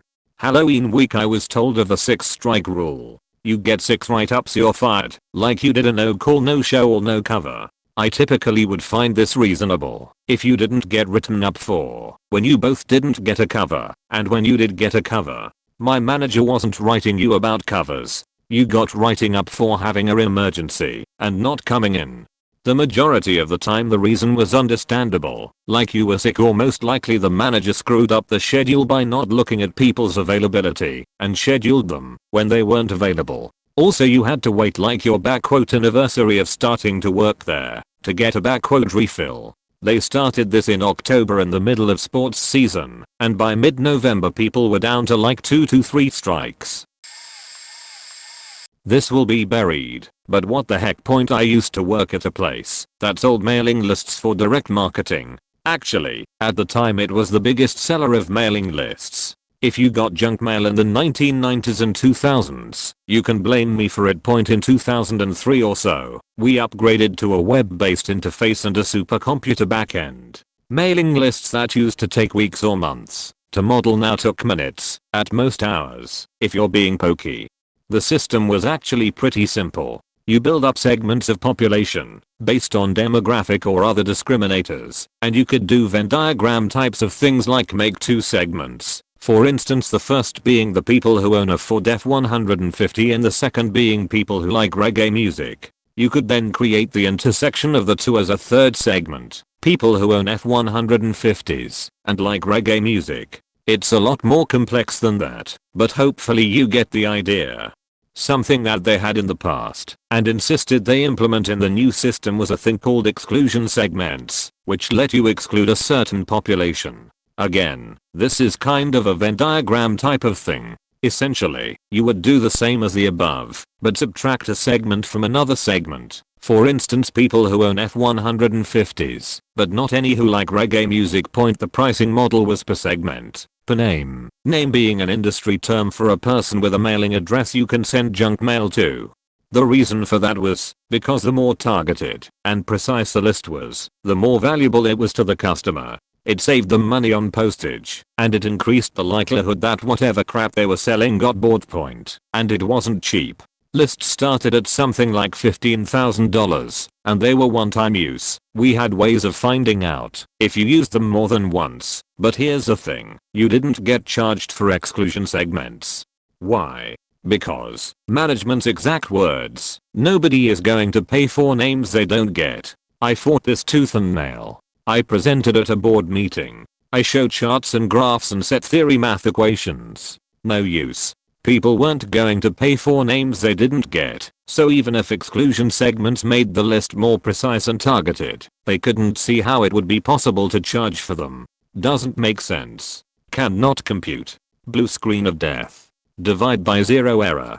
So they rolled out exclusion segments, and exactly what I predicted came true. Tons and tons of orders for mailing lists with just the default base charge. Because if customers wanted a mailing list with just 4 F-150 owners who liked reggae music, they would create 3 segments. The segment of all people in the targeted geography, list of zip codes, states, whatever, and 2 exclusion segments, one with all the possible types of vehicles to own, except for F-150s, and one with all the possible types of music to like except reggae. In some cases, it could bring the price of mailing list down from $150,000 to the base $15,000 price point. So what did I do? Well, I'm stupid. So what I did was compile the data, amend my presentation and graphs and charts with the actual amount of money we were losing on a daily basis, and go run it up the management chain. Only to receive wise nods approving the fact that customers aren't being charged for names they aren't getting. It took them almost a year and tons of lost revenue before the smooth brains at the top had their "oh, now I see" moment. So two different places. First place, school. My school had two rules. You can't wear tank tops, and you can't have a blade bigger than 1 inch long. Basically a square blade. Now we did take this from a Tumblr post, but me and my friends did this great idea of taking a whole see-through shawl and supergluing 200 square blades to it. One of my senior friends wore it to school like armor and they tried getting her in trouble, but they legally couldn't. Second place was my old workplace. Now I loved this place, but some of the rules annoyed me. There was one rule that you couldn't remove a costumer from the store as long as they weren't physically violent. This had me dealing with people screaming at me less than 3 inches from my face, but they couldn't be kicked out because they hadn't touched me in a harmful way. Now we had a costumer who would come in every day, take the only electric chair thing and run it until it died, making us pull them to their car and push the chair back and put it on the charger, which charged it slowly, meaning after lunchtime it wouldn't be used until the next day. Crappy charger. Now he would complain of not being able to hear, being too blind to read lips and illiterate, so he would complain if we didn't assist him and cater to his every need.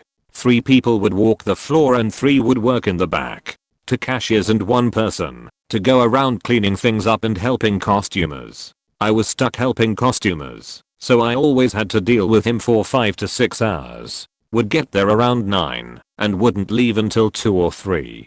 Well, he would beach I was an entitled child, and this is why we need a better school system, or this is why women shouldn't work, because we didn't know how to do anything. Yeah, he was that type of person. I would put up with it with a bright smile on my face and always welcome him and send him off with a cheery message, because that's how I was taught to treat costumers. One day I was slightly sick, low fever, period cramps, nausea, the works, but I stuck doing work that day because I needed the hours and the majority of our costumers were fantastic people.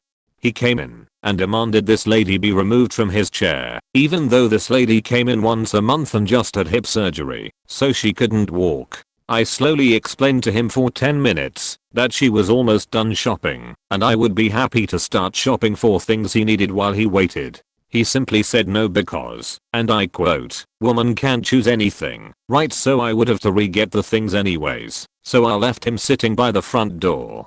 5 minutes later she's done and she's leaving. I'm moving her cart for her while her hubby is paying, and she's taking the chair out to her car so she doesn't have to walk much. He then starts his sheet and complains how useless women don't need his chair, and this is why they need to stay home like good little wives and let the men do the shopping, because they're so weak they can't even walk for 5 minutes without needing help. I rolled my eyes, and, because I considered her a friend and she regularly would not pick people in a funny way with me, said to her it's wonder he doesn't have a wife. I was quiet. We were 15 away from him, and there was a small group of girls shrieking, so if he had really bad hearing he wouldn't have been able to hear me. He goes ballistic. He starts screaming about how we were disrespectful beaches and this is why women should have never been able to vote and men should always be superior because women this and women that, and entire 5-minute rant about how horrible the opposite sex was. The lady and me just stare at him while he gets up and runs at us swinging something. I don't know what stopped him, but he stopped and screamed right in my face. I was used to it, so I didn't move and simply stared him in the eye, but the lady definitely wasn't. She was the sweetest person ever, and she started gasping loudly. His yelling caused her to have a panic attack which quickly turned into a heart attack. I was done. I yelled at her husband to call 911 and turned to the man. "Leave my faking store." He looked at me shocked and started screaming at me more as people ran to help the lady. Luckily a doctor was looking for a new washer and he was helping her as I was backing the man up as I stalked towards. I said, "Leave and don't come back. If you aren't gone by the time the ambulance is here I'll have you arrested for trespassing." I couldn't really do that since I was a minor, but he was getting scared. He continued to scream at me and insult me and my mother, so I did the only I could think of. I shoved him out the doors and shut them. It didn't take long for the ambulance to show up, and luckily 2 cop cars had followed. He was banging on the door with his cane threatening sheet, something as far as showing me how really man is and how I should be afraid of them, and got arrested for property damage. He was permanently banned from the store, and the rule was changed to a person, whether customer or worker, can be removed from the property if they cause physical, emotional or mental damage towards a person, worker, or customer. He was never removed or banned before that because he never did anything physical towards anyone, so he could continue to berate us and treat us like trash. Worked as a frozen food stoker at Walmart 2013. New management was utter shit. New rules applied and implemented on timely clock-in manners. You would go in and swipe your badge at a computer within a certain time frame, 1 hour maximum per pallet. We all abused the fuck out of that sheet. Management would chew you out if it wasn't swiped on time. We all started just hustling as normal. Few write-ups happened with some employees, so we all complained and just finished way before the time frame we caught on. The time frames didn't add up in frozen. We rode the clock. 2 people running a pallet took maybe a maximum of 35 minutes, but the computer states 1 hour to finish. A maximum of 12 to 13 pallets should be done per shift /7 hours. So about 3 months and that went out the door real quick. One night working, I was pulled into the office to be written up because so much stock was in our freezer that hasn't moved in a month's time frame. I had been told that I wasn't making my team move fast enough. I wasn't a team leader nor a department manager. They targeted me as an easy get around, nor was I being paid for anything else. I worked with an old 56-year-old drunk man. He sipped a Long Island all night in a McDonald's cup. 7 AM he was faded AF, falling asleep standing up midway in the freezer. He was hard to work with honestly, and one other guy who couldn't move fast enough cause he just had no hustle in him at all. I was the young guy they could easily pin it on, I guess. That was the last straw for me. I had enough that night. I was sent to the freezer to make 11 pallets just disappear per management request after leaving the office. Little did they know, all corporate was coming in the morning. I recently heard rumors about them paying us a visit. That night was utter hell for everyone. They thoroughly come in and see the inventory and everything has to be tip-top shape or they can and will be written up /fired on spot. Now 3 hours in the freezer, I'm pissed and just debating what to do, walk out or finish the job. I had put in an application for another job and already had my date set for starting, but was willing to put in my 2 weeks notice. As I was pissed and kicking biscuits around, I gathered a plan. I shuffled everything around and just moved everything to the floor for my other coworkers to sort through and stock what they could. The main problem was we had 2 department managers ordering everything behind each other's backs, and not even once did they scan it in if we had it in the freezers or in the back. So they basically just winged every order. We had 150 cases of fries in the back and 5 cases in the front freezers.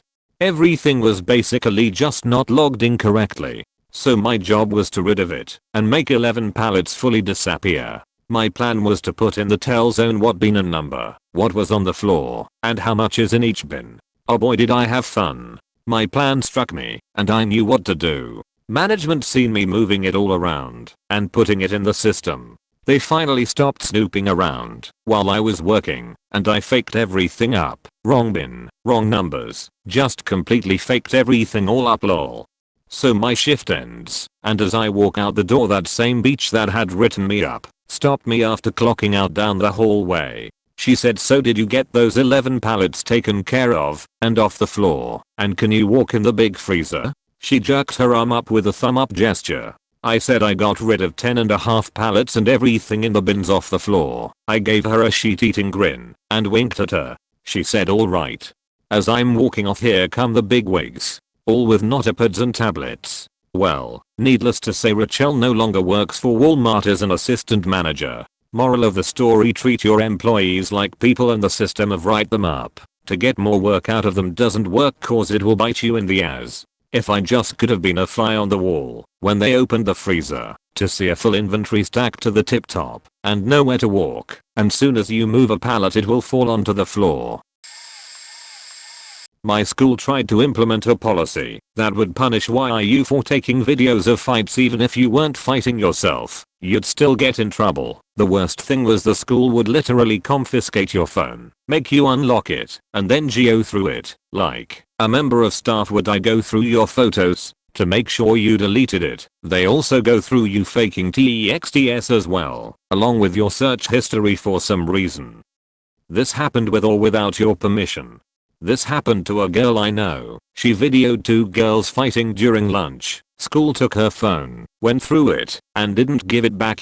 Not in her mom came. He sent the video to a friend on Snapchat before the school took it from her. When her friend sent the video back to her, she spammed every single social media platform there is, and even spammed the school's Twitter with it as well. School suspended her for like a week. Megan, if you're reading this, you're a badass. But this still didn't get rid the policy though. Go through his phone. The school threatened to expel him. He caved and gave the the school him a detention for recording it. Well, the next day the boy's dad came in and ripped the staff a new asshole. He said that it was illegal to invade someone's privacy like that by going through every photo they had and looking through personal text messages. He then said he's going to sue the school. He also demanded they apologized to his son. They did, and they revoked his detention. I don't know what happened, but I think he actually did sue the school and got a claim, because the next day the policy was gone, and they had an assembly saying they were publicly apologizing for the pounding implemented, and they also asked for the students who were searched not to take any legal action.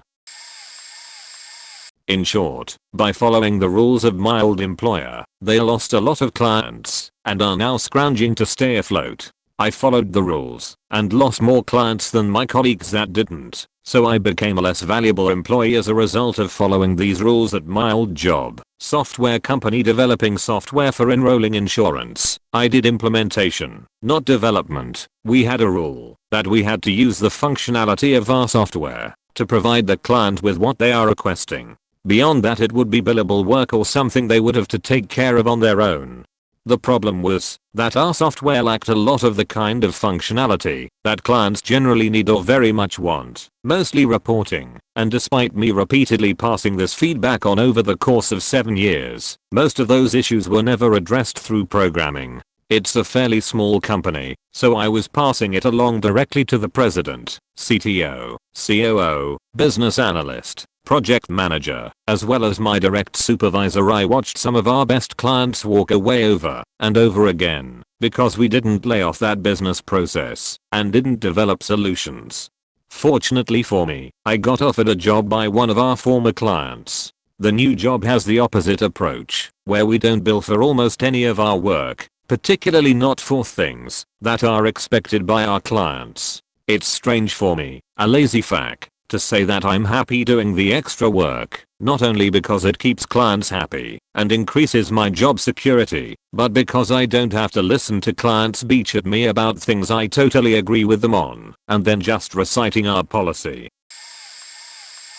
I had been at my job for a while and had carved out a nice little space where I covered a lot of work nobody wanted to do, but also didn't take a lot of mental energy, perfect for an early 20s job. Then I got a new manager who decided that what I did was really more connected to sales, so all the sales guys should do it for themselves. Enough people at the job liked me that they swapped me into another position, which I didn't like. I was strongly considering leaving, but I also knew that I would be in a good position when the inevitable happened. Management was a bit bullheaded, so it actually took 3 or 4 months before they came to me and said, we need you to come back and take over again. They were 6 weeks behind on everything, and stuff was going out with mistakes, which could cost the company money. So I told them I'd do it, but I wanted to work from home and have control over my own hours. I'm not really a morning person, so I would come in at noon once or twice a week, the rest of the time working from home. Everything was back to normal, and it got to the point where I was doing my work too quickly. I had it down to a 48-hour turnaround for all orders, and they told me that the express orders were supposed to cost extra, so to try to slow it down. Then comes another answer, because they switched my manager again, and this guy declared that I had to work 9 to 6 from the office every single day. Now, sure, this might sound like a normal managerial edict, until I tell you that this manager was stationed out of another state and literally never worked out of an office. I had kind of had enough of the job, but more importantly, I did the math and realized that the increased commuting cost of going in every day would actually mean I would take less of a pay cut if I went on unemployment. So I gave them my notice. So at the start of this year, with all the quarantine and stuff, was when our school started to experiment with real-time remote learning like most people did once COVID first hit. Now they also had people split between remote and in-person learning, which was somewhat hard for the teachers. Anyways, now on to the real rule. If a teacher was absent for whatever reason, mainly quarantine so they would be out for 14 days, anyone remote would be marked absent regardless if they spent the whole period doing their work. Now if you were absent for 5 school days you would be suspended for skipping class, so if a teacher had to quarantine, which happened somewhat often, students would be suspended because the teacher was put, even if they did their work, and since his suspension counted as an absence it added back towards another suspension, so essentially, if a teacher was out it would lead to an endless loop of suspensions. After the second quarter, 4 months after school started, they realized what happened and asked students if they were actually doing their work, which then led to some students lie about it, so now they had their attendance book inaccurate because some people lied about being present, which led to them calling every single parent in the school to ask if their child was absent, and then the parents didn't know that a teacher not being there counted as being absent, so now their attendance policy was even more faked up, so they had to shut down the attendance book for a few days, so in those few days teachers couldn't submit their attendance to the office, which led to students skipping class, which faked up their attendance book even more. In the end they had to scrap the old attendance, and now, if you skipped all of your classes in the first 2 quarters you wouldn't even be punished as long as you completed your work. So that's the whole story about how our school faked up their attendance. Agency company I worked for had us selling high-end AV equipment in stores, basically sales reps. First it was texting area manager when you got into your store for the day, then it was sending a photo in front of the store, then it was a 15-minute WhatsApp live location, then a whole day WhatsApp, then they finally went all out and forced us to download a timesheets app on our personal phones which tracked location all the time when you clocked in and out. The store I worked in was right on the edge of the regional manager's patch, about 3 hours from her home, so no chance of an early visit. The local area manager and I got on well, equally disliked the business, so he would be cool if I wasn't there when he showed once a month. Wasn't happy about it, but only came about because of the brand's distrust of staff. You pay us peanuts, what do you expect? So, being tetchy, I was tempted to try one of the location masking apps on Android. And what do you know? So, 9 AM shift, wake up 8:55, check in, shower, shave, get on the London Tube in Mile End, walk into store on the other side of London about 11, wander off home about 3, clock out at 5. The staff and I got on really well, so would sell for me and text me any sales I had to log, or if anyone was around looking for me. Best one had to be that day I had a black tie event after work and I forgot my smart shoes and had to get them polished.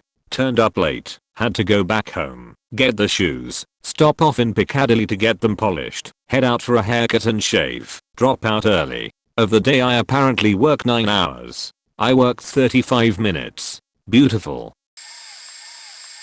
Call center for a third party on behalf on everyone's favorite cable company, where we answered calls for people who had their service interrupted due to non-payment. Basically one nasty, I'd venture to say neckbird, employee was throwing away stuff like bones of chicken wings etc. from lunch at the garbage bin at his desk. Generally this was just for tissues, discarded paper and so on, while the food bins were in the break room. He got ants as a result of this.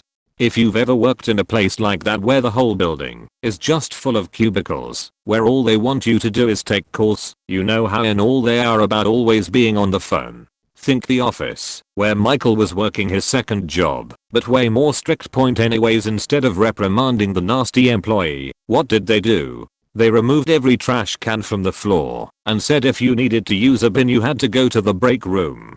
This was in a building of like 350 employees, by the way. Have to blow your nose and throw away the tissue. Get off the phone and go to the break room. Wipe down your headset, keyboard, mouse etc. with a Lysol or alcohol pad at the start of your shift. Break room. Have what the company considered an acceptable snack at your desk, like a granola bar or something where the wrapper wouldn't cause a problem in the bin, like rotting food does. Throw it away in the break room. Cue actual lines to the break room that you actually had to stand around and wait in all day long.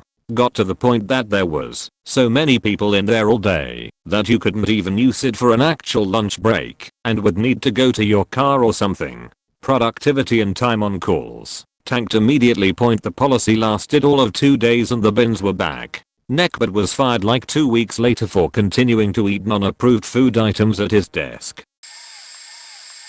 Not a rule per se, just a thing my college did. During this pandemic we started having online classes and well for Civil no one wanted to attend anyway. So we did have a schedule already given to us about the class timings and all. And due to having a bullshit management, they didn't have rooms already set up and sheet. Instead the teachers every day sent new links to students just before starting the class on our WhatsApp group. Soon enough even teachers got lazier and kept forgetting to send the links and we would be just sitting there. And if the class was not happening, they didn't even tell us. We had to ask for them to answer. After this went on for some time, even the straight A students got bored of this and no attended any class for over 2 weeks or something. We all got invited to a meeting with the principal. We voiced our concerns and things improved for a week and it all went back to sheet again. We were again called for a meeting about a month from then. My college management is stupid AF. Let me also tell you about another time where I went in to fill out my supplementary exam form, and although I did remember which subject to fill out, I asked the staff if she can show me my results again and she did. Now for 2 faking semesters they had the same results copy pasted for every student, and I made a snarky remark of bullshit management. One of the staff members got pissed off or something. I wasn't even talking to her, and she said I should know my results. I said first of all you have to give it to me, and you don't even have it straight. Second I was just rechecking, and let's say I lost so what now I forget I ever gained the exam.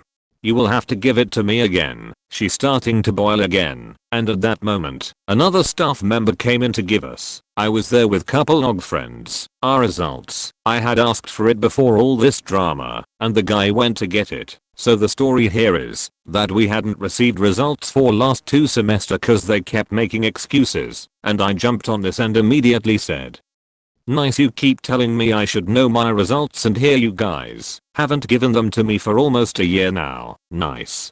I think she said something, but I have a bad habit of leaving when someone is speaking. In my head it's like the convo is over, right?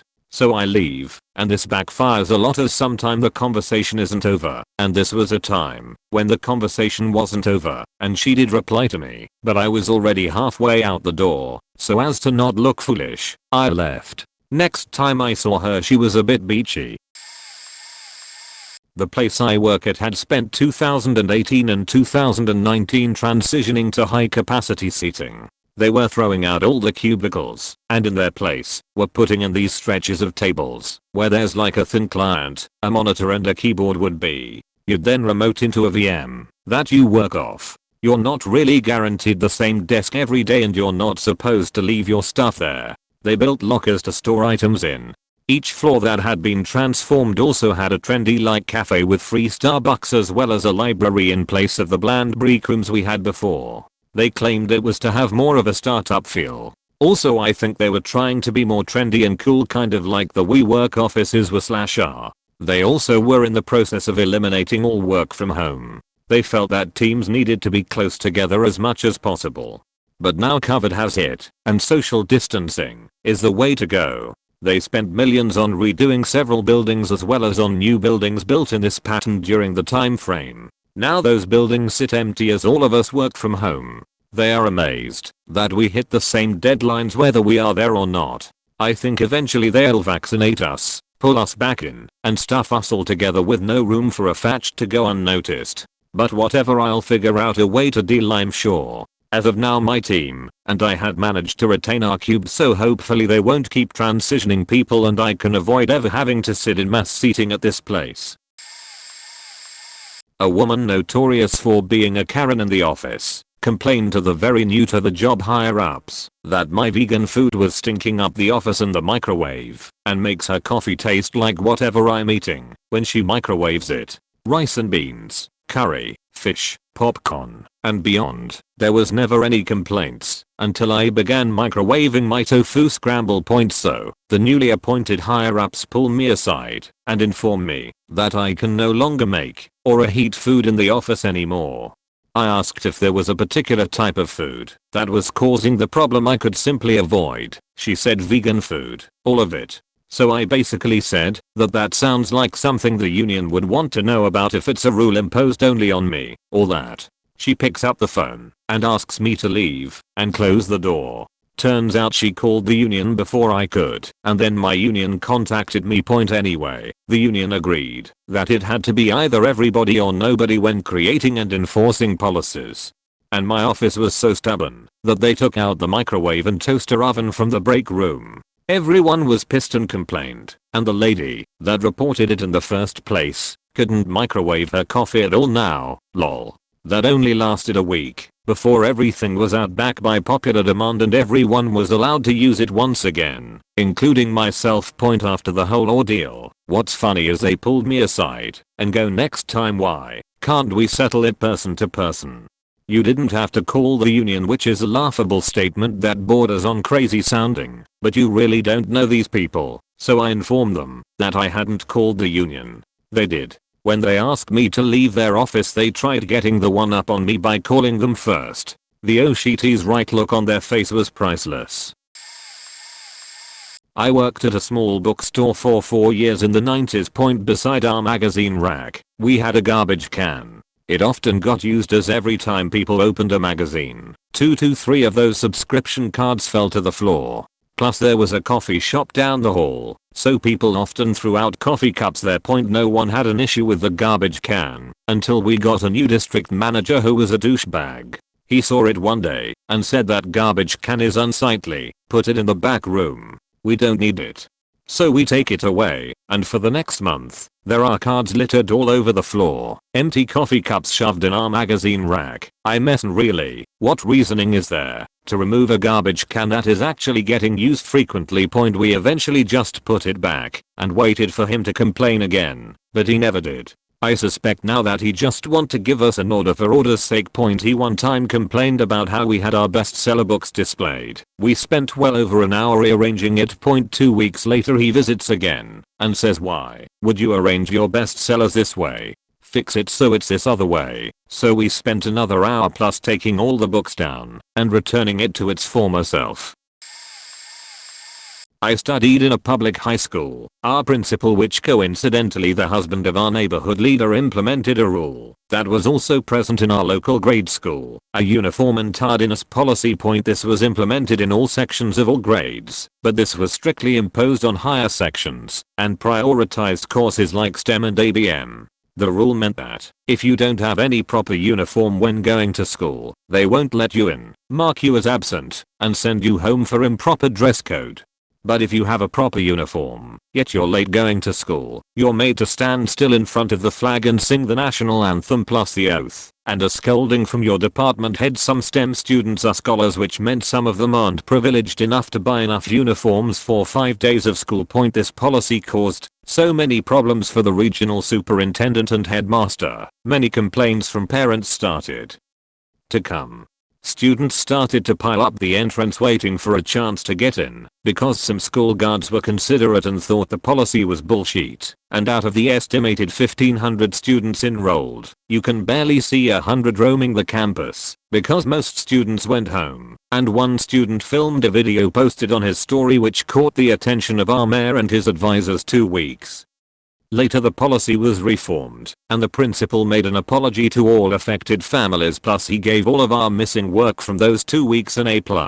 He still kept his job, but he later resigned due to personal problems the new policy still caused, but not as many problems that would be compared to what have happened on the first one.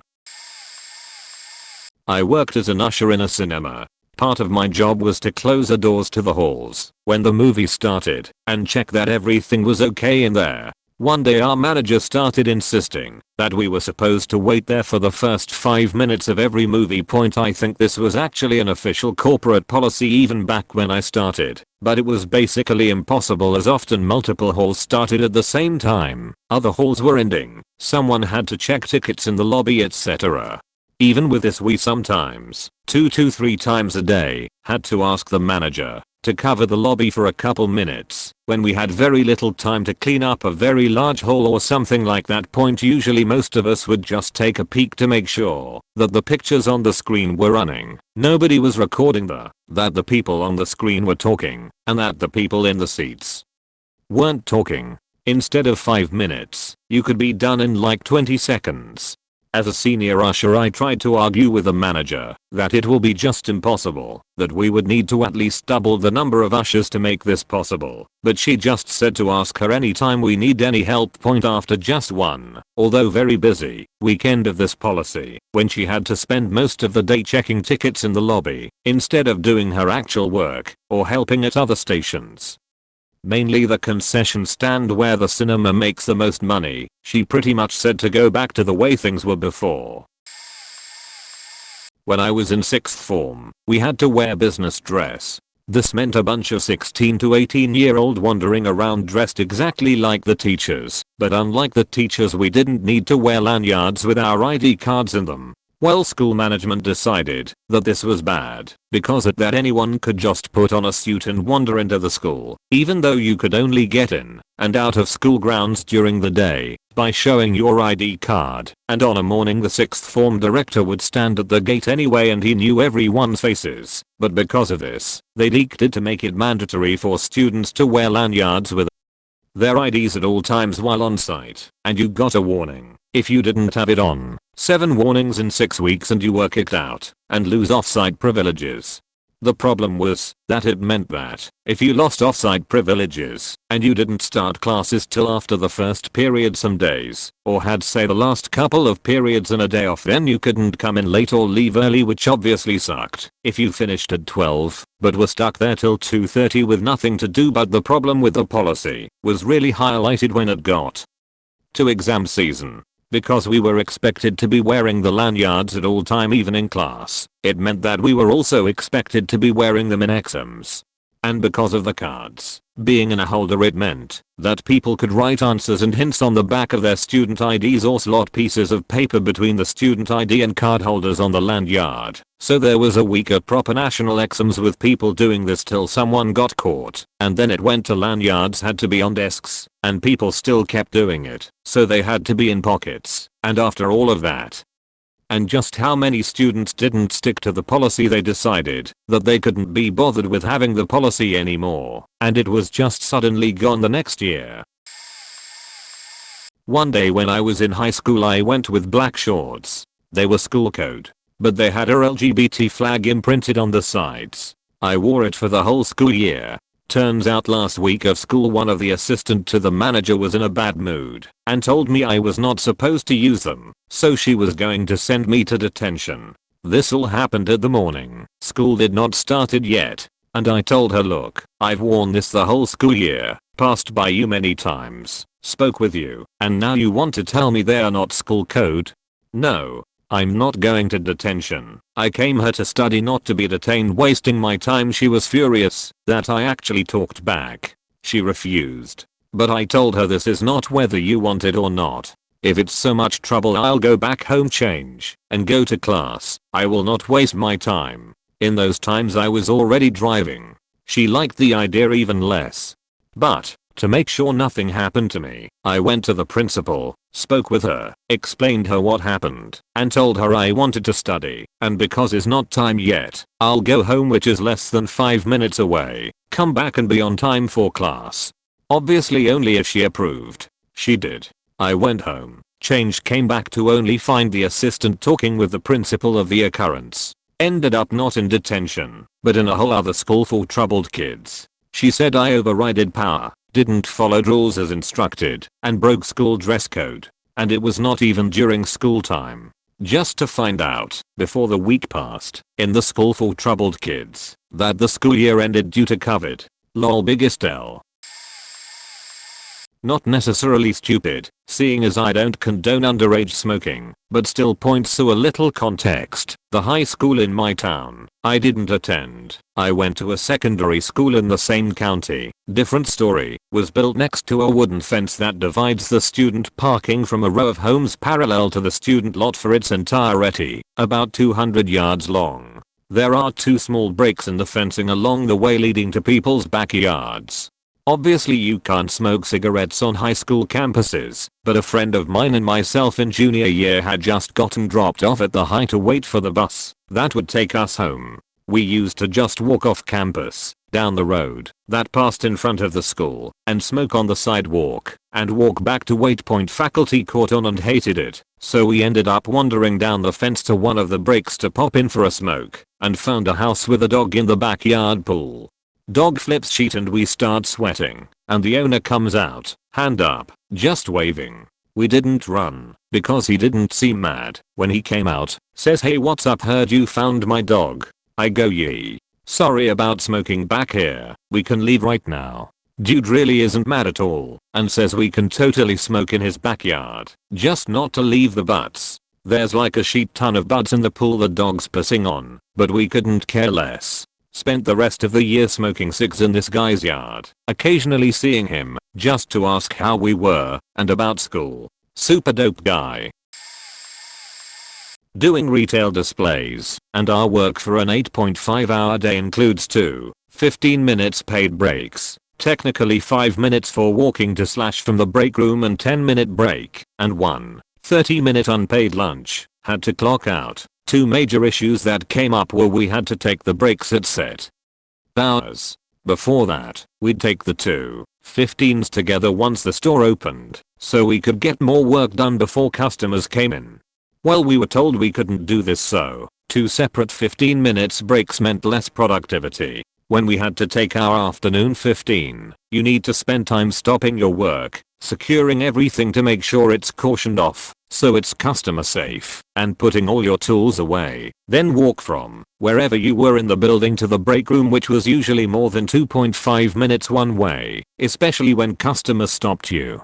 Then after the break is getting back, getting all your tools out, and ready again, and starting back up. Also with the 30-minute unpaid lunch. Since we had to be on set times, when too many people were in the lunchroom at once, there were frequently large lines and often they'd run out of food and need to prepare more batches. This led to people having to punch back in after the 30 minutes and getting manager approval to actually eat their lunch. Sometimes you'd stand in line for 10 to 15 minutes waiting for the next batch of food. So looking at like 40 to 45 minute lunches with 10 to 15 minutes of paid time. Fresh out of high school, I became a junior varsity coach at that same high school. I had been on the high school's team for all 4 years, and became close to the head coach and the female athletic director, AD, during that time. I had no experience coaching beyond the role of team captain and apparently no backing from the head coach or AD during this first year of coaching. I was told if I had to use disciplinary action, I had to ask the head coach and female AD for advice first. That's the context. Now, onto the story point. At one of the last matches of my boys season, my team and I were waiting for the bus while watching our high school represent in a different sport. Some of the team went to use the restroom, and as a female, I felt it would be strange in my position to escort them to those restrooms, so I stayed with the remainder of the team, which was the majority anyway. A few minutes later, a good kid, who had left to go to the restroom, came running up to me saying something about a fight, but was told not to snitch.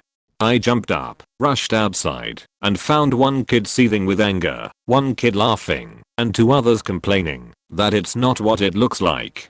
The good kid told me that laughing kid and complaining kids were verbally harassing the angry kid by commenting on his short stature. Angry kid then slapped the laughing kid, which is when the good kid ran to get me. When I came out, I was beyond livid, because the angry kid had been causing me lots of problems with his behavior in practice, and now he had slapped his teammate. I asked for everyone's side of the story, separated the kids, and scolded each side for their behavior. It was an awkward bus ride home, because I made angry kids sit up front with me. I scolded each side again, and told them they would have punishment at next practice. I immediately contacted the head coach and the female AD, because she had always been dependable for advice. Before I reached out to the male AD with my decision, I gave a brief rundown of what happened and vocalized that I wanted the angry kid to be off the team based on the following reasons. He had shown poor work ethic in practice by showing up late, not doing what was asked, mouthing off to me that practice was a waste of time, not being a team player, not participating in conditioning, etc. He had his mom corner me after practice when I was alone to tell me I had no right to not let him start in matches, although all the boys knew that their starting positions were based on working their way up the ladder, had to best the person above them at least one time. This kid had the talent and technique but wasn't applying himself, especially during practice. See reason #1. Before the match, I explicitly told him I would start him this one time to see if he could prove that he was a strong player by showing me a good work ethic and that he could get along with his teammates. If he displayed poor behavior, either on or off the court, he would be back to square one. I made sure he knew and comprehended our agreement, and he assured me, without a doubt, that he'd be on his best behavior. However, the incident day, although terrible the circumstances, proved that this kid could not rise above what I knew he could avoid. I was devastated that this kid did not prove himself to me after giving him an opportunity that I made only for him. I was being unfair to his teammates by giving him this chance. In any other sport at this high school, if a player laid a hand on another player, they would immediately be kicked off the team. It goes against rules of conduct of the school and of the sport. Participating in extracurricular activities and sports are privileges, not rights. And this kid had laid a hand on a teammate, which should result in immediate termination. The head coach didn't respond to me, but the female lady did. She claimed that I can't kick this kid off the team due to a one-time offense, although she knows the history of this kid during practices, because she has seen it with her own eyes.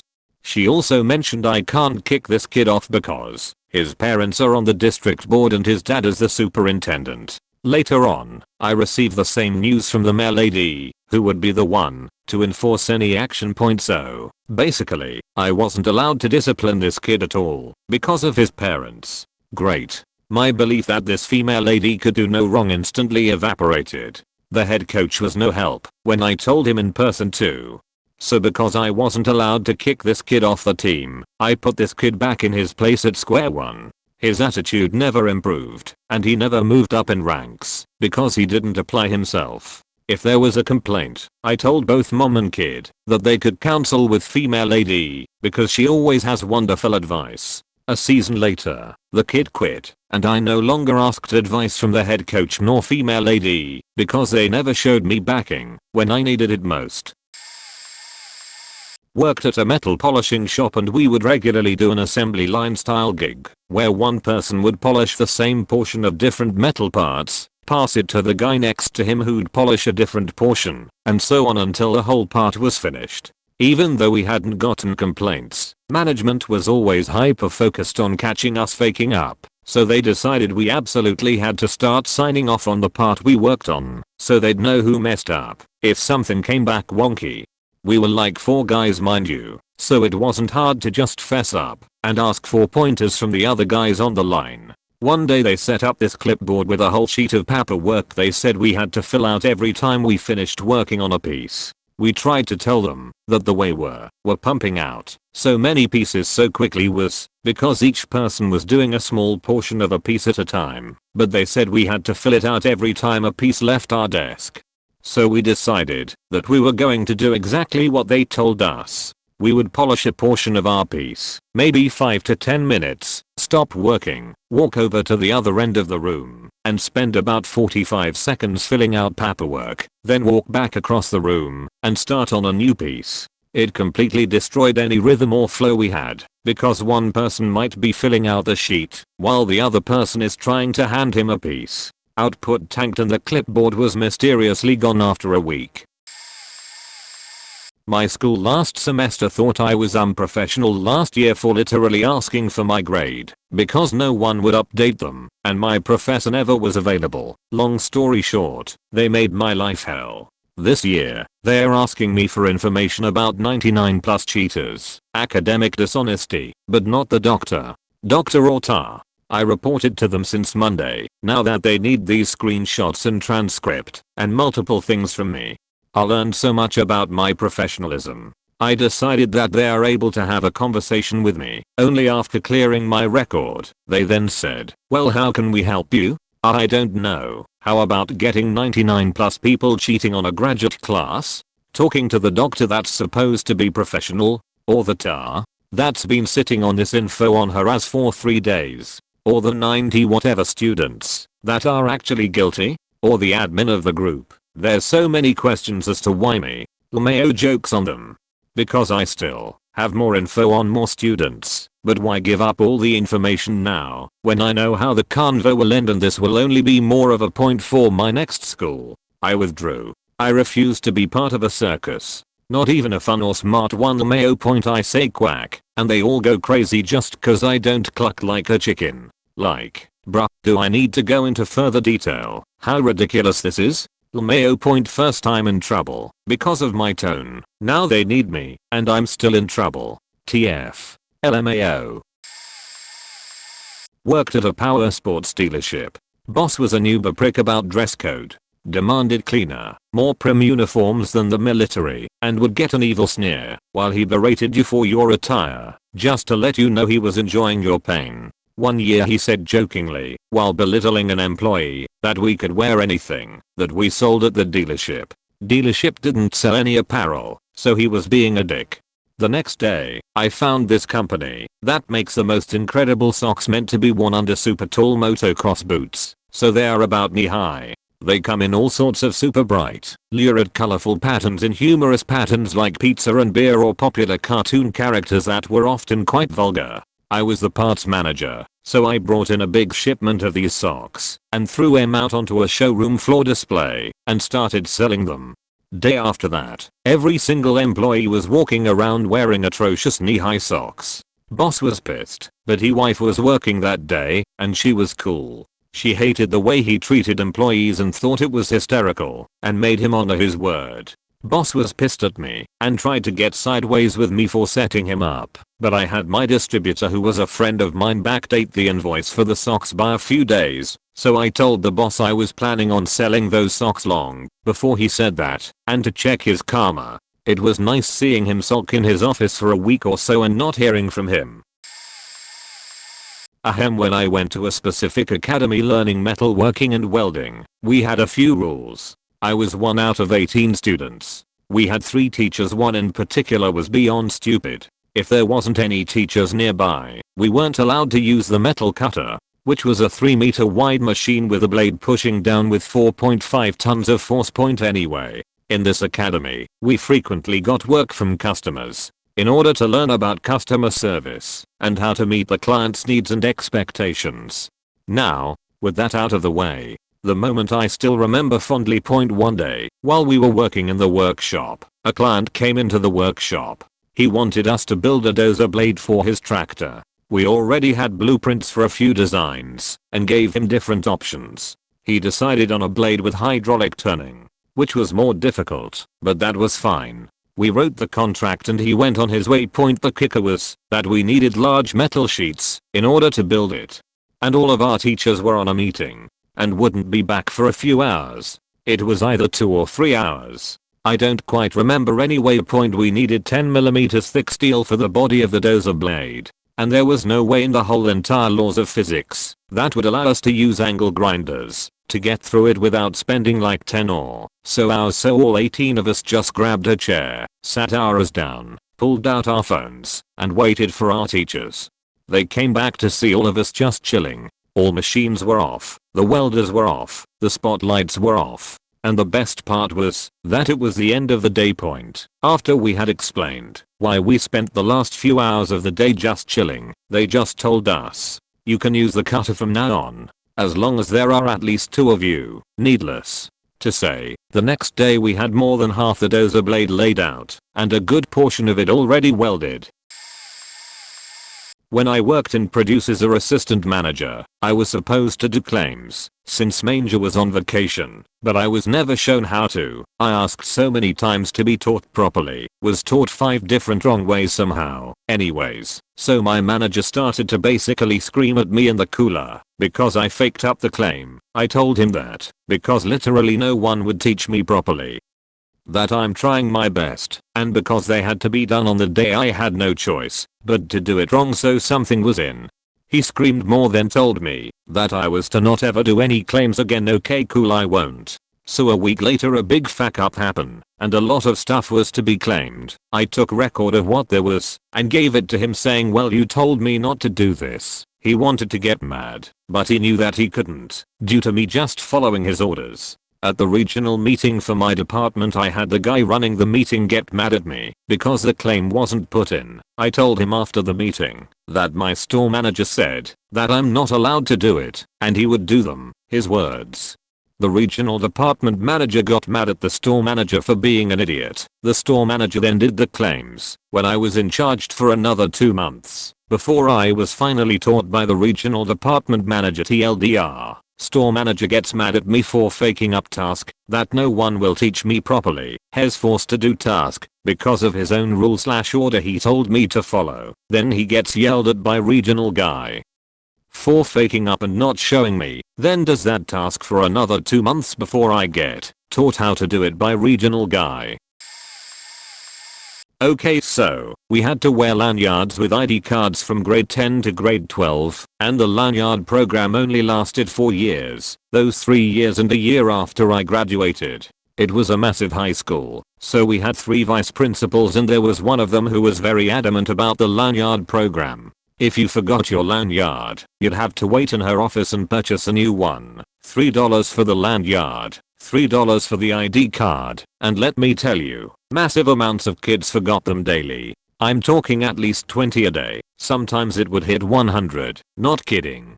Anyways, a year after I graduated, I had a buddy who stayed to do a leap year, and he tells me Ms. Nahachowitz, that crazy vice principal, was seen being taken out, in handcuffs for, you guessed it, pocketing the lanyard money. Apparently she accumulated over 10 grand. Also side note, everyone hated her, even teachers. I remember an assembly where she talked about respect and attendance and whatnot, and me and my friend started clapping her off stage and the entire auditorium started doing it. Haha. Teachers didn't even try to stop it at first, they were laughing too hard. Side note to the side note, assemblies were split between half the school because the hall couldn't fit 2200 kids in it. So imagine 1000 kids clapping you off stage. Lol. Felt great. Edit. I graduated in 2011, so I guess late 00. In high school, I got sent to the alternative school for 45 days when I got caught with dab carts, weed, on school property. It's supposed to be a place where you recover from bad habits. Well, you would be surprised how easy it is to slip under the radar and do absolutely fuck all when you have a high GPA and never did anything bad, or at least got caught doing anything. While there, I found a nicotine plug, got in touch with a friend who I started smoking weed with daily, and burning through my last required math and English classes I needed to graduate.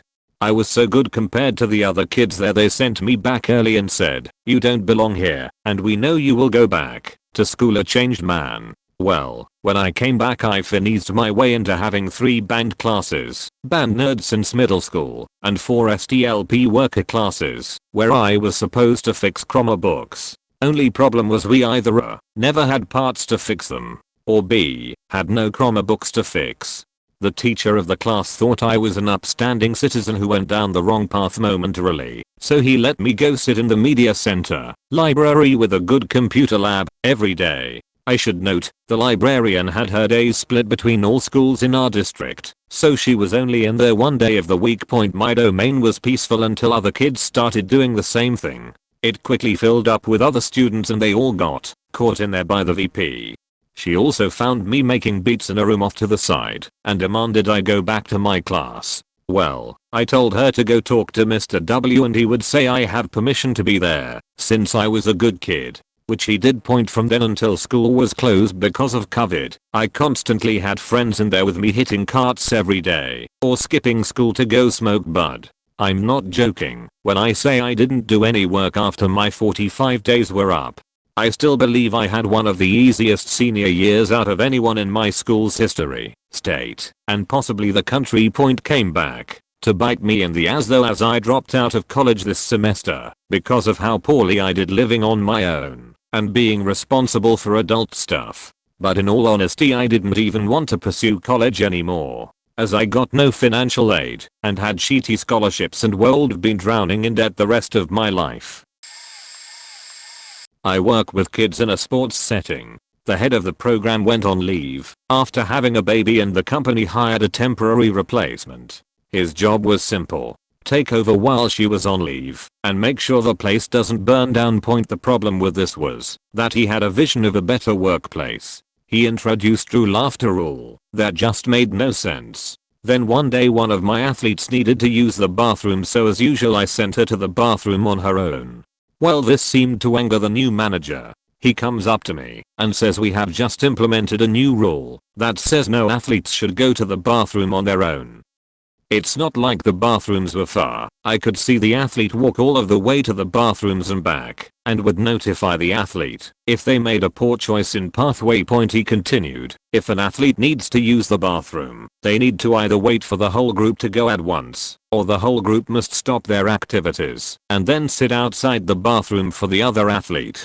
So that's just ridiculous. I have 8 to 10 athletes trying to train. I can't stop them mid-training just because one of them needs to pee. I told him respectfully, I totally disagree with the rule, but if it is what you truly want, I will follow the rule. About a month later, the manager was coaching a group of boys when mid-training one of them starts to beg to go to the bathroom. He says, "You'll have to hold it because we are right in the middle of a training."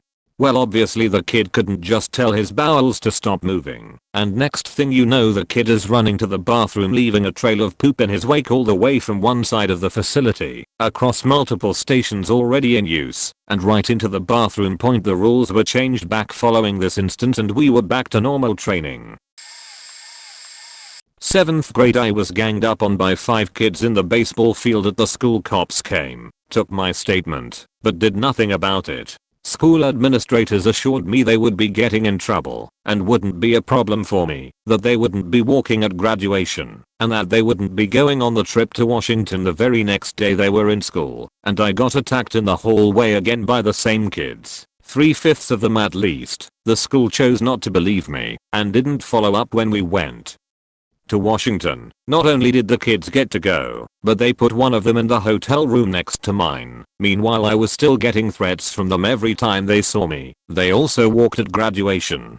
Their punishment turned out to be absolutely nothing. They didn't even make them apologize. Next year, same school, I was talking to a girl and she said something sassy at me. As a joke, I turned towards her and gave her an exaggerated mean look and then made a quick jerk of my leg like I was gonna kick her shit under the table, then chuckled at her. Suddenly a teacher is running at me screaming physical contact. Really? That's what you come yelling, and pretty much tackles me into a desk and is trying to pin me down and telling people to get away from me.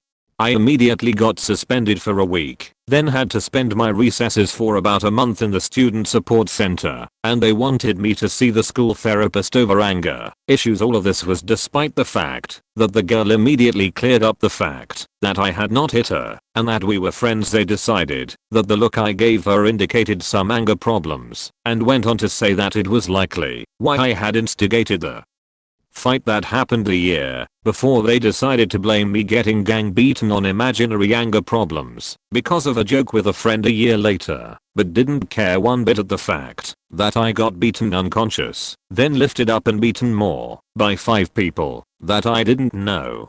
The whole zero tolerance policy is bullshit and doesn't help anyone. This happened my junior year of high school. For about 4 or 5 years I had been shooting for a competitive rifle team. I wasn't the best, but I was the best for my age group.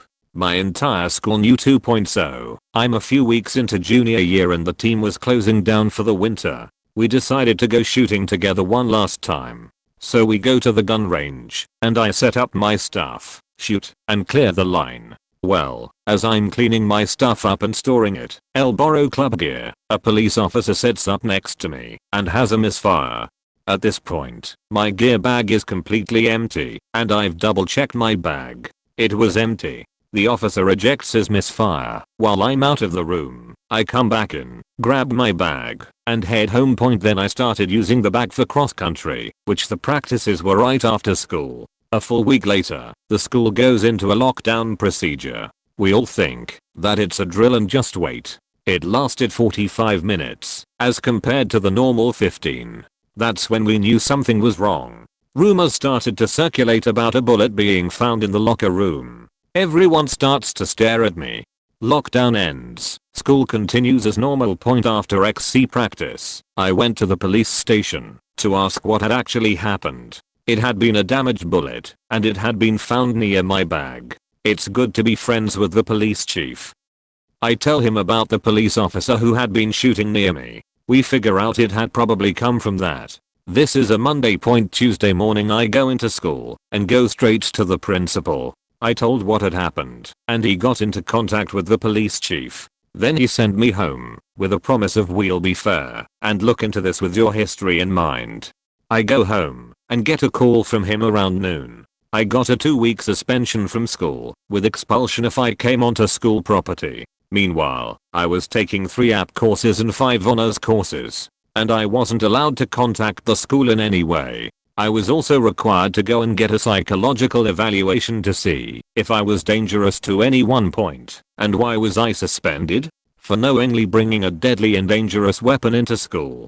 The principal went to the town newspaper and said through the investigative processes of the school, we have ascertained the identity of the student responsible and taken a measured and reasonable response. No mention of the student coming forward and freely admitting what had happened. Meanwhile, the person who went through my personal bag and decided they wanted to cause a scene went unpunished. However, I passed all classes and am currently enrolled at the University of Massachusetts, Lowell, in the mechanical engineering program. So I'm pretty happy with how it turned out. Edit. TLDR. Got a 2-week suspension because of a bullet found in my bag.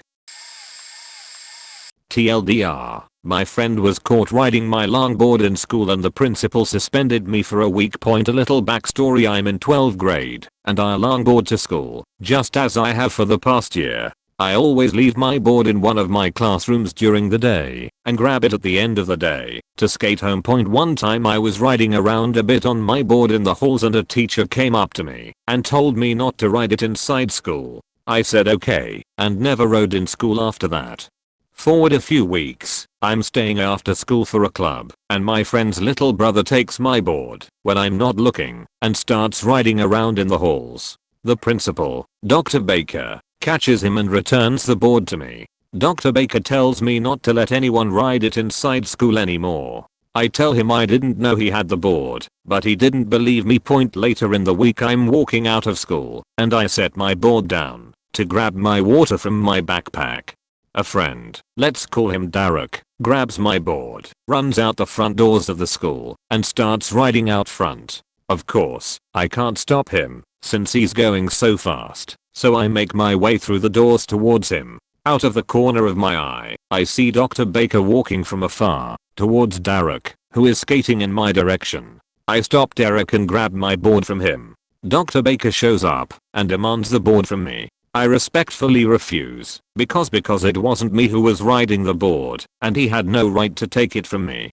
Baker tries to pry it from my hands, and continues to demand the board.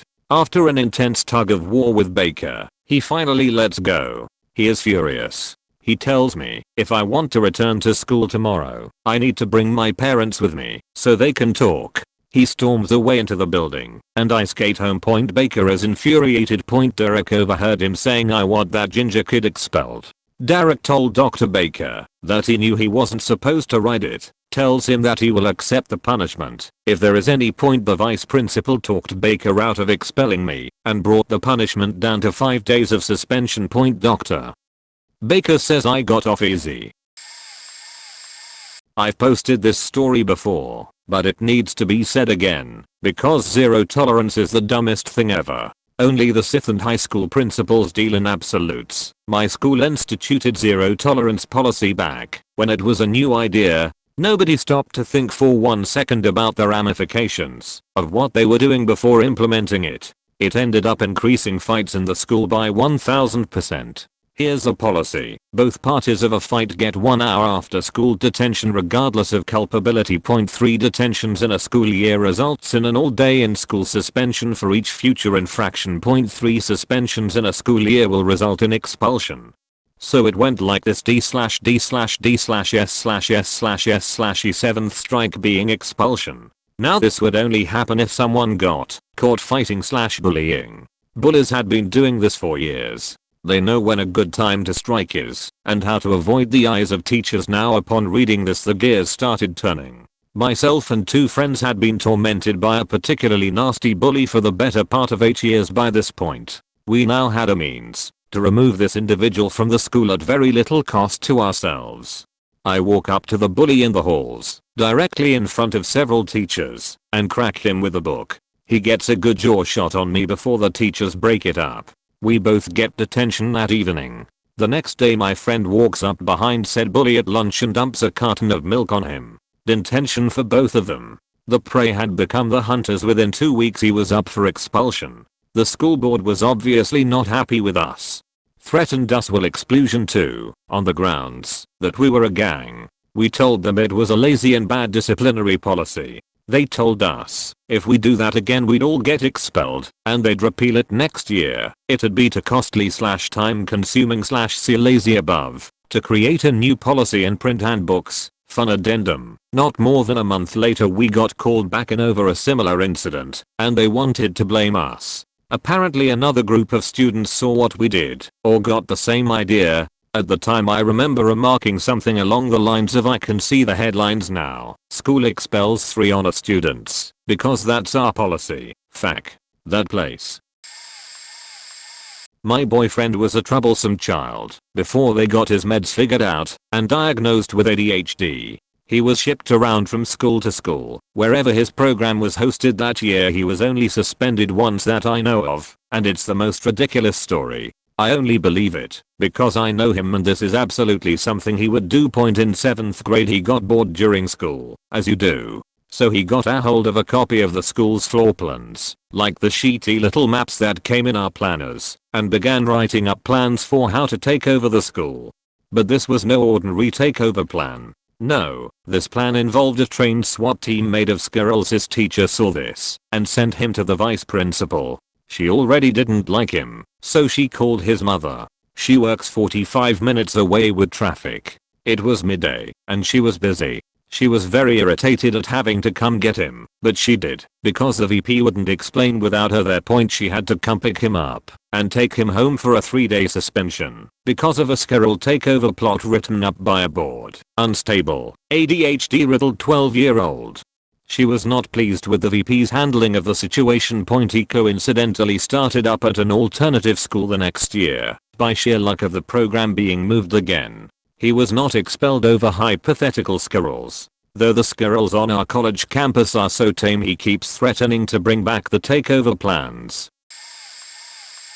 This was way before ZT, but my school used the idea whenever it suited them. When I went there, some background. I was a nice kid, but had a few issues after 2nd grade. One was hypoglycemia, which wasn't diagnosed until I was 14, still trying to fix that damage, and the other was finally having someone realize I was being wrapped by a family friend and being helped. 2nd grade. Now before all that, teachers loved me. I was stupid, helpful, nice, and loved learning so much. I acted out sometimes, but generally they assumed I was a great kid. Then I hid counseling, and that faked my head up this ways for Sunday, and I got cranky, cried during class, and started becoming unresponsive sometimes. Mix of sugar crashing harder from same size meals from 3-year-olds, 12th, and depression hitting. The teachers started hating me with the exception of my 3rd grade teacher, who tried to help. I wonder still if they knew what happened and why I left class once a week. Background over. My 3rd grade year, one of my guy friends started learning karate, while my other friends and I weren't so lucky. We wanted to learn too, so we made a karate club, and he taught us poses and the silly jump tricks. For a bit I felt confident and like I could protect myself. One of our friends was a huge bitch and we wanted to kick her out of the group entirely. She caught wind and started a huge argument over kicking other people out, stupidly even saying the only person actually taking karate. This culminated at recess when my BFF of the time and I got into a slap fight and she knocked my glasses off. Now we were actually mad and fighting, but the problem was the girl we wanted to kick out went over and stepped on my glasses to destroy them, then ran to a supervisor and said the leader did it. Her and another member made a huge story about how we were bullying the little kids and I was leading the bullying and how the kid teaching us broke my glasses. It was all bullshit. In a school of 300, 3-year-old 12, no one but those two could back up the story. No one had been bullied by us and we had never laid a hand on anything but the big tree outside. Hell, most of us were the bullied.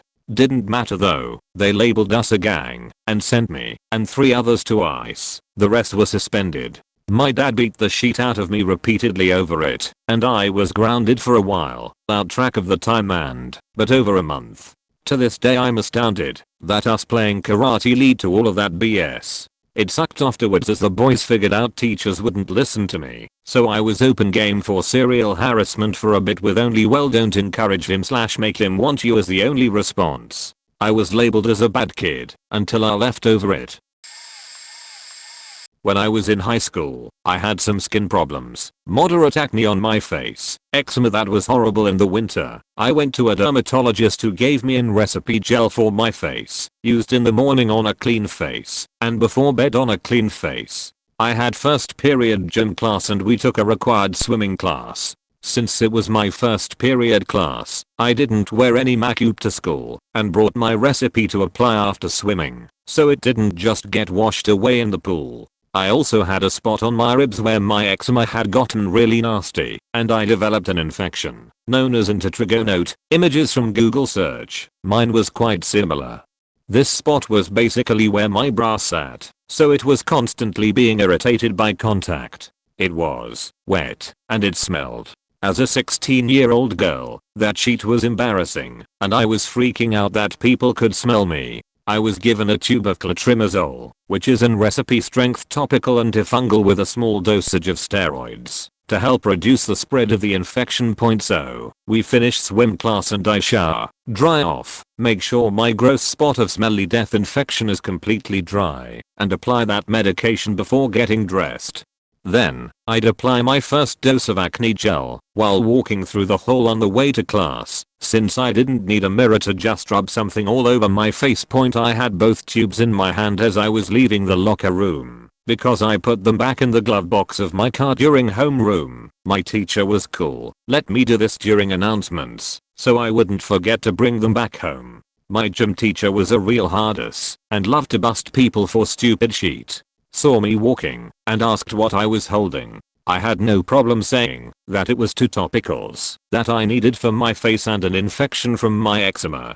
She takes a look at the 2 tubes and sees that they're recipe, then immediately tells me that I need to follow her now. I'm standing in the administration office because she's trying to get me busted for possession of medication. Luckily, I got the assistant principal that was very reasonable, and he spoke to me after the gym teacher went back to start her next class. She couldn't be late, but she sure as shit could make me late. Basically, he asked what the meds were, answered honestly why I was carrying them instead of dropping them off at the clinic. Again, honest answers. The biggest reason is that I needed to apply the clotrimazole to dry skin before any clothing makes contact. I certainly can't walk down to the nurse's office topless, could I? Plus, I needed them for multiple applications during the day. Was it really logical to pick it up and drop it off each morning when that requires a parent to do so? And if I was aware of the zero tolerance drug policy? Yes, I was very aware of the policy.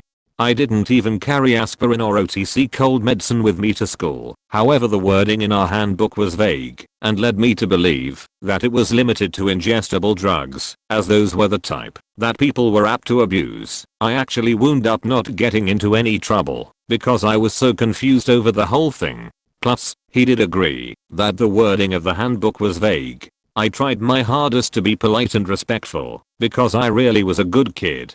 but I did make my point by asking him if a female student had a yeast infection and she had to deal with medication that was not taken orally, wouldn't they want to give her the benefit of allowing her to deal with that on her own? Or would she have to make this big production out of registering the medication with other students present in the office, making a special trip to the clinic, and requesting her medication by name? Again, other students may be present, then having to use the office restroom to administer the medication? Or would it be much more beneficial for all parties to just let her quickly and quietly handle her needs by making a quick stop to the restroom between classes? I was shocked beyond belief to find that this guy sat across from me and nodded in agreement. Basically, my entire argument about topical versus ingested medication was the entire reason that he wouldn't pursue any discipline for my medicinal possession.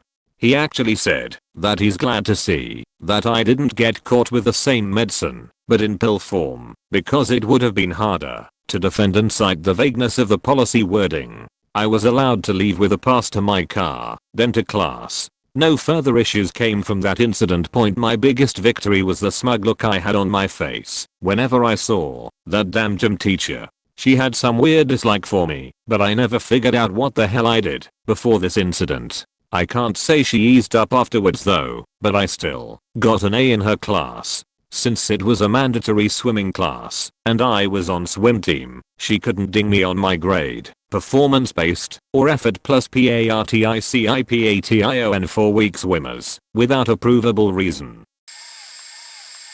I know this will get buried, but anyone who finds this will be rewarded with this awesome story. Okay, so in 5th grade, I didn't go to the best school district. There were some super violent kids, you know, the ones with parents in the military. All they do is play COD and work on their roundhouse kicks. Well, just call them Jacob, Andrew, and Jacob 2. One day they're all hanging out talking about how many steroids they do, or whatever, and Jacob just blurts out, "Hey, we should beat up so and so."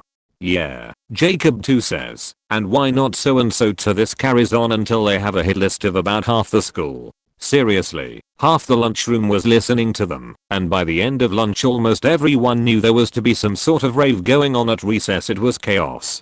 Picture yourself outdoors with a group of 200 plus 5th graders shouting at each other, trying to kill each other.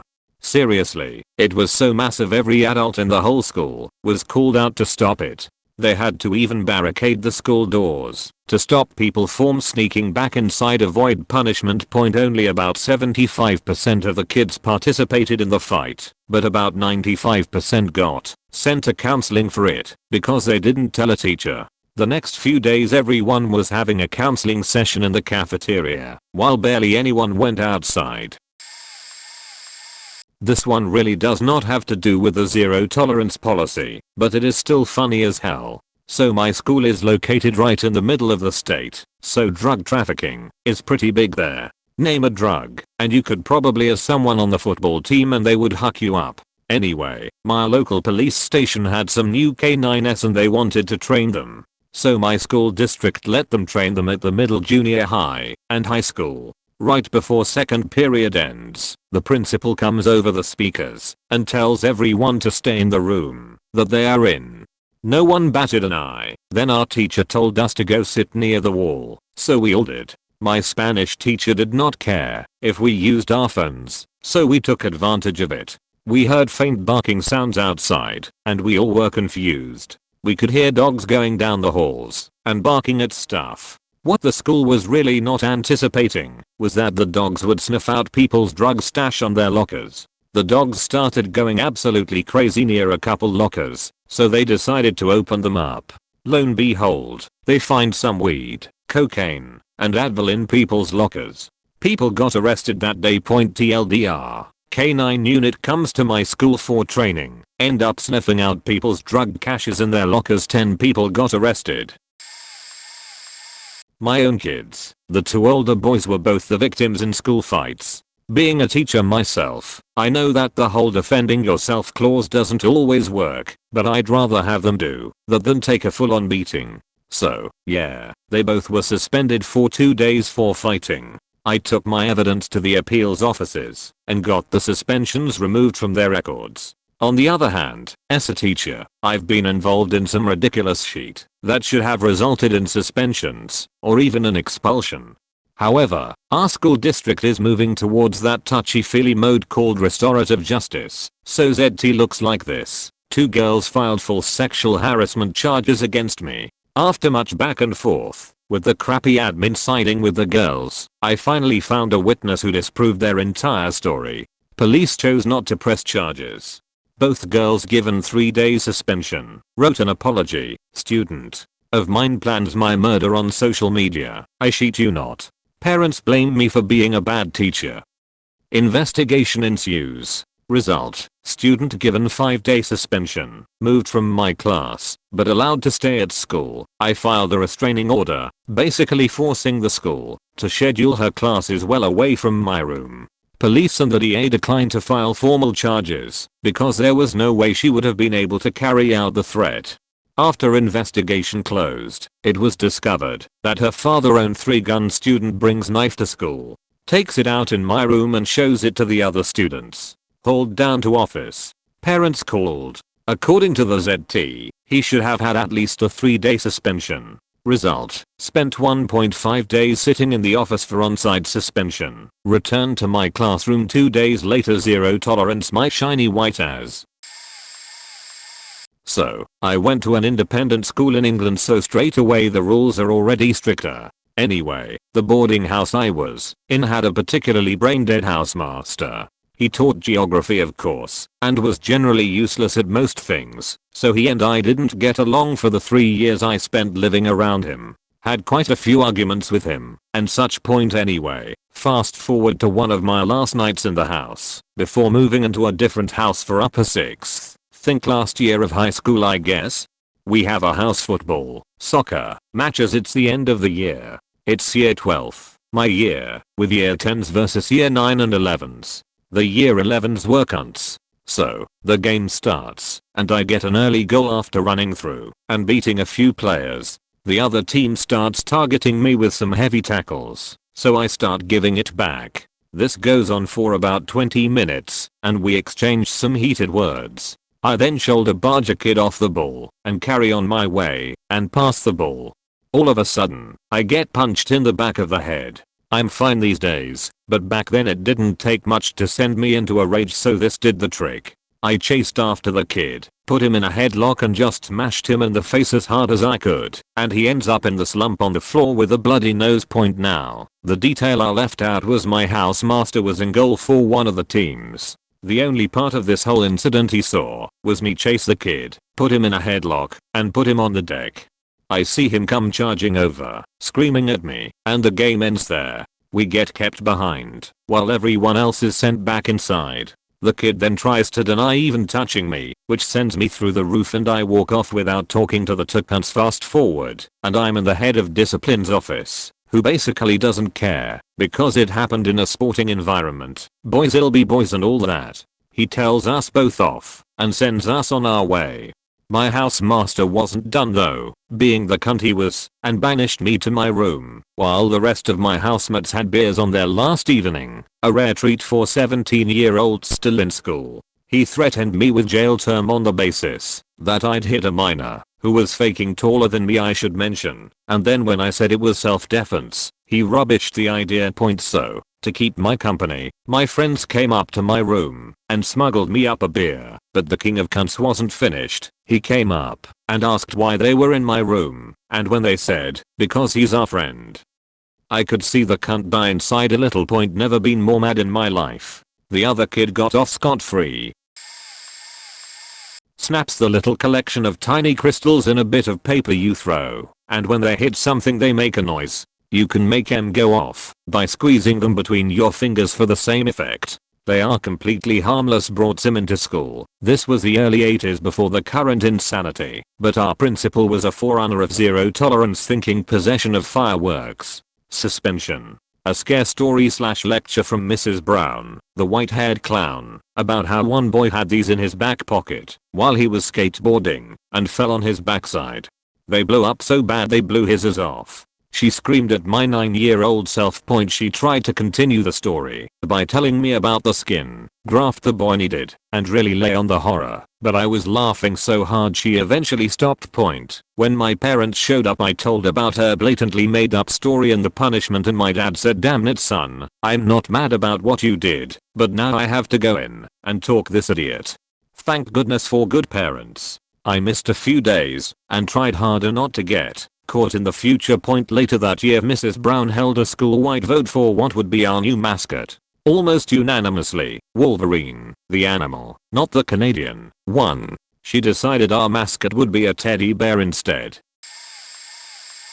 So I had never been drunk before, and I really wanted to try it with my friend. I got an older friend to buy some vodka for us. The next day at school he brought it disguised as a water bottle. One shot turned into two into three, and eventually I had drank about 10. It was a cold day, and I had matches in my bag, because we were trying to make moonshine, unsuccessfully, and we needed matches to light the gas stove, to distill the alcohol out. I was lighting these matches in the bathroom, when I had the bright idea that it would make more warmth if I lit up the paper towel. Then I went home. The school called my parents later and told them there was a fire and they should come to the school. They locked me on the office and interrogated me. Of course I gave them nothing, saying I didn't know anything, even though they saw it was only me in the bathroom at the time. I wasn't thinking about cameras, because it was completely by accident. Eventually some dumber snitches about me having matches, at which point my parents don't buy my story about me having nothing to do with the fire. I admitted it, because threatened to get the police involved. So I was expelled, and my parents have to pay over $1,000 for the damage. Now my parents believe I have ADHD, because that's the excuse I gave for my actions, so they force me to take huge doses of Ritalin, which I'm convinced are starting to fry my brain. PS principal, if you're reading this and realizing my story about the matches being used for a movie and me having ADHD causing me to do it, go fuck yourself, you expelled me anyway. I was bullied relentlessly growing up. I was the fat kid, but at the same time, I sprouted to 6 foot tall by the 5th grade. I was just an easy target to the spoiled brats I was surrounded by. Long story short, due to me being bigger than most people there, whenever I responded to physical assault, I was wrong every single time. I was subsequently treated as though I had anger issues and had to endure BS counselings as a result. Fast forward to the second to last day of 8th grade, middle school. At this school, the PE class was the class the administrators threw the problem children in. I mean the types that are really bad. Due to the overcrowding forcing a lottery-style class selection system, which faked me over in HS. By the way, I was put into a PE class, unnecessarily, for a second time. By 8th grade, I was about 6 feet 3 Ike, still a bit chubby. These were the worst of the worst kids I wanted to be surrounded by. I was the captain of the school crime watch program too, so that probably didn't sit well with these punks. Second to last day, on the basketball court in the gym, a group of about 13 or so of these kids decided it'd be fun to play dodgeball with me, using the basketballs. I was literally surrounded and being pelted in the head/face repeatedly. They then decided to get more physical, in that they were running up to me, swinging a few punches and running away. You know what I did? Nothing. Absolutely nothing at that point in time. Why? Because it was what I was always told to do, because I had anger issues and I cannot retaliate per every school teacher/admin I ever dealt with. What happens next? One of the smaller assholes comes from behind, jumps and wraps his arms around my neck, using his hands to squeeze my throat. It was obvious what he was trying to do. I couldn't breathe. This guy was trying to kill me for fuck's sake.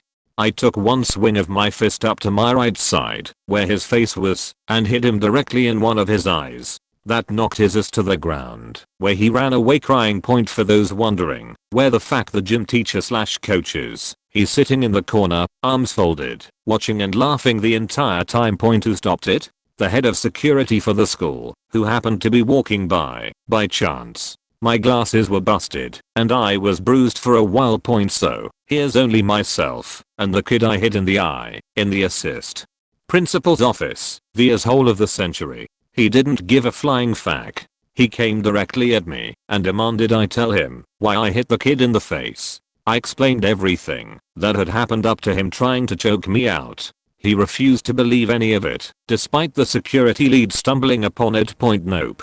Zero tolerance, he yelled at me and suspended me for the remaining 2 days I was supposed to be there. The kid that choked me out got absolutely nothing. The other kids involved, nothing. Looking back on how things happened, I wish I just didn't give a fuck. My mistake was not beating the shit out of the first spoiled rich factor to tell others to back the fuck off / rant.